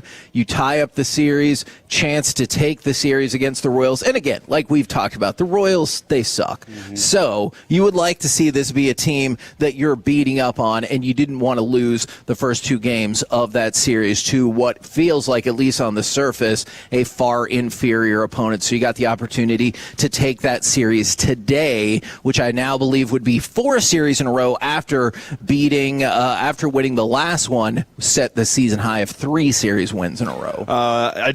I guess one of the things we should do is just always start somebody else and then put Jake Berger in to replace them, because then we'll get a home run every time. You might not love my 1041. Oh no! But I'm still in this moment of like, anytime you can get Nicky Lopez at bats, I'm okay with it. Like, that dude just seems to be, his line just kind of puts him on base, and that's the thing that I love about the player right now. Did not love seeing. There was a moment where Seager last night, he swung really hard, because Corey Seager swings really hard. And I was like, oh no, he hurt himself. He just looked like the way he swung the bat, I was like, he's hurt again. But he was 0 for 5 last night. I know he's had a hit in every game up until last night, but that just, like, I'm like, come on, man, I just need that thing to come back to life again. But sticking out, getting the win, still a big deal for this team, right? Because the worry is, just because his name is Corey Seager doesn't mean you automatically bounce back to that production. Exactly. What do you think about Evan Carter last night? He had a couple walks. I didn't say this number yesterday because Skip did such a great job kind of, breaking. I said a very generic thing. Right. And Skip brought up on his own Evan Carter. But I think about a 350 on base percentage for Evan Carter is kind of where we need him to be effective. Sure, and I'm going to actually kind of piggyback off of one of the things that Skip said yesterday that I thought was really intriguing. I have to admit, I don't think I really think about it like that whatsoever. But one of the things that he threw out that he was talking about is look, if you get a walk, single, whatever it is, if you can steal second, or if you get moved over to second and then you steal third, that is kind of manufactured slug. Yeah. So I know it doesn't go down as a double or triple, but either way, you got him to second or third base one way or another. And so I like the idea of manufactured slug specifically when it comes to Evan Carter. That makes a whole lot of sense to me. Yeah, and last week when we talked to him about the idea of kind of just changing the way that some of these guys think, some of these guys think that the only way to get slug is a home run. Right. The only way to get slug is to get that double. But if you are doing it this way, I fall into that trap too of thinking that. When I'm up at the plate, now I'm thinking differently each pitch, right? Because, if you say I can be like Josh Young, I can be selfish on the first two pitches. But strike three, that's the one that I really got to say that this one's for the team. And so if you're Evan Carter and you're going up to the plate and you're like, you know what, I don't have to do this. I can do these things to get myself in position to really do something successful for the team. Last night gets a hit, 2 walks, rolls off. He gets an RBI and a run scored. So those are all positive things. That's a positive line from Evan Carter right there, sure. Man. So if you can get that out of him, I know kind of people were thinking we're going to get all these doubles and home runs out of him, but if you're getting this kind of production, just getting a lethal runner on the base paths, he can be a more dangerous player for this team and more effective in the run score. And he's going to need to be effective if this lineup is going to be worth a damn in the long term. Yeah. I know they've really picked it up, and you're in the spot where you're kind of averaging 5 runs a game over, I think it's about the last month-ish or so. But long term, obviously Seager picking it up, but you're going to need Evan Carter. Evan Carter.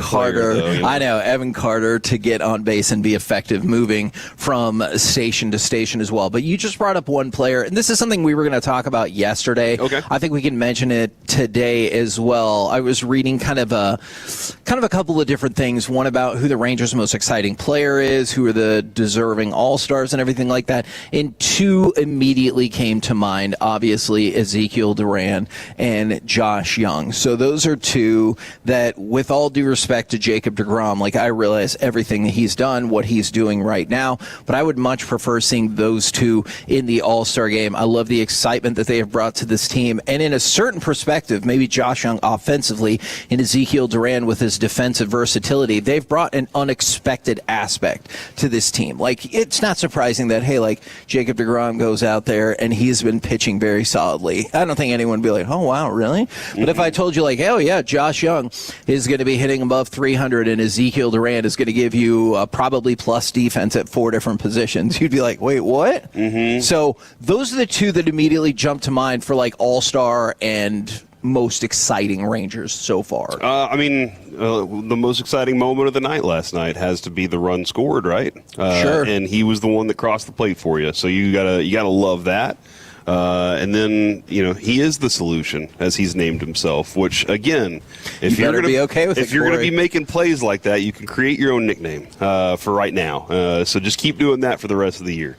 Get him into that All-Star game. Josh Young will give you – he's a good representation, too. Sure. So those are the 2 we're pushing right now, not Nemo not Higashioka.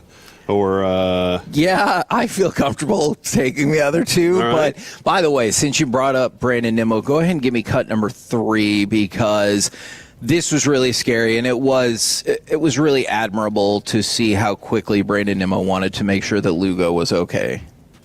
Here's the payoff pitch, and Nimmo lines one off the pitcher. It hit Lugo in the head. It goes out into right field. It's a hit for Nimmo. He wants time called as he wants to check on his pal Seth Lugo, and he goes racing to the mound to check on Lugo. These guys came up through the Mets system together, and Nimmo, the first guy over to Lugo to make sure he's okay, as he lined one off of Lugo's head, it appeared, and Lugo is assuring him he's all right. And Lugo would leave the game, but you saw immediately, almost in the circle around first base motion, he was already like, hey, call timeout. I need to go check on him. And I thought that was admirable. It's a scary situation. I'm glad that it looks like he's going to be okay. Nimmo's a good dude. He is a good We've known that from the moment we were looking at him before, anyway. But that's a good dude move right there. And I do wonder if there was anybody doing what you would have done and trying to figure out how to tag him out.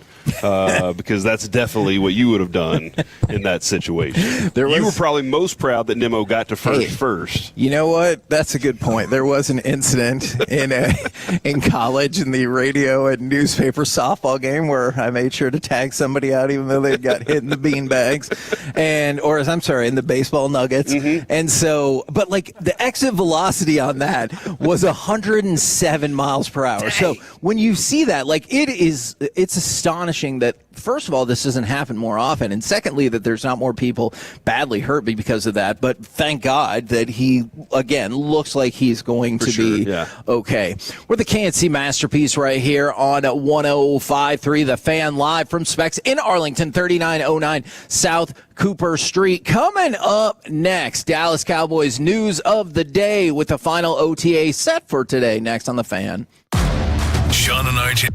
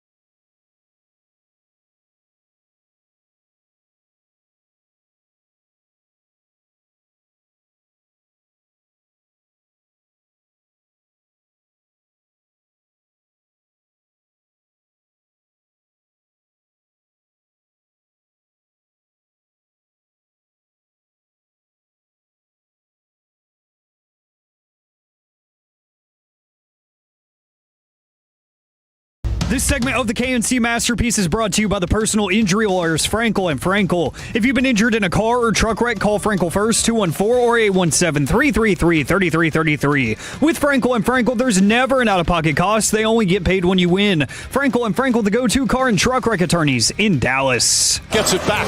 Shot clock at 6. Castle on him now. Brunson, stutter dribble, drives inside, goes up, floaters up. It's good! The Knicks take the lead with 1:22 remaining.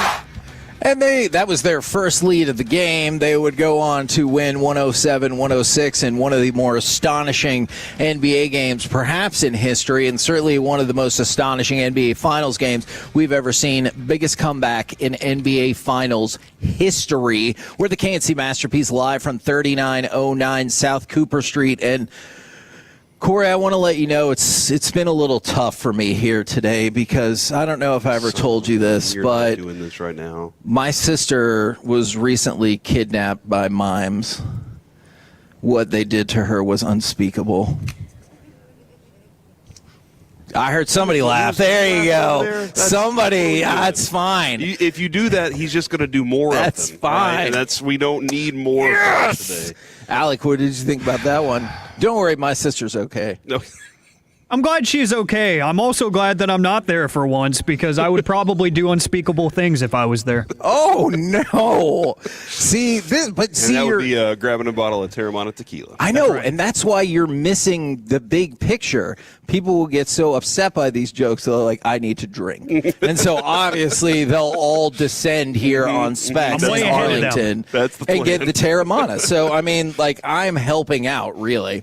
All right, so we've got some Dallas Cowboys news of the day. Today is the final OTA, and then the mandatory minicamp start on Monday. And hey, guess what? I bet almost nothing will be talked about except whether or not George Pickens showed up and if he actually did anything. You think so? My prediction is he does show up and does nothing. Well, I mean, that's is that a good thing or a bad thing?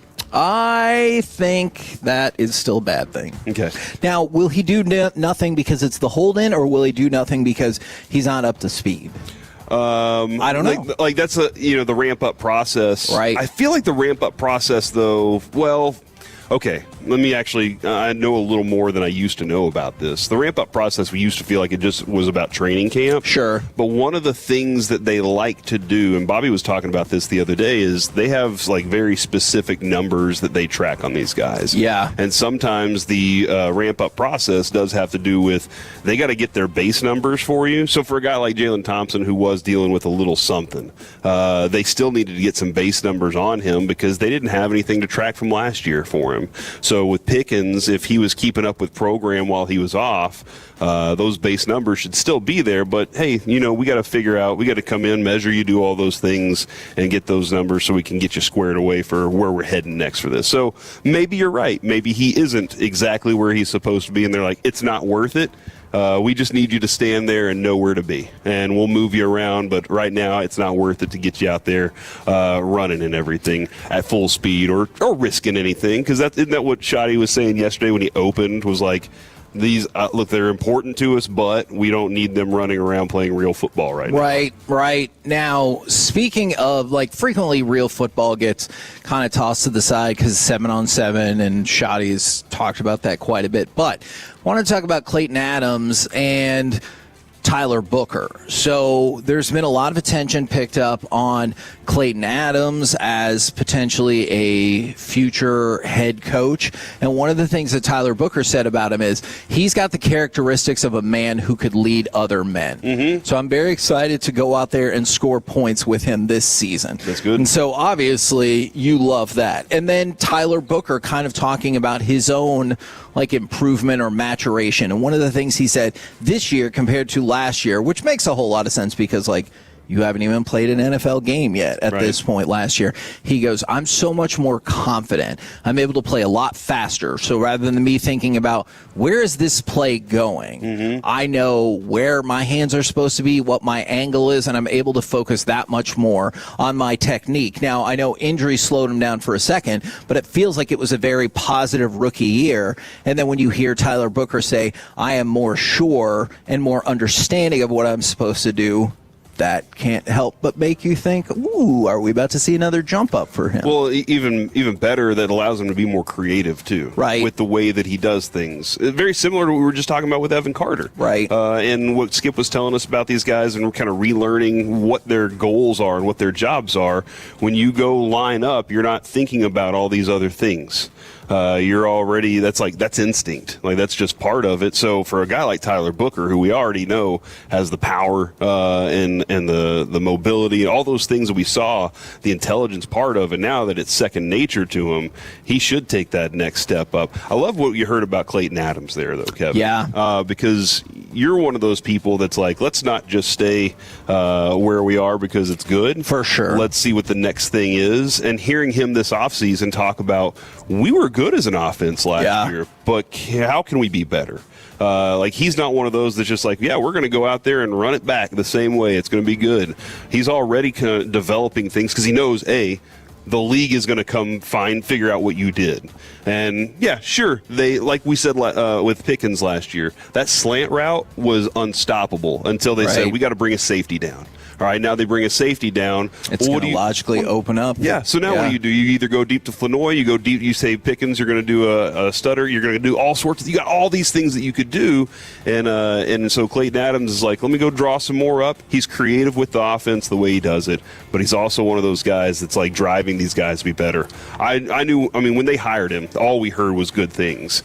And so I'm glad to have him back. I'm just going to need him to be more creative and the Cowboys to be more creative in the red zone. Okay. All right. So yeah, they were bad last year. Some numbers crunched. Once again, thank you for some assistance on this from Mickey Spagnola. Is you look at the Cowboys in the red zone. They scored a touchdown 57% of the time in the red zone. That is 18th. So almost exactly average in the NFL. And they kicked 17 field goals in this run. So that's going to be in the red zone? In the red zone. Okay. So that's way too many. And then think about this.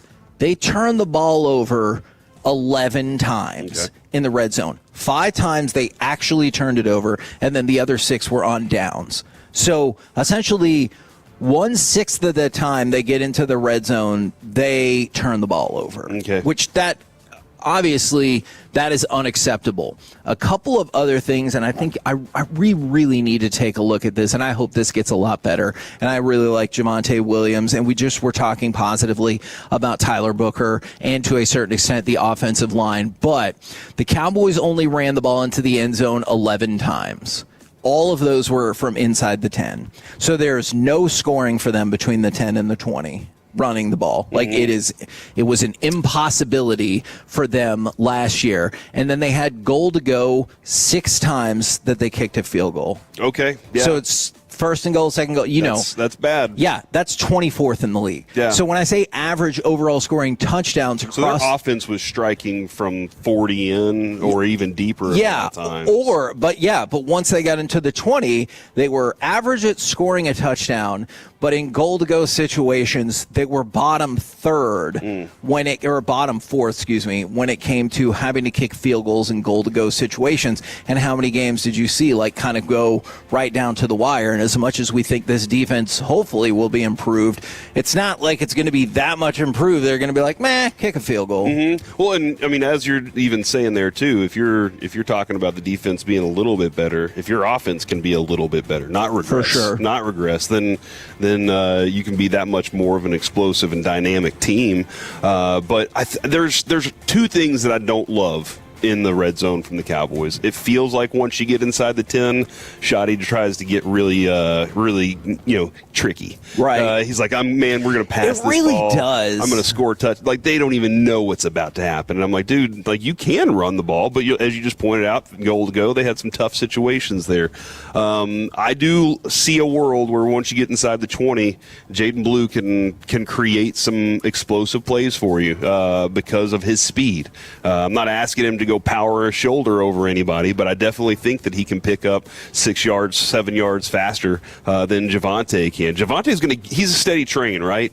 He's gonna get you what you need a lot of times. And there were plenty of plays drawn up for him last year that got big plays downfield. I mean, we saw the one, but he gassed out at like the 5-yard line.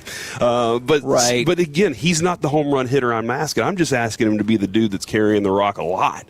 But Blue's the one that I'm going to need some extra stuff from, and I do wonder how Ferguson steps into this role also. Because that feels like a natural fit for more touchdown opportunities. What do you know about Gronk?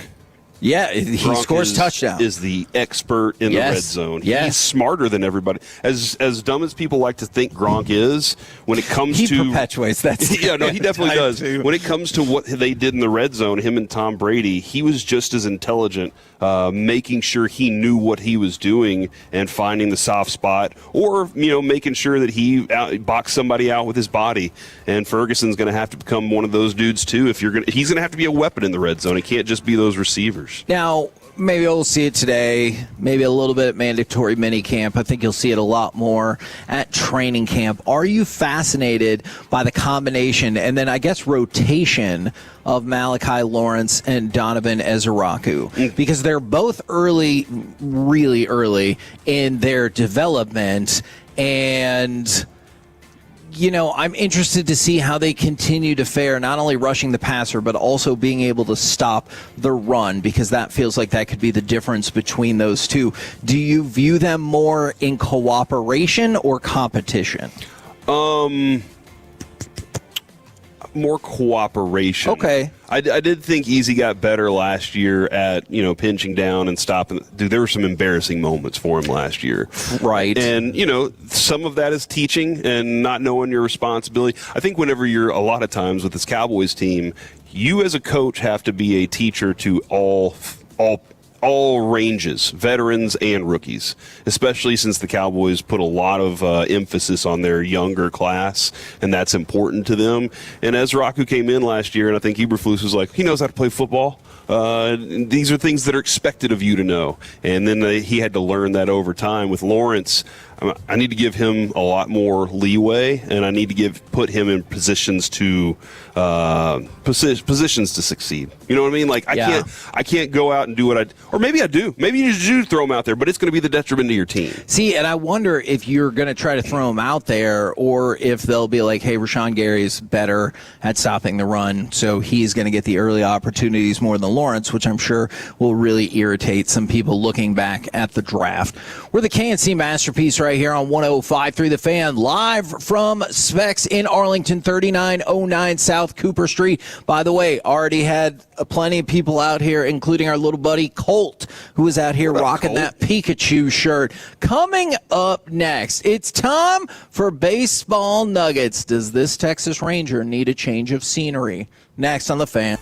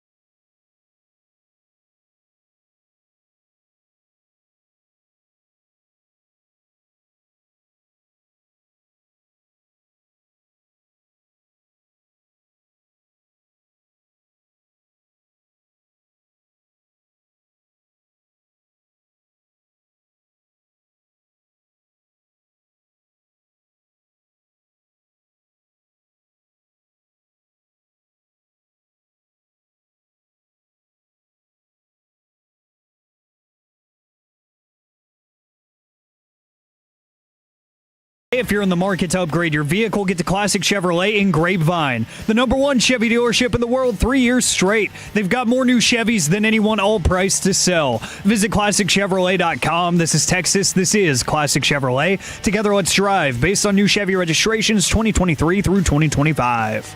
Long hair, long stringy hair flowing out from underneath that blue cap. And the first pitch is hit by Berger high and deep into left. Collins going back on this. He's back at the track at the wall, and it's gone.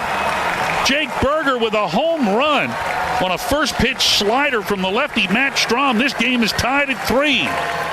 And the Rangers would go on to be victorious 6-4 in 10 innings. We're the KNC Masterpiece right here on 105 through the Fan. Live from Specs in Arlington, 3909 South Cooper Street. And right now, it's time for some baseball nuggets. And let's start with Bryce Eldridge. Bryce Eldridge, at 21 years old, is the youngest player in MLB history to hit a walk-off grand slam. Did it yesterday for the Giants. The previous youngest was Roberto Clemente, who did it with a inside the park walk-off grand slam in 1956, which sounds like the craziest play ever. Two things. A, turns out Roberto Clemente was pretty good at baseball. He was. Other thing, Kevin, is years ago when we were on nights, a Tolo brought up, actually it was right when we got on days, a Tolo brought up to me a Roberto Clemente stamp. Yes. And I still have that. He was like, it will be safer with you than me. And I was like, okay. And I still have that thing to this day. See, if I were that guy, I would worry that you would mail him a thank you note with that stamp on it. So I'm glad that you did not. Okay. Can I ask you a couple questions about stamps real quick? Sure. Right. I don't know if I'm. Okay. So my oldest is, he just graduated and he is sending all the thank you letters out to everybody. Right. And the other day he was like, I was like, did they not teach you how to do the envelope of a thank you letter? And then he was like, all the stamps have to go in the same spot? And we were like, yes, upper right hand corner. And he goes, can they go upside down? And I was like, I don't know the answer to that question other than it doesn't look cool. So if you're sending it to clients, maybe clients don't want them upside down. They might think you're like an anarchist or something. They're like, I might not open that. Yeah. So what do you know about stamps? I actually don't know. It feels like you should still be able to mail it, even if it's upside down. But I actually don't know the answer to that. One year, Adrian did all of her dad's envelopes for all of his clients, and she put all the stamps on upside down, and he made her redo it all. Oh, I thought you were going to. Okay, man. He was like, well, got to go buy more stamps. Well, then I could see why she would be like, no, they need to be right side up, because she's still thinking about that. Yep. So it haunts her. A couple of notes for the Rangers. Wyatt Langford gets on base yet again. I believe that is now 16 straight games in which he has been on base. Josh Young has a hit in 7 straight games. Hey, by the way, we're going to be out at the June 18th. That's what we're doing our giveaway for, too. Yeah, we're going to be out there for that game, and that is the sleeveless Ian Kinsler jersey day. And I think I need to figure out how to get one of those suckers, because Tank Top Tuesday has been rocking. I'm going to have to ask somebody, but Tank Top Tuesday will be rocking for that, and me and Alec, representing Tank Top Tuesday. I think a sleeveless Ian Kinsler jersey is the way to go. See, and what better bit of corporate synergy than the fact that we're also giving away a 4-pack of tickets for that game. You know what I mean? Today. Yeah. You know what? We'll do it in the 11 o'clock hour. Sounds good to me. How about that? I love it. Now, let's talk about the Texas Rangers. I want to make it clear, I did not write this article, but I want to get your thoughts on it. MLB.com had an article up talking about the 8 players who might need a change of scenery. One of the people on that list, Jake Berger. Now, obviously, Jake Berger, yesterday we already played the highlight, but if you look back at it, with the White Sox and the Marlins in 2023 and 2024, Berger hit 63 home runs. He also had 51 doubles and an OPS of 793. Since he got to the Rangers, that first season, 16 home runs, 15 doubles, 687 OPS. So already a big drop. Before last night's game, 10 home runs, 63 games, 705 OPS, and he doesn't walk. We've talked about that. I mean, I know he's gotten walks. He's up there trying to hit the ball. Exactly. To hit it far. He has a .490 on base percentage. The second straight year he's been below 300, obviously the 2 seasons with the Texas Rangers. He's not an expensive player, makes $3.2 million, arbitration eligible the next 2 years. Do you wonder if this is a player, whether it's because of the Rangers' general hitting philosophy, his struggles, or whatever, that would be well suited by a change of team? So that sounds more like it's better for the team than it is for the player.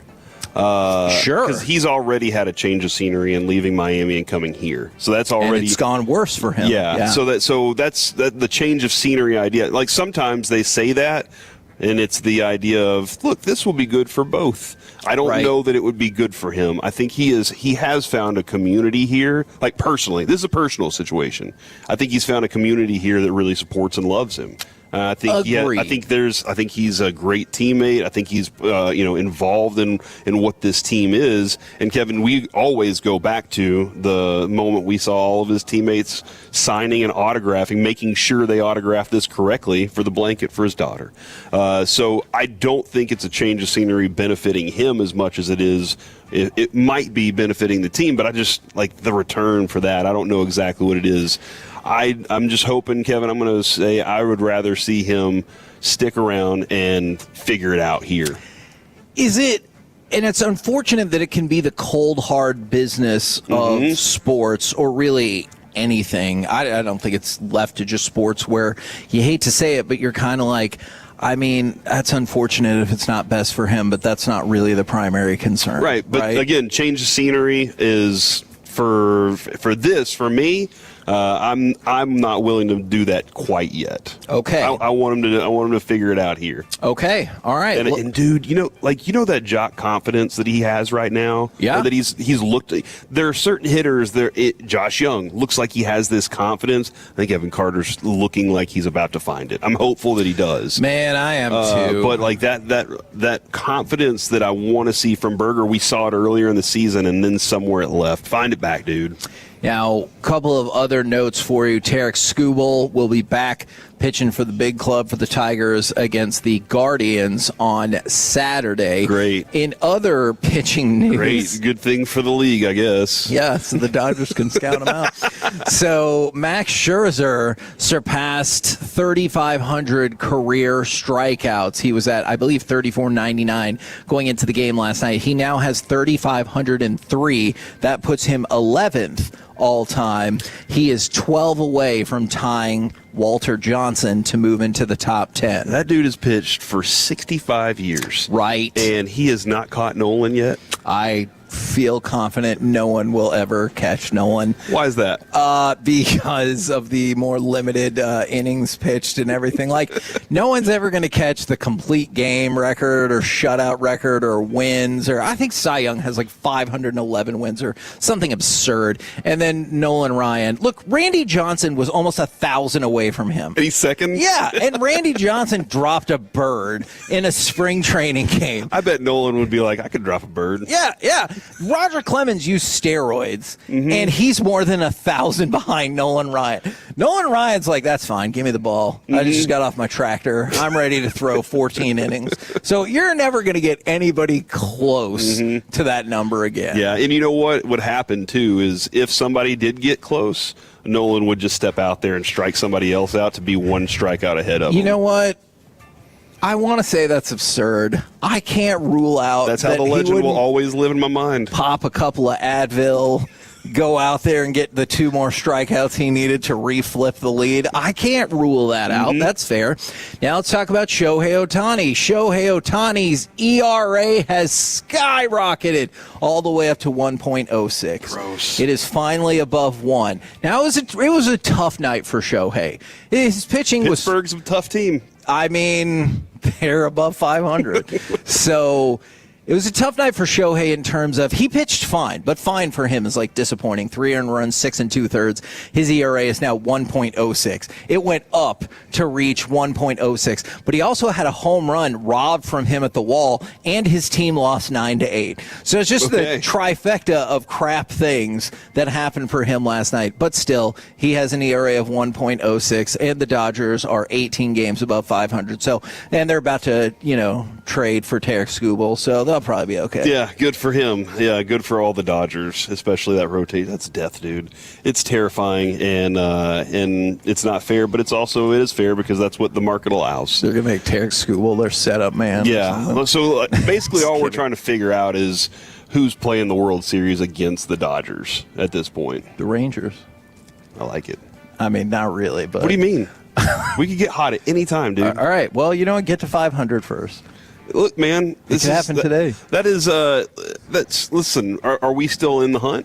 Are we still in the hunt for the playoffs? We are still then in the what hunt. is the problem with 500? All right. You don't have to be 500 to get in the playoffs. I don't think. No, you don't. That is true, especially not in this American League. Yeah, right now you're in the playoffs. See. So at 33 and 34. Dude, okay. Let me see clock here. No, I'm sorry. We'll have to talk about that later. Okay. All right. We will talk about that another time. We're the KNC Masterpiece right here on 105.3 The Fan. Coming up next, Spurs and Knicks Game 4 leads off our NBA and NHL Finals Super segment. We'll do it next live from Specs in Arlington on 105.3 The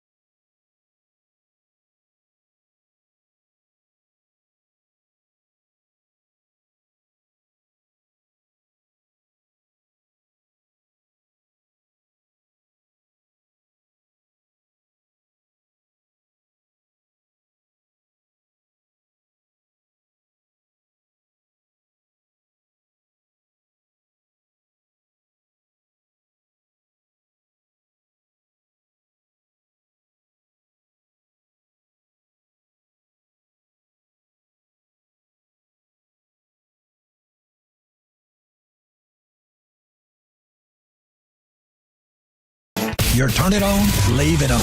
Home of America's team is 105.3 The Fan. Solo, baby. KRLD-FM and HD1, Dallas-Fort Worth. An Odyssey sports station. Driven by our D&M Leasing Studios, it's the KNC Masterpiece on 105.3 The Fan. KNC Masterpiece right here on 105.3 The Fan, and we have a lot of things happening out here at Specs in Arlington. 3909, South Cooper Street. Obviously, you can get all of your liquor, alcohol, and fine food needs taken care of here at Specs. Oh my gosh, so much fine foods. And in the meantime, Corey Majors, and obviously we would recommend that Terramana tequila. Corey Majors has set up a Tower of Rangers awesomeness from hats to bobbleheads. So if at some point in this segment you hear a giant crash, there's not going to be a crash. It's possible it is the bobblehead. Kevin, I was. Did you ever do Omer, Odyssey of the Mind? Back in the day, Did you say Omer? Yeah, we were Omers. The back in the day we did that, and we were instructed to build a tower out of balsa wood. My tower of balsa wood held the most weight on it. Before it collapsed. It eventually did collapse because balsa wood's not that strong. But we put a lot of time and effort in making sure we had a good foundation built.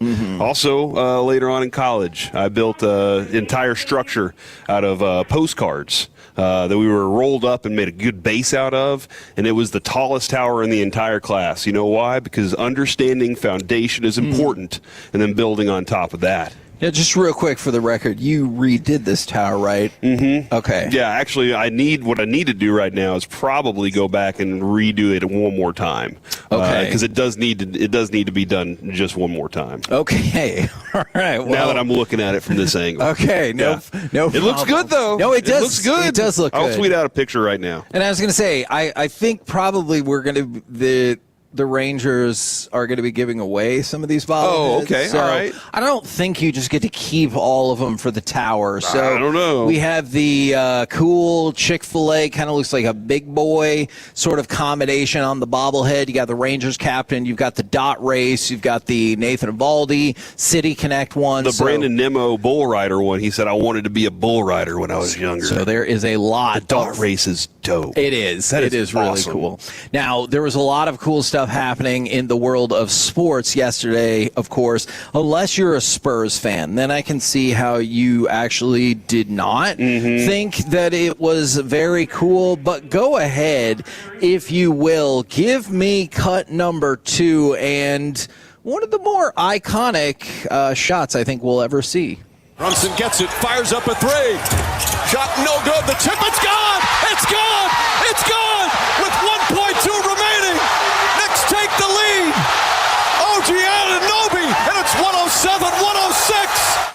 Now, this is one of those rare instances that we always kind of joke about back in the day if you were writing for the newspaper where you had to trash your entire story. I remember a high school football playoff game that ended in double overtime, but at halftime it was 28-0, and I felt pretty comfortable jotting out the outline of that story, and then I was like, well, we're done with all of that. And there were going to be all kinds of amazing things I was going to tell you, Corey. I was going to tell you that at 76-49, that 27-point halftime lead was the largest halftime lead by a true road team in NBA Finals history. Really? And that it was going to be amazing. But guess what? It didn't end up mattering. I still can't believe it's real. No. Like, I'm at a point right now, I just looked at the score again, and I still can't believe it happened that way. You're right, because there were so many ridiculous things happening in that game. So, like, obviously the Spurs were hitting three-pointers at a seemingly unsustainable clip in the first half. It felt like they were at like 65, 67%. But also, they didn't make their first turnover until the 18th minute of the game. Wow. So, like, it wasn't just the three-pointers. That helped, but it wasn't just that. But you get the chip away, and it feels like it was the flagrant one that was called against Wemby for the kind of pseudo elbow against Cat. I say pseudo elbow. It was tough to tell, even kind of slow down how much that connection was. But you knew that Wemby was going to have a really small margin for error after he didn't get called for anything for pushing Brunson. And just as an aside to all of this, he gets a point for the flagrant foul, like in terms of the point system of potential suspensions. He now has 3 points. At 4 points, you are suspended for a game. So you could see a scenario in which, like, the Spurs win Game 5, but if he gets another flagrant one like that, he would be suspended for Game 6. Okay. And have to hope that his team won on the road in the Garden to make it back to Game 7. Or could you imagine if the Spurs won Game 5 and Game 6 and then he got another flagrant like that and he was out for Game 7? That would be poor. I think that would put the NBA to the test. It's like, how true is your system? Or are you like, hey, you need to have that dude in Game 7? Kevin, I'm looking at this, and it seems... Sorry, my point was they went on a run after that flagrant one. Like, that seemed to kind of jumpstart the Knicks. And then Cat had his three-pointer, which it was an absurd shot, but also he kicked out his leg to try to make it seem like he should draw a foul and ended up tangling up another Spurs player, and they sort of fell into the crowd. That I was like, that probably should have been something. On the game, the Spurs were 17 of 43 from 3. Man, that must have dropped a lot in the second half. At one point, they were 11 for 17. In the back half of the game, they were 3 for 17 from 3. There you go. And Kevin, that was the point in the game where I started going, okay, this is how you're going to lose this thing, is just chucking up threes in the second half, because you're like, no, we're so far ahead they could never come back. Right. Instead of just going, you know what, let's keep feeding it down low to Wemby. Because what happened early in that game, it felt like they went to Wemby early and said, we're going to go ahead and establish some stuff in the paint, and then they did, and guess what happened? As Alec tweeted, Dylan Harper could do no wrong, because he could, like, everything he was doing last night from 3, whether it was around the basket, he was doing everything he needed to. He really is an unbelievable player. His confidence and touch, like, there are some times where I'm like, I don't know if he's going to get this shot off, and he does. But they did a really good job of establishing we're going to the paint, and we're also going to be able to open up 3. And then they decided I feel like they got lazy, dude. They got lazy and were just like, this game's in cruise control. They've given up, and the Knicks were like, why would we give up? This is the NBA Finals. All right. So there's a couple of things about that. Because, hold on, real quick. Yeah. 3 of 17. Yeah. In the second half. Ooh. 14 opportunities to score the 1 point, the 2 points you needed to win the game. So this is going to sound weird. I hope you'll hear me out. I would argue, to go along with that, at some points they did not get lazy enough. And what I mean by that is use up every bit of that shot clock that you can. There was a couple of... in a smart and intelligent way, yes. Yeah, I'm not saying every single possession, but there are several possessions that they're moving at a high tempo, and I was like, man, you just gave up 14 seconds. And at the time you might be thinking, well, it doesn't really matter, we have a massive lead, but it ended up that it did matter. Basketball's a game of inches, everybody knows that. And so so there's that. But then when you think about what you just said and what Jalen Brunson said after the game. He talked about it. He was like, basically our mindset was just hit a bunch of singles. Like, let's just keep getting singles. And he was like, we're not going to win this game with a home run. Obviously, the mixed sports metaphors was confusing, but no, I'm just kidding. I totally understand. No, I totally understood what he meant, but it was interesting because I love the honesty from Brunson as well, because I think it was Ernie who was like, I know you're not going to quit or anything because it's the NBA Finals, but did it at least cross your mind that, like, whoa, he said something else, and he goes, I mean, definitely. Like, you look at that deficit, and you're like, oh, my goodness. It's insurmountable. And then so they're come back, and then Brunson said he, exchanged a look with his dad when they got it down to about 15, or maybe it was after that Cat 3, and he looked at me and like, we're going to win this game. And even then, even after all of the comebacks, there were 2 unbelievable plays. One, off the Knicks steal, the breakaway or almost breakaway layup that he went too hard on and came out, and that would have been their first lead of the game. And then you go back to the 2 Wemby missed free throws. You wonder, I know that De'Aaron Fox thought he had a clear path to the basket. After it was a really savvy play, too, to poke the ball out to the other side of the court and then outrun everybody to pick it up.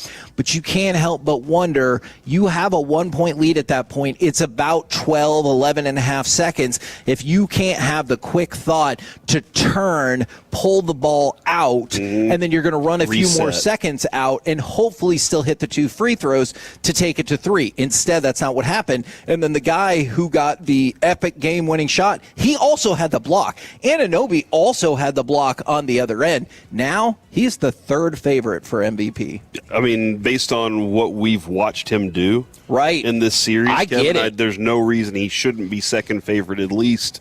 They still have Wemby, whatever, but, whatever. He's a loser right now. He's down 1-3, or 3-1. But yeah, no, dude, you got a really good point on OG. We've been talking about him a lot. That moment with De'Aaron Fox, I agree with you completely. Pull that back just a little bit. Don't get too caught up. He had a bunch of moments, though, in this game specifically.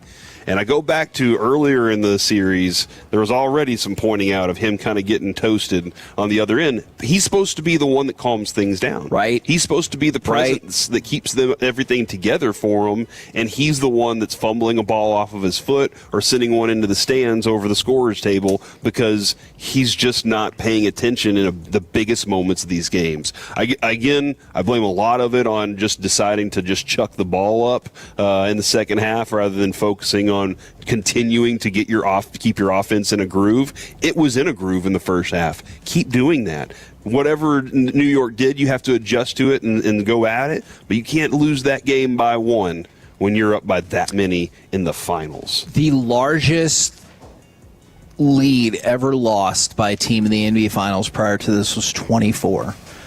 This was 29 at one point. And, don't forget, I think people are getting way too caught up on that. It was a 20-point game with 9.5 minutes left, something along those lines. That, to me, is way more damning than you gave up a 29-point lead. But, as you can guess, with a historical collapse of this nature, there are a lot of fun, unless you're a Spurs fan, statistics that go along with that. The Spurs in the first half scored 76 points. In the second half, they scored 30. That's gross. That's a good way to put it. Per Elias, the 46-point decrease ties the largest first to second half decrease in any playoff game in 70 years. Wow. And you're like, wow, that's probably the worst stat I'll hear. Is it? Because we continue. The Knicks trailed by, it was 17 with 9 minutes to go. Entering yesterday's game, teams that were behind by 17-plus points in the final 9 minutes of a regulation game since 1971 were 0-96. Okay. Now they're 1. Now you're a statistic. And 96. And then this is the one where none of this will matter if the Spurs end up coming back. And props to Draymond Green. He pointed out in the postgame, he was like, I have been on the wrong end of a 3-1. Now, he didn't point out that his foolish suspension is probably one of the reasons it happened. Yeah, but he goes, how do you avoid that and say, hey, we're going to San Antonio to close it out? And Brunson was like, it has to be a 0-0 mindset. You can't go in there thinking, well, we're up 3-1. And so teams up 3-1 in the NBA Finals are 37-1. With the one, of course, being the very famous LeBron James Cleveland Cavaliers comeback against the Golden State Warriors. But mentally, if you're the Spurs, you didn't just lose, you collapsed. We talked about it earlier. They have had the lead in the final 2 minutes of all 4 games, and they're down 3-1. Can you recover from that? I know you're going back home, but you haven't won a game at home. It's very difficult. Every time we've seen the Spurs, though, with everything on the line so far, they've responded in games, right? And for most of I got to give Sean Sweeney a ton of credit too. For the most part, he's done very good at adjusting game to game, and I thought that they had it locked in yesterday. I really did, until late in the game when the Knicks were like, "We got something for you." Man, just real quick. I want to talk just for a second more about how crazy it was. Wemby and company, they were like, that's fine. we're not intimidated by a 2-0 deficit. They win game 3, and then obviously, in the Garden. Yeah, and then obviously at halftime, it looks like they're about to beat the ever-loving crap out of the Knicks, and now you're like, hold on. So now it's 2-2 going back to San Antonio, and holy moly, now the Spurs are going to be favored to win this series. And then you see an astonishing turn of events, and I'm like, I don't know how they mentally recover for Saturday. But they have good leadership. I think their coach is a pretty good leader. He's got pop in his ear too still, so that you still have that. Wemby is still that's a good person, young and growing, mentally. They're a young team that's still learning the process of this. The great thing is they're all very skilled and athletic too, so like they feel like they'll probably be back again because of all of the things that surround that. I mean, Dylan Harper's a rookie, and you're expecting his future to be very bright now. I absolutely. So that's why Stephon Castle hit those 2 clutch free throws. I know it didn't end up mattering, but those are important free Vassell throws. came out really hot, and he needs to be able to, find that at home too.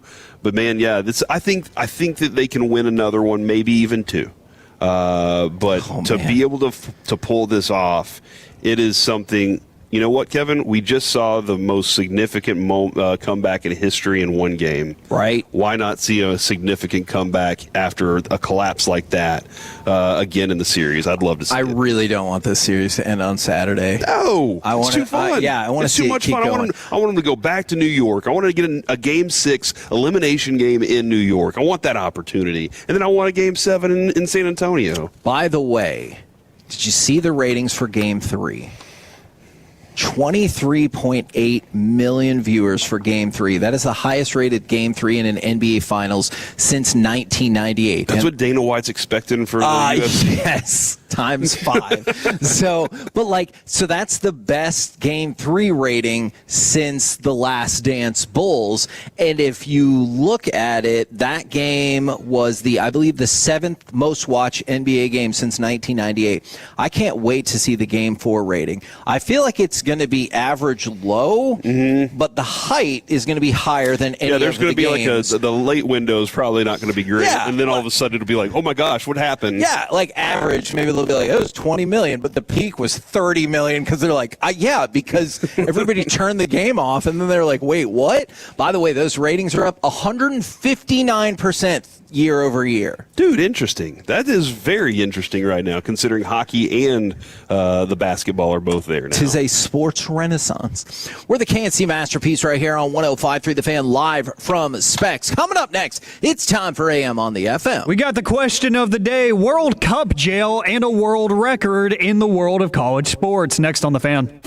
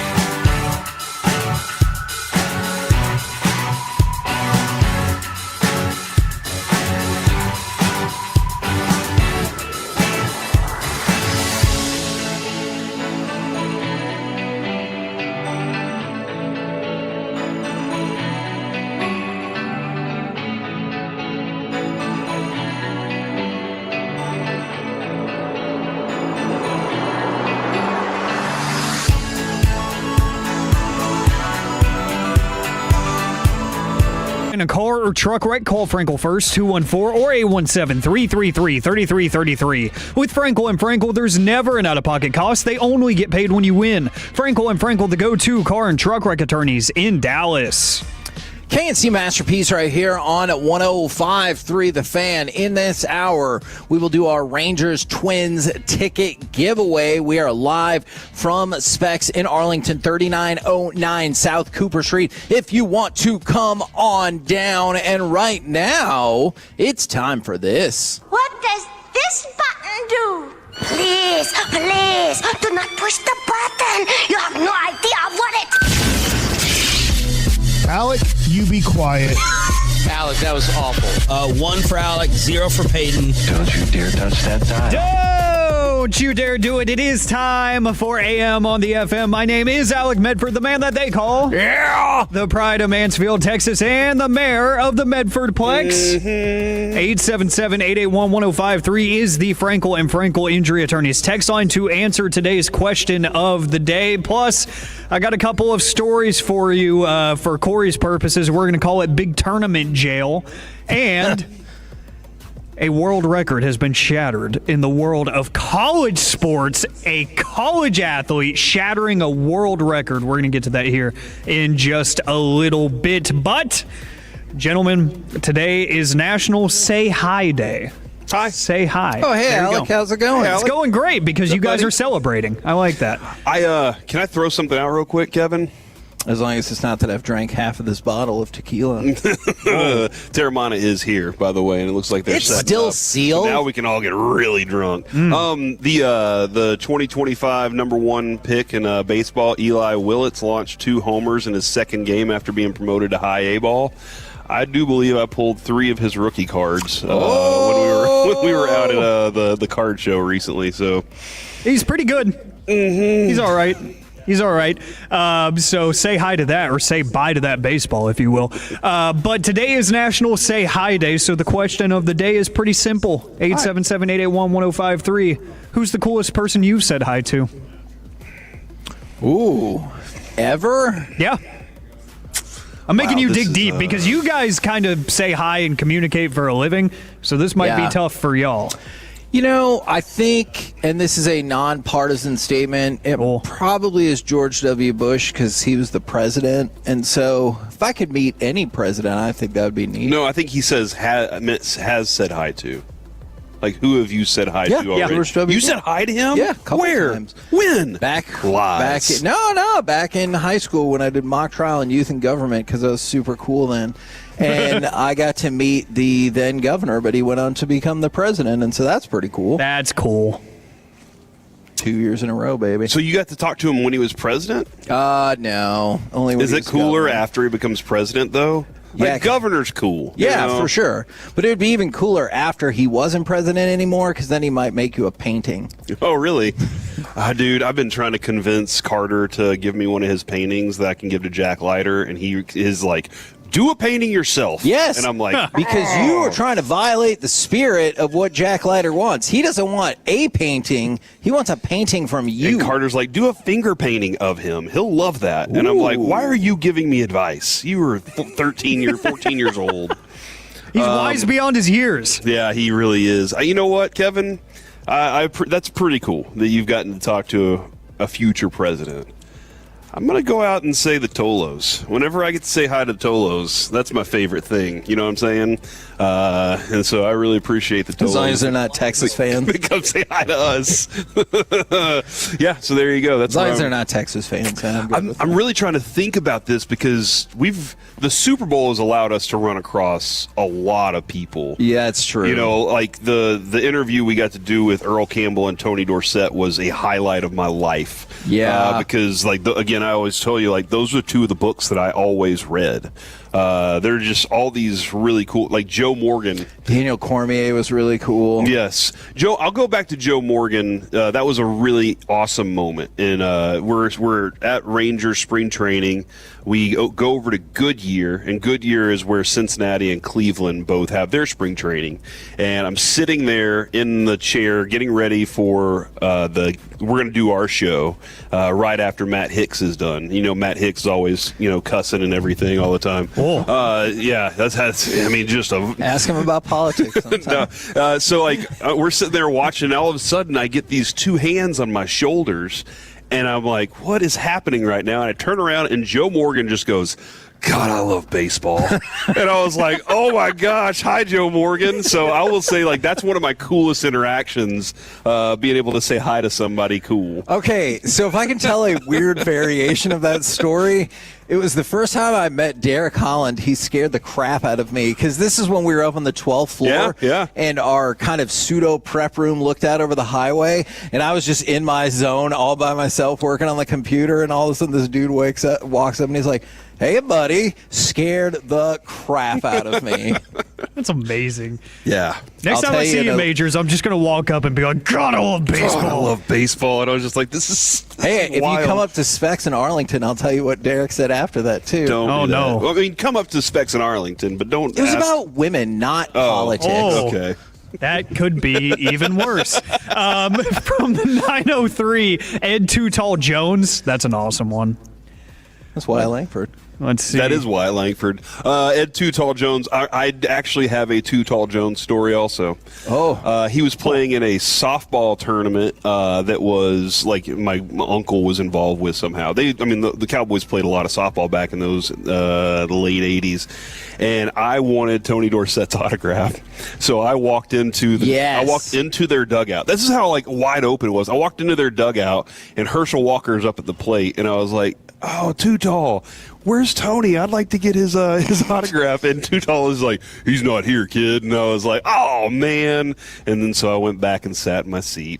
Oh. And I didn't even ask Too Tall for his autograph. Yeah, you probably hurt his feelings. Yeah. Like take that, drops Ed. a Jupiter guy. Oh, yeah, that's right. The dude, what's his name from... oh my gosh, the lead singer Train. of Train. Pat Monahan. Yeah. I was in Vegas and I walked by and he's inside of one of these stores looking at a diamond necklace, and I walked in and I was like, oh my gosh, you're Pat Monahan, and he was like, I am. And then I was like, this is so cool. And then I was like, this is awesome. I'll see you later, man. And a kid loved Train and Pat Monahan. I didn't even ask for an autograph. You left out didn't you say he was like, do you want like a picture or an autograph? That was the dude from the Grandma's Boy. It was the dude from all the Sandler movies. And you were like, nah, I'm good. I was like, no, I'm good. I appreciate it. So rude. Even if you don't want it, take the autograph. Dude, it's like it's our we're not supposed to. Ethically, we aren't supposed to ask for autographs. That is true. And so I was just trained that way, and that's just what I just didn't do. So there you go. Let's see. From the 682, Earl Campbell. From the 214, Vern Troyer. That's a nice pool. Mini-me? Yes. Man, Chris Arnold's got a great What story. an amazing He's got a great story. Oh, man. The day that I was hosting with him on a Sunday morning and he gave that CA Stories Confidential, I about fell out of my chair laughing. Dude, Spoiler alert, Mini-me did not like Chris Arnold. That is one of my favorite stories in all of radio ever. Is that CA Vern Troyer story. Just go around picking people up. From the 469, Kevin's going to like this one. I met Chris Jericho at a Fozzy concert. Good dude. Oh, man, Chris Jericho is responsible for one of my happiest moments ever at this station is when I filled in with Sean and RJ, and Chris Jericho was in studio. Sean walked out of the studio to get a cup of coffee in the middle of our interview and then made fun of me for one of my questions because I was like, in your second book you talked about, and Sean goes, look at this guy over here in our second book. And Chris Jericho looked right at him and he goes, yeah, God forbid somebody did some research to ask a good question. I was like, oh, in your face, Sean. Dang. Oh, man. Fun fact, he follows me on Twitter still. Oh. He was a great interview when we had him in studio. Yeah. I really enjoyed talking. And even during break, like we just sure. sat around and chatted with him, and he was really good. Yeah. And then my answer, the coolest person I've said hi to from like 100 feet away is probably the R&B artist SZA at her concert at AT&T Stadium last year. I was like, that person in a hoodie with a bunch of security has to be SZA. There's no way. So I just yelled her name and waved, and she turned around and yelled hi and waved at me. I was like, oh, that was cool. because she's only one of the most talented people on the planet. It's currently Dallas Stadium. And that's right. A good point. And that's a name that you have to know that's you. Mm-hmm. It's not like her name was Jennifer, and you're like, that could have been somebody else. It's probably not that other SZA. Yeah. It was probably not. It was probably you that you were talking to. Guys, this is the most important story that I've seen about the big tournament. Kansas City was supposed to complete the construction of a new $25.8 million jail in time for the World Cup that residents were hence calling World Cup jail. And city leaders specifically said that they were going to need it for the influx of travelers coming in to watch World Cup games. Well, they just put out a press release this week saying it is nowhere near done. It was supposed to be done 15 days before the first match in Kansas City, and they said, nope, everything is behind schedule. And since then, they have walked back any claims that it would be ready by the time the World Cup started. So they are liars. But The Athletic dug up all of the statements from the past where they said, yes, it'll be perfect for the World Cup season. Does nobody go to jail now? Well, they have jails that are somewhat close. Okay. So they do have one in Kansas City, but you have to go as far as Johnson County or Vernon County. Both of those, rather, are located more than 50 miles away from where the games are actually being played. So that's a little bit of an issue if they have a bunch of rowdy fans. And then something that just makes me happy anytime I see a world record in track being broken, I have to bring it up. This happened in the world of college sports at the NCAA championships. Auburn University's Jacoby Tharp made history in Oregon at the NCAA championships, setting a new world record in the 110-meter hurdles while running what might have been the most picture-perfect race you will ever see. If you go watch the video, this is like the most beautiful running form you've ever seen, but he destroyed his own personal record and the world record.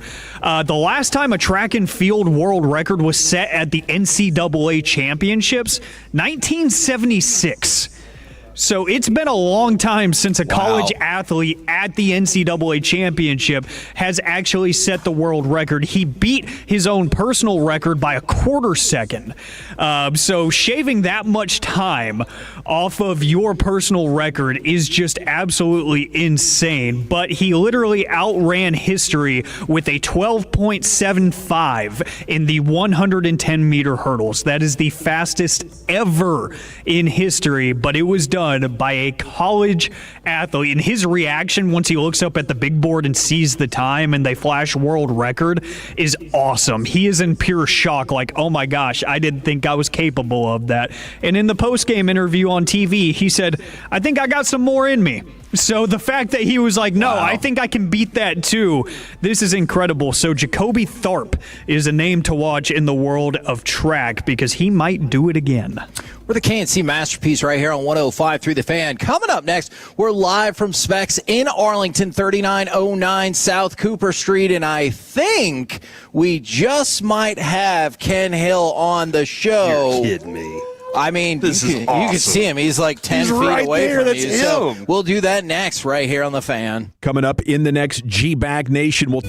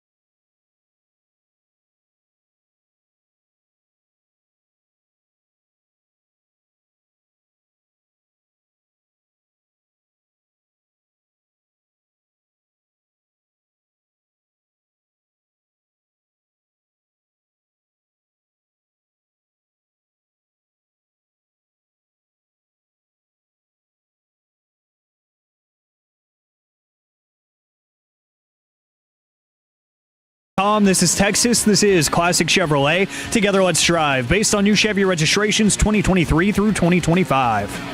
KNC Masterpiece back here on 105 through the fan.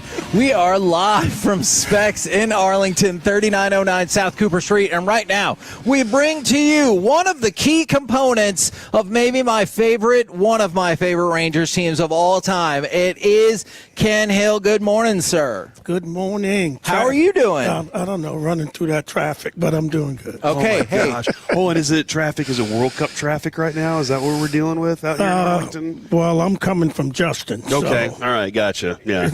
Either way, 114, 360 or 35, I was hitting it. There you go. Yeah, So. it is. It's that time, Kevin. As we have the World Cup descending upon us. I mean, that's true, but there's also no such thing as rush hour anymore. It's just always traffic. Always. Like, you can be like, I'm going to drive home at 2 p.m. on a Sunday. Nope. Traffic. Mm-hmm. Now, we can talk about the contemporary Rangers, of course, and I do want to do that, but I want to go back to 96 and just what kind of vibe and excitement was happening around the team in the Metroplex, because that was our first ever playoff appearance. Oh, shoot. Yeah, think back. We had a great group of guys. Clubhouse was fun. Plane rides were fun. Bus rides. We just had a good mix of some veterans and some youth, and it all came together. How important are those, like, the plane and bus rides that you were just talking about to kind of create that camaraderie on the team? They're very important, that where you can sit, talk the game, and talk different situations, stuff like that. But, I mean, it's just, you think about it, you're going to spend 6 months with the guys. Right. You spend most of your time with them. You spend more time with them than you do your family, so you want to get to know the guys on a personal level. And every year, would you kind of have that thing where you'd almost have to, not all the way, but like kind of say goodbye to your family, because you'd be like, hey, for 6 months, it's going to be tough. Yeah, no, it's difficult, especially if you got kids. Your wife is is the one taking care of all the stuff going on at the house. So, but other than that, I mean, it was a good time. What kind of present does your wife get for those situations? Like, what kind of present do you get? Hey, thanks for taking care of the kids for the next 6 months. I really appreciate it. That she gets whatever she wants. Okay, yeah. I'm always kind of curious on the front of how, like, when new players come into a team and now they got to kind of get to know some guys, or maybe they do have some guys that they know the next year. Now you're the guy that's been there for a little bit, and is it always hey, look, I got to welcome this new guy, I got to go chat him up a little bit? How do y'all get along and find that relationship over time? Oh no, when you get a new guy to the team, you want to welcome him in and fill him in on everything that's going on, what the clubhouse is like, where to find coffee, who to stay away from. Oh, I like that part. Yeah. Are there moments where you're like, I wish I would have had a roof in our stadium whenever we were in Texas? God. Oh shoot, I wish. But I mean, the summer's here, it's hot. Mm-hmm. But for me personally, I kind of got used to it. I would run that lake out there in between starts. Okay, to get acclimated to the heat. Yeah, Colts. Yeah. Because that fifth inning, when that hot breeze hits you in the fifth inning, you got to be able to dig deep. Yeah, you do. Yeah, that's for sure. I used to tell people if it got to the end of May or beyond and somebody asked you out to that Sunday 2 p.m. game, they were your enemy. They didn't actually like you because they were like, they're your enemy if you're going to go to that game. No, I tell you, it was hot. Mm-hmm. Did you ever look at it, though, as an advantage? Like, did you think we had, like you just said, you went and ran purposely so you knew what was going on. We always hear these stories about Pudge getting IVs before games so he could, withstand all the heat and sweat loss there. Did you, look at it and hey, y'all, they got to come into here, though?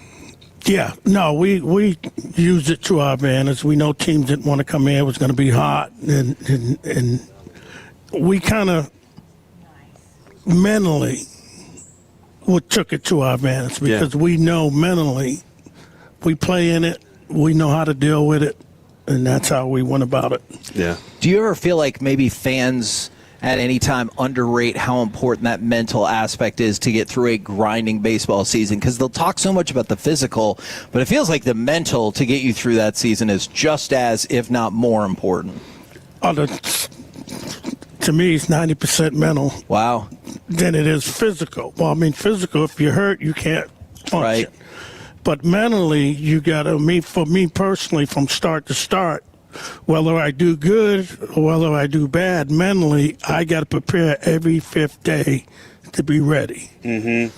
Say, like, if I go out and I only throw 3 innings, now mentally, I got to wait 4 days and think about what just happened, prepare myself for the next one so it don't happen again. Yeah, one of our old co-hosts, Mike Bassick, he always brings up he loved having Charlie Huff as a guy to get a game plan together for him. He was like, Charlie Huff was brilliant at putting a game plan together. Did you ever have any pitching coaches that were really good and then ones that were really bad at the game plan, and you're like, no, I'm doing all my work myself here? No, actually, all the pitching coaches that I have were really good. That's good. But I mean, we all sit down, pitching coach, catcher. We all sit down before start and go over every hitter, even the bench players, just in case they come in and pinch hit. So we had a game plan going in with every start. So we sat down, go over every hitter. Certain situations, this guy's the first fastball hitter, so we don't want to just lay one, little things like that. Yeah, exactly. Over the years, we've seen more and more information available for the players. Is that always a good thing, or can you get to a point where you've got too much information, too many numbers, and there's just too much going on in your head? Well, with the analytics, it's good and bad. Right. So I can't say analytics doesn't help. Sure.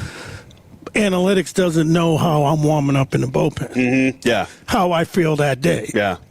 So that's where, in terms of analytics, to me, doesn't play a role. Or I'm bases loaded, no outs. I got to figure out how to get out of this mess. Yeah, exactly. Analytics ain't going to tell me that. Yeah, and it's going to give you the idea of what might work. But like I always said this, Boach was a good example for us. Like he talked about liking to marry those things. And Bannister was a good example, and I really like what Skip's doing right now. It's you do have to look the guy in the eyes and have a good judge of, I know what that dude's going through right now, and he's going to be able to do this, or man, he doesn't have it right now. That's the manager. That's their job, is to understand the person. Well, to understand too is, if this analytics is telling me I need to throw this pitch, what if I don't have feel for it? Exactly. Yeah. So now I'm throwing this pitch and I hang it. The media's coming to me. Yeah. So the thing about it is, if that pitch ain't working for me that day, why would I throw that pitch? Exactly. So that doesn't make any sense. Mm-hmm. And they'll say, why did you throw it? And you'll be like, the spreadsheet. That's what it told me. Analytics told me to do it. You were talking about when you're warming up in the bullpen and everything. How quickly did you know, I have to grind it out today, versus ooh, I got my good stuff happening today. Let's see how it goes. Oh, right off the bat. Yeah. But some of those days when you feel you don't get it, those are the best games you pitch. Mm-hmm.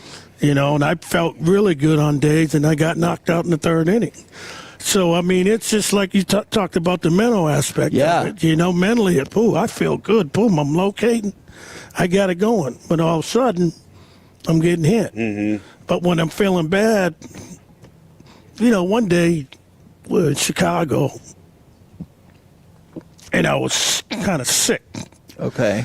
But I went out there and I managed to get through 6-7 innings. Wow. Sick. Mm-hmm. Because my focus was laser. Yeah. Because I knew I had to get through it. So. You kind of cut out all those distractions at times, too. It's like, you can't focus on that right now. Don't even worry about it. Is there we've talked about this with a couple of Evan Carter plays this year. Is there ever a protocol for a defensive play that gets made that just really bails you out of a jam, that you're like, I'm going to take you out to a steak dinner? Oh. Well, you got to get a lot of those, of course, of the season. Yeah. So that's a lot of steak dinner. That's true.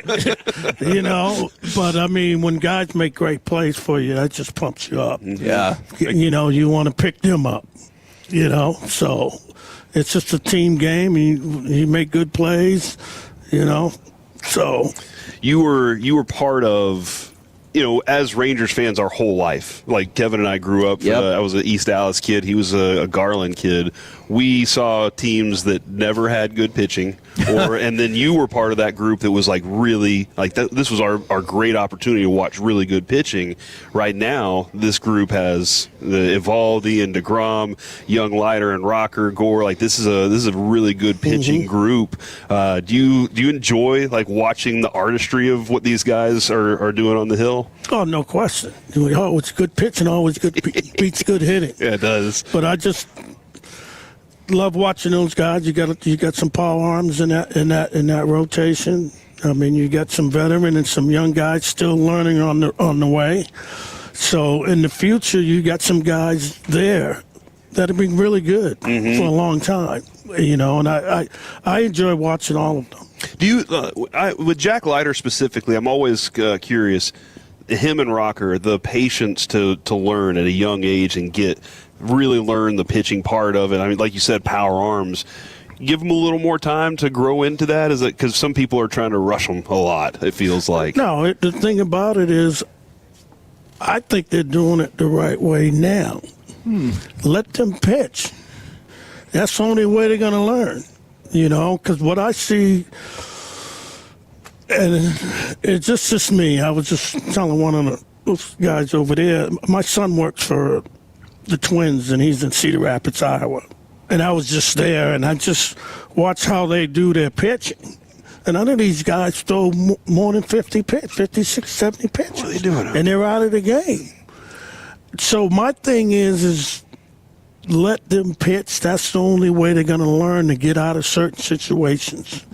And if you don't give them those opportunities, it's not going to happen. They can't grow. Well, look, we appreciate the time. I'm pretty sure we could continue this conversation. We also have people waiting to get autographs and stuff. So we will let you sign for the people. Ken, thank you so much for jumping on the program. Appreciate you. Ladies and gentlemen, Ken Hill right here on 105.3 The Fan. Coming up next, we'll do a little bit of Gridiron Gravy live from Specs in Arlington on 105.3 The Fan.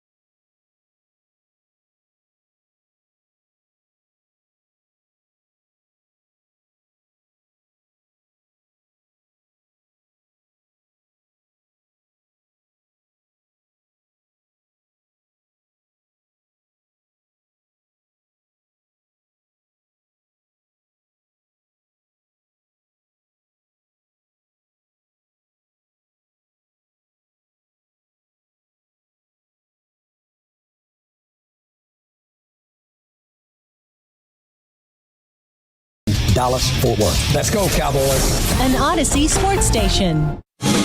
Driven by our D&M Leasing Studios, it's the KNC Masterpiece on 105.3 The Fan. KNC Masterpiece right here on 105.3 The Fan. We got a whole lot of stuff going on, and here's one more thing.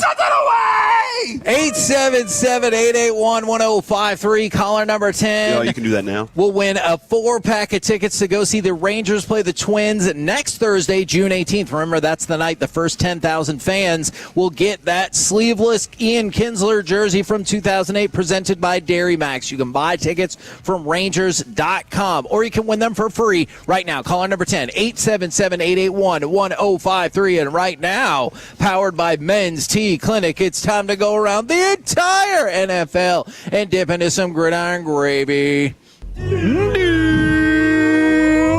Dip it and riff it.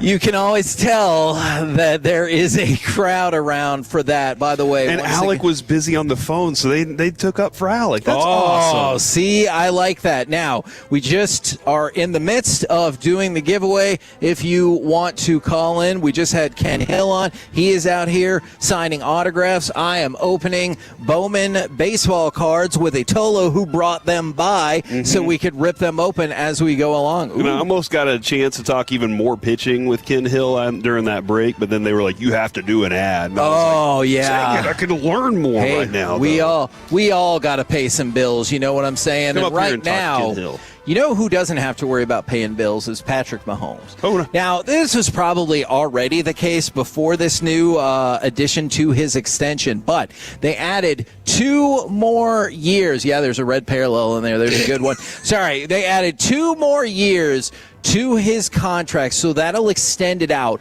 through 2033 at a total value of $504.75 million, with the potential for incentives and escalation. It could get up to $522.75 million because he needs more money. Did you know that now from 2022 to 2033, the Chiefs will have given Patrick Mahomes $689 million in new money? I did not know that. Fair to say he has earned it.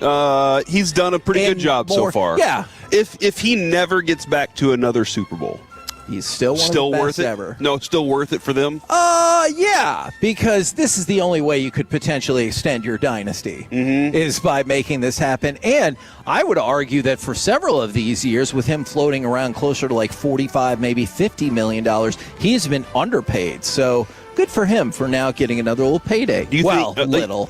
I'm very interested to see like what kind of player he is next. After the injury, does he look at it and say, I'm still trying to be the same guy?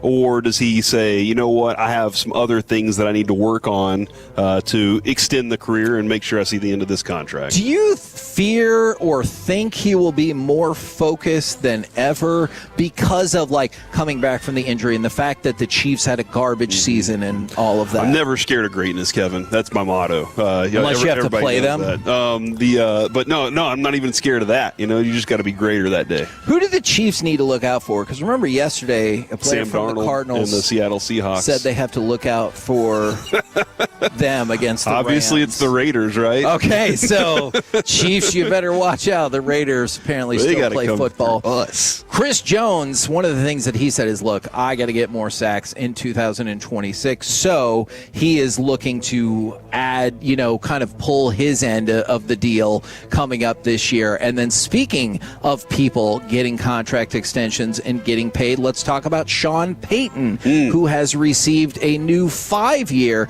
contract, and he will be under contract. And really, it was just an extension to his contract, not 5 new years, but he'll be under contract with the Broncos through 2030. Oh wow, that's good for the Broncos. I think having that established coach, he was that close to getting you to the Super Bowl, and if he'd have just had a better backup quarterback, they would have been there. Yeah. Now, several steady. I have a sad story to tell you that is not great for humanity, but let's go to, arrests in the NFL. Rams tackle Alaric Jackson is being accused of domestic violence.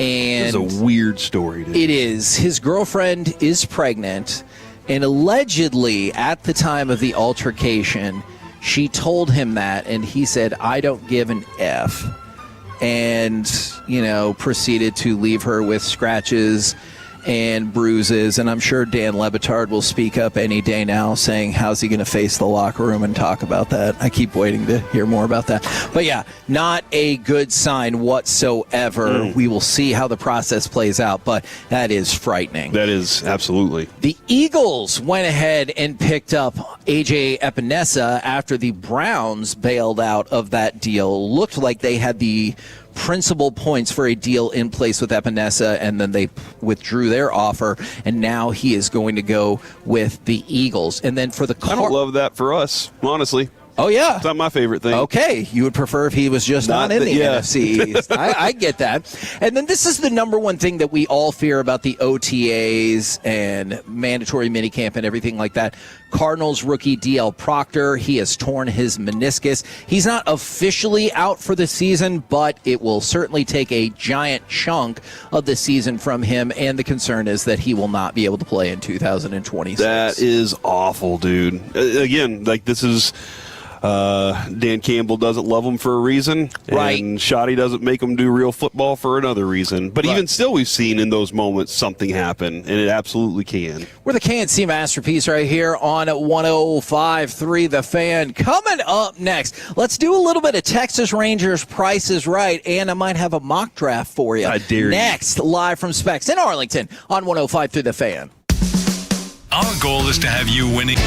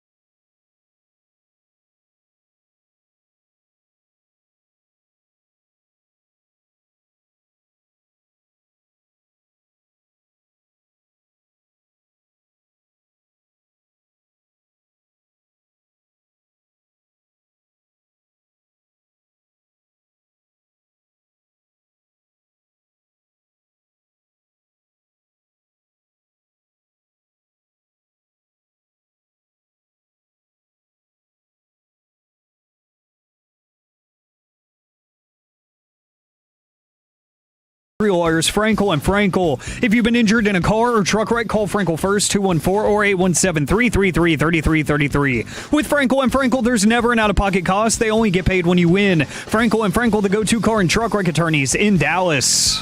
The set by Lance. His 1-1 pitch, swinging a chopper to third. Young has it, steps on third for one, throws across, double play. Is it a double play? Finally, the out indicated. Durant had to stretch to take the throw. Chris Siegel, the first base umpire, wasn't sure that the ball was secure in his glove, but it was. It's a double play, and the ball game is over. K&C Masterpiece right here on 105 through the Fan, where you should be out at Specs in Arlington. Corey is in the midst of doing giveaways as we speak. We have had a blast here today. People enjoying that Terramana tequila, as well as all kinds of cool bobbleheads, hat giveaways. It's been an extravaganza out here. But right now, I think we can do a little bit of Texas Rangers Price is Right. Get some of your predictions for the game that is coming up. Pregame starts at 12:30. First pitch, I do believe it'll be about 1:12 right here on 105.3 The Fan. But also, Corey. Yes. I know normally I'm against this, but I have a mock draft. An NFL mock draft or an NBA mock draft? A Major League Baseball mock draft. Wow, I'm impressed. And this is the name that you're going to want now. Okay. The Texas Rangers right now, per The Athletic, are projected to take Jared Grindlinger in the first round of the Major League Baseball draft. First of all, I think that's just a super duper fun name. He is from Huntington Beach High School in California. He has the ability to both hit and pitch going up through the levels, and The Athletic thinks there's a good chance he would start off by doing both. 6'1", first base, left-handed pitcher to go along with it. I've got him at 6'3". Okay, he has grown since he put his bio together on Instagram. And so, yeah, he has. And he can play outfield and a left-handed pitcher. And so I think that would be a really fascinating experiment to see, like, which tool would take him further in the minors. But also, he is a high school kid. Although, to be fair, the Rangers have not shown apprehension about taking potentially higher upside players that are further away from Major League Baseball. Hey, man, when it comes to a player like that, there's a lot of promise, right? Yes. I know there was a spell here for the last couple of years where everybody was, let's go find some in college. Let's find some of these guys. And I'm wondering how that's working. And I wonder if that was like for them, it was a trial run. Not just the Rangers, right, but a lot of people across Major League Baseball. You saw it happen. I think we were looking, and usually you didn't see as many college go in the top 10.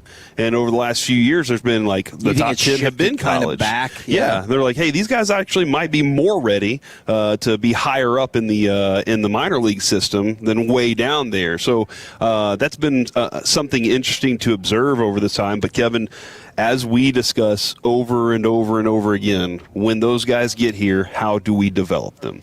Do we just look at them as assets and where they're movable pieces, or do we say, you know what, we're going to make sure that they turn into something special? And that's the thing that we're still missing a little bit. Yeah, and that is the thing that I am very worried about, to your point, is regardless of who you draft or how much talent that they have, how is it going to play out through our developmental system, like you said? All right.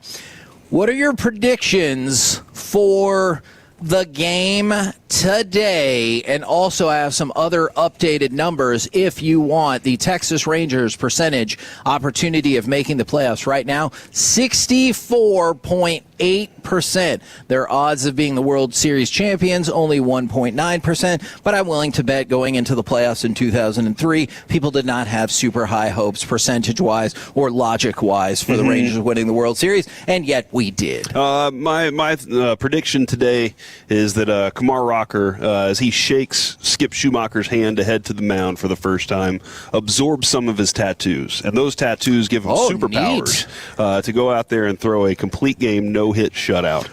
Wow. Maybe the finest we've ever seen. And then would you accept just 7 innings of a no-hit shutout? Yeah, but it would be cooler if it was the other way, and if the tattoo thing actually happened. Like, I would kind of freak out if I predicted that and it came true. Okay. I would come in tomorrow and be like, what do y'all want to do on Kalshi? I would just say, this is Man, if you told me to pick United States to win the World Cup, then I definitely would. Yeah. I don't care what the percentage is. Or some couple to break up in the next month. Yeah, I would feel like I was on fire. And I think Josh Young's going to hit a homer today. Oh, man. That's the softest part of my prediction, though. All right. What was the final score that comes through on that? Is it a solo home run that's 1-0? Yeah, it's man. No, it's gonna. That was just part of the prediction, for him. I just want the homer for Josh. Okay. It's a 7-0 trouncing. We're walking out the door. And I was going to say, to be fair, I am being a little bit greedy, right? If I'm like, hey, I know you just predicted no hitter, but also tell me what the offense is going to do. No, it's fine. That's perfectly okay. I'll admit that I might have gotten a little greedy right there. What we really need to figure out is how to shut down Caglione, because that dude right there hit the ball to him in the outfield. Yeah, that's how you shut him down. Yeah, but him at the plate is not fun. And as Skip told us yesterday, he was like, that is a giant man, and that's in the batter's box. By the way, quick update for the Rangers. Jalen Beeks has been put on the 15-day injured list. In his place, Luis Carvello is coming back up from AAA Round Rock. Alec, do you have any bold or fun predictions for Rangers Royals today, and do they win the series? I don't have anything about tattoo absorption because I haven't done any research to know if that's actually a thing. I'm going to trust Corey's word, though. Just your gut would tell you probably not, right? Probably not, because none of mine have disappeared, and I've got 9 of them, so I would hope I would know by now. But I say that Ezekiel Duran has himself a game out in the outfield, both defensively and at the plate. I think that he drives in a couple of runs today, and the Rangers win by 1 run. Ooh, okay. A little bit closer. I would support Corey's prediction. Thank you. As well. I appreciate that. You know what? I will say. Oh, on the tattoo part or the no-hitter okay. more. Look, if that's what it takes to get the no-hitter, then great. Other prediction, Wyatt Langford and Jack Caglione square off in the outfield, and Wyatt Langford knocks him out because they're Florida teammates. And then the week after that, he has an award-winning interview on G-Bang. Yeah, I think all of those things could potentially happen. I will also predict that the Rangers get the series win today. That would be their 4th in a row. Don't forget, if you come out to Specs here in Arlington, we've got Ken Hill here. Darren Oliver is going to be here in a few minutes as well. We will be back tomorrow. KNC Masterpiece. It's going to be a full show. 10 a.m. to 2 p.m. right here on 105.3 The Fan. Calling all Tolos Men's Tea Clinic.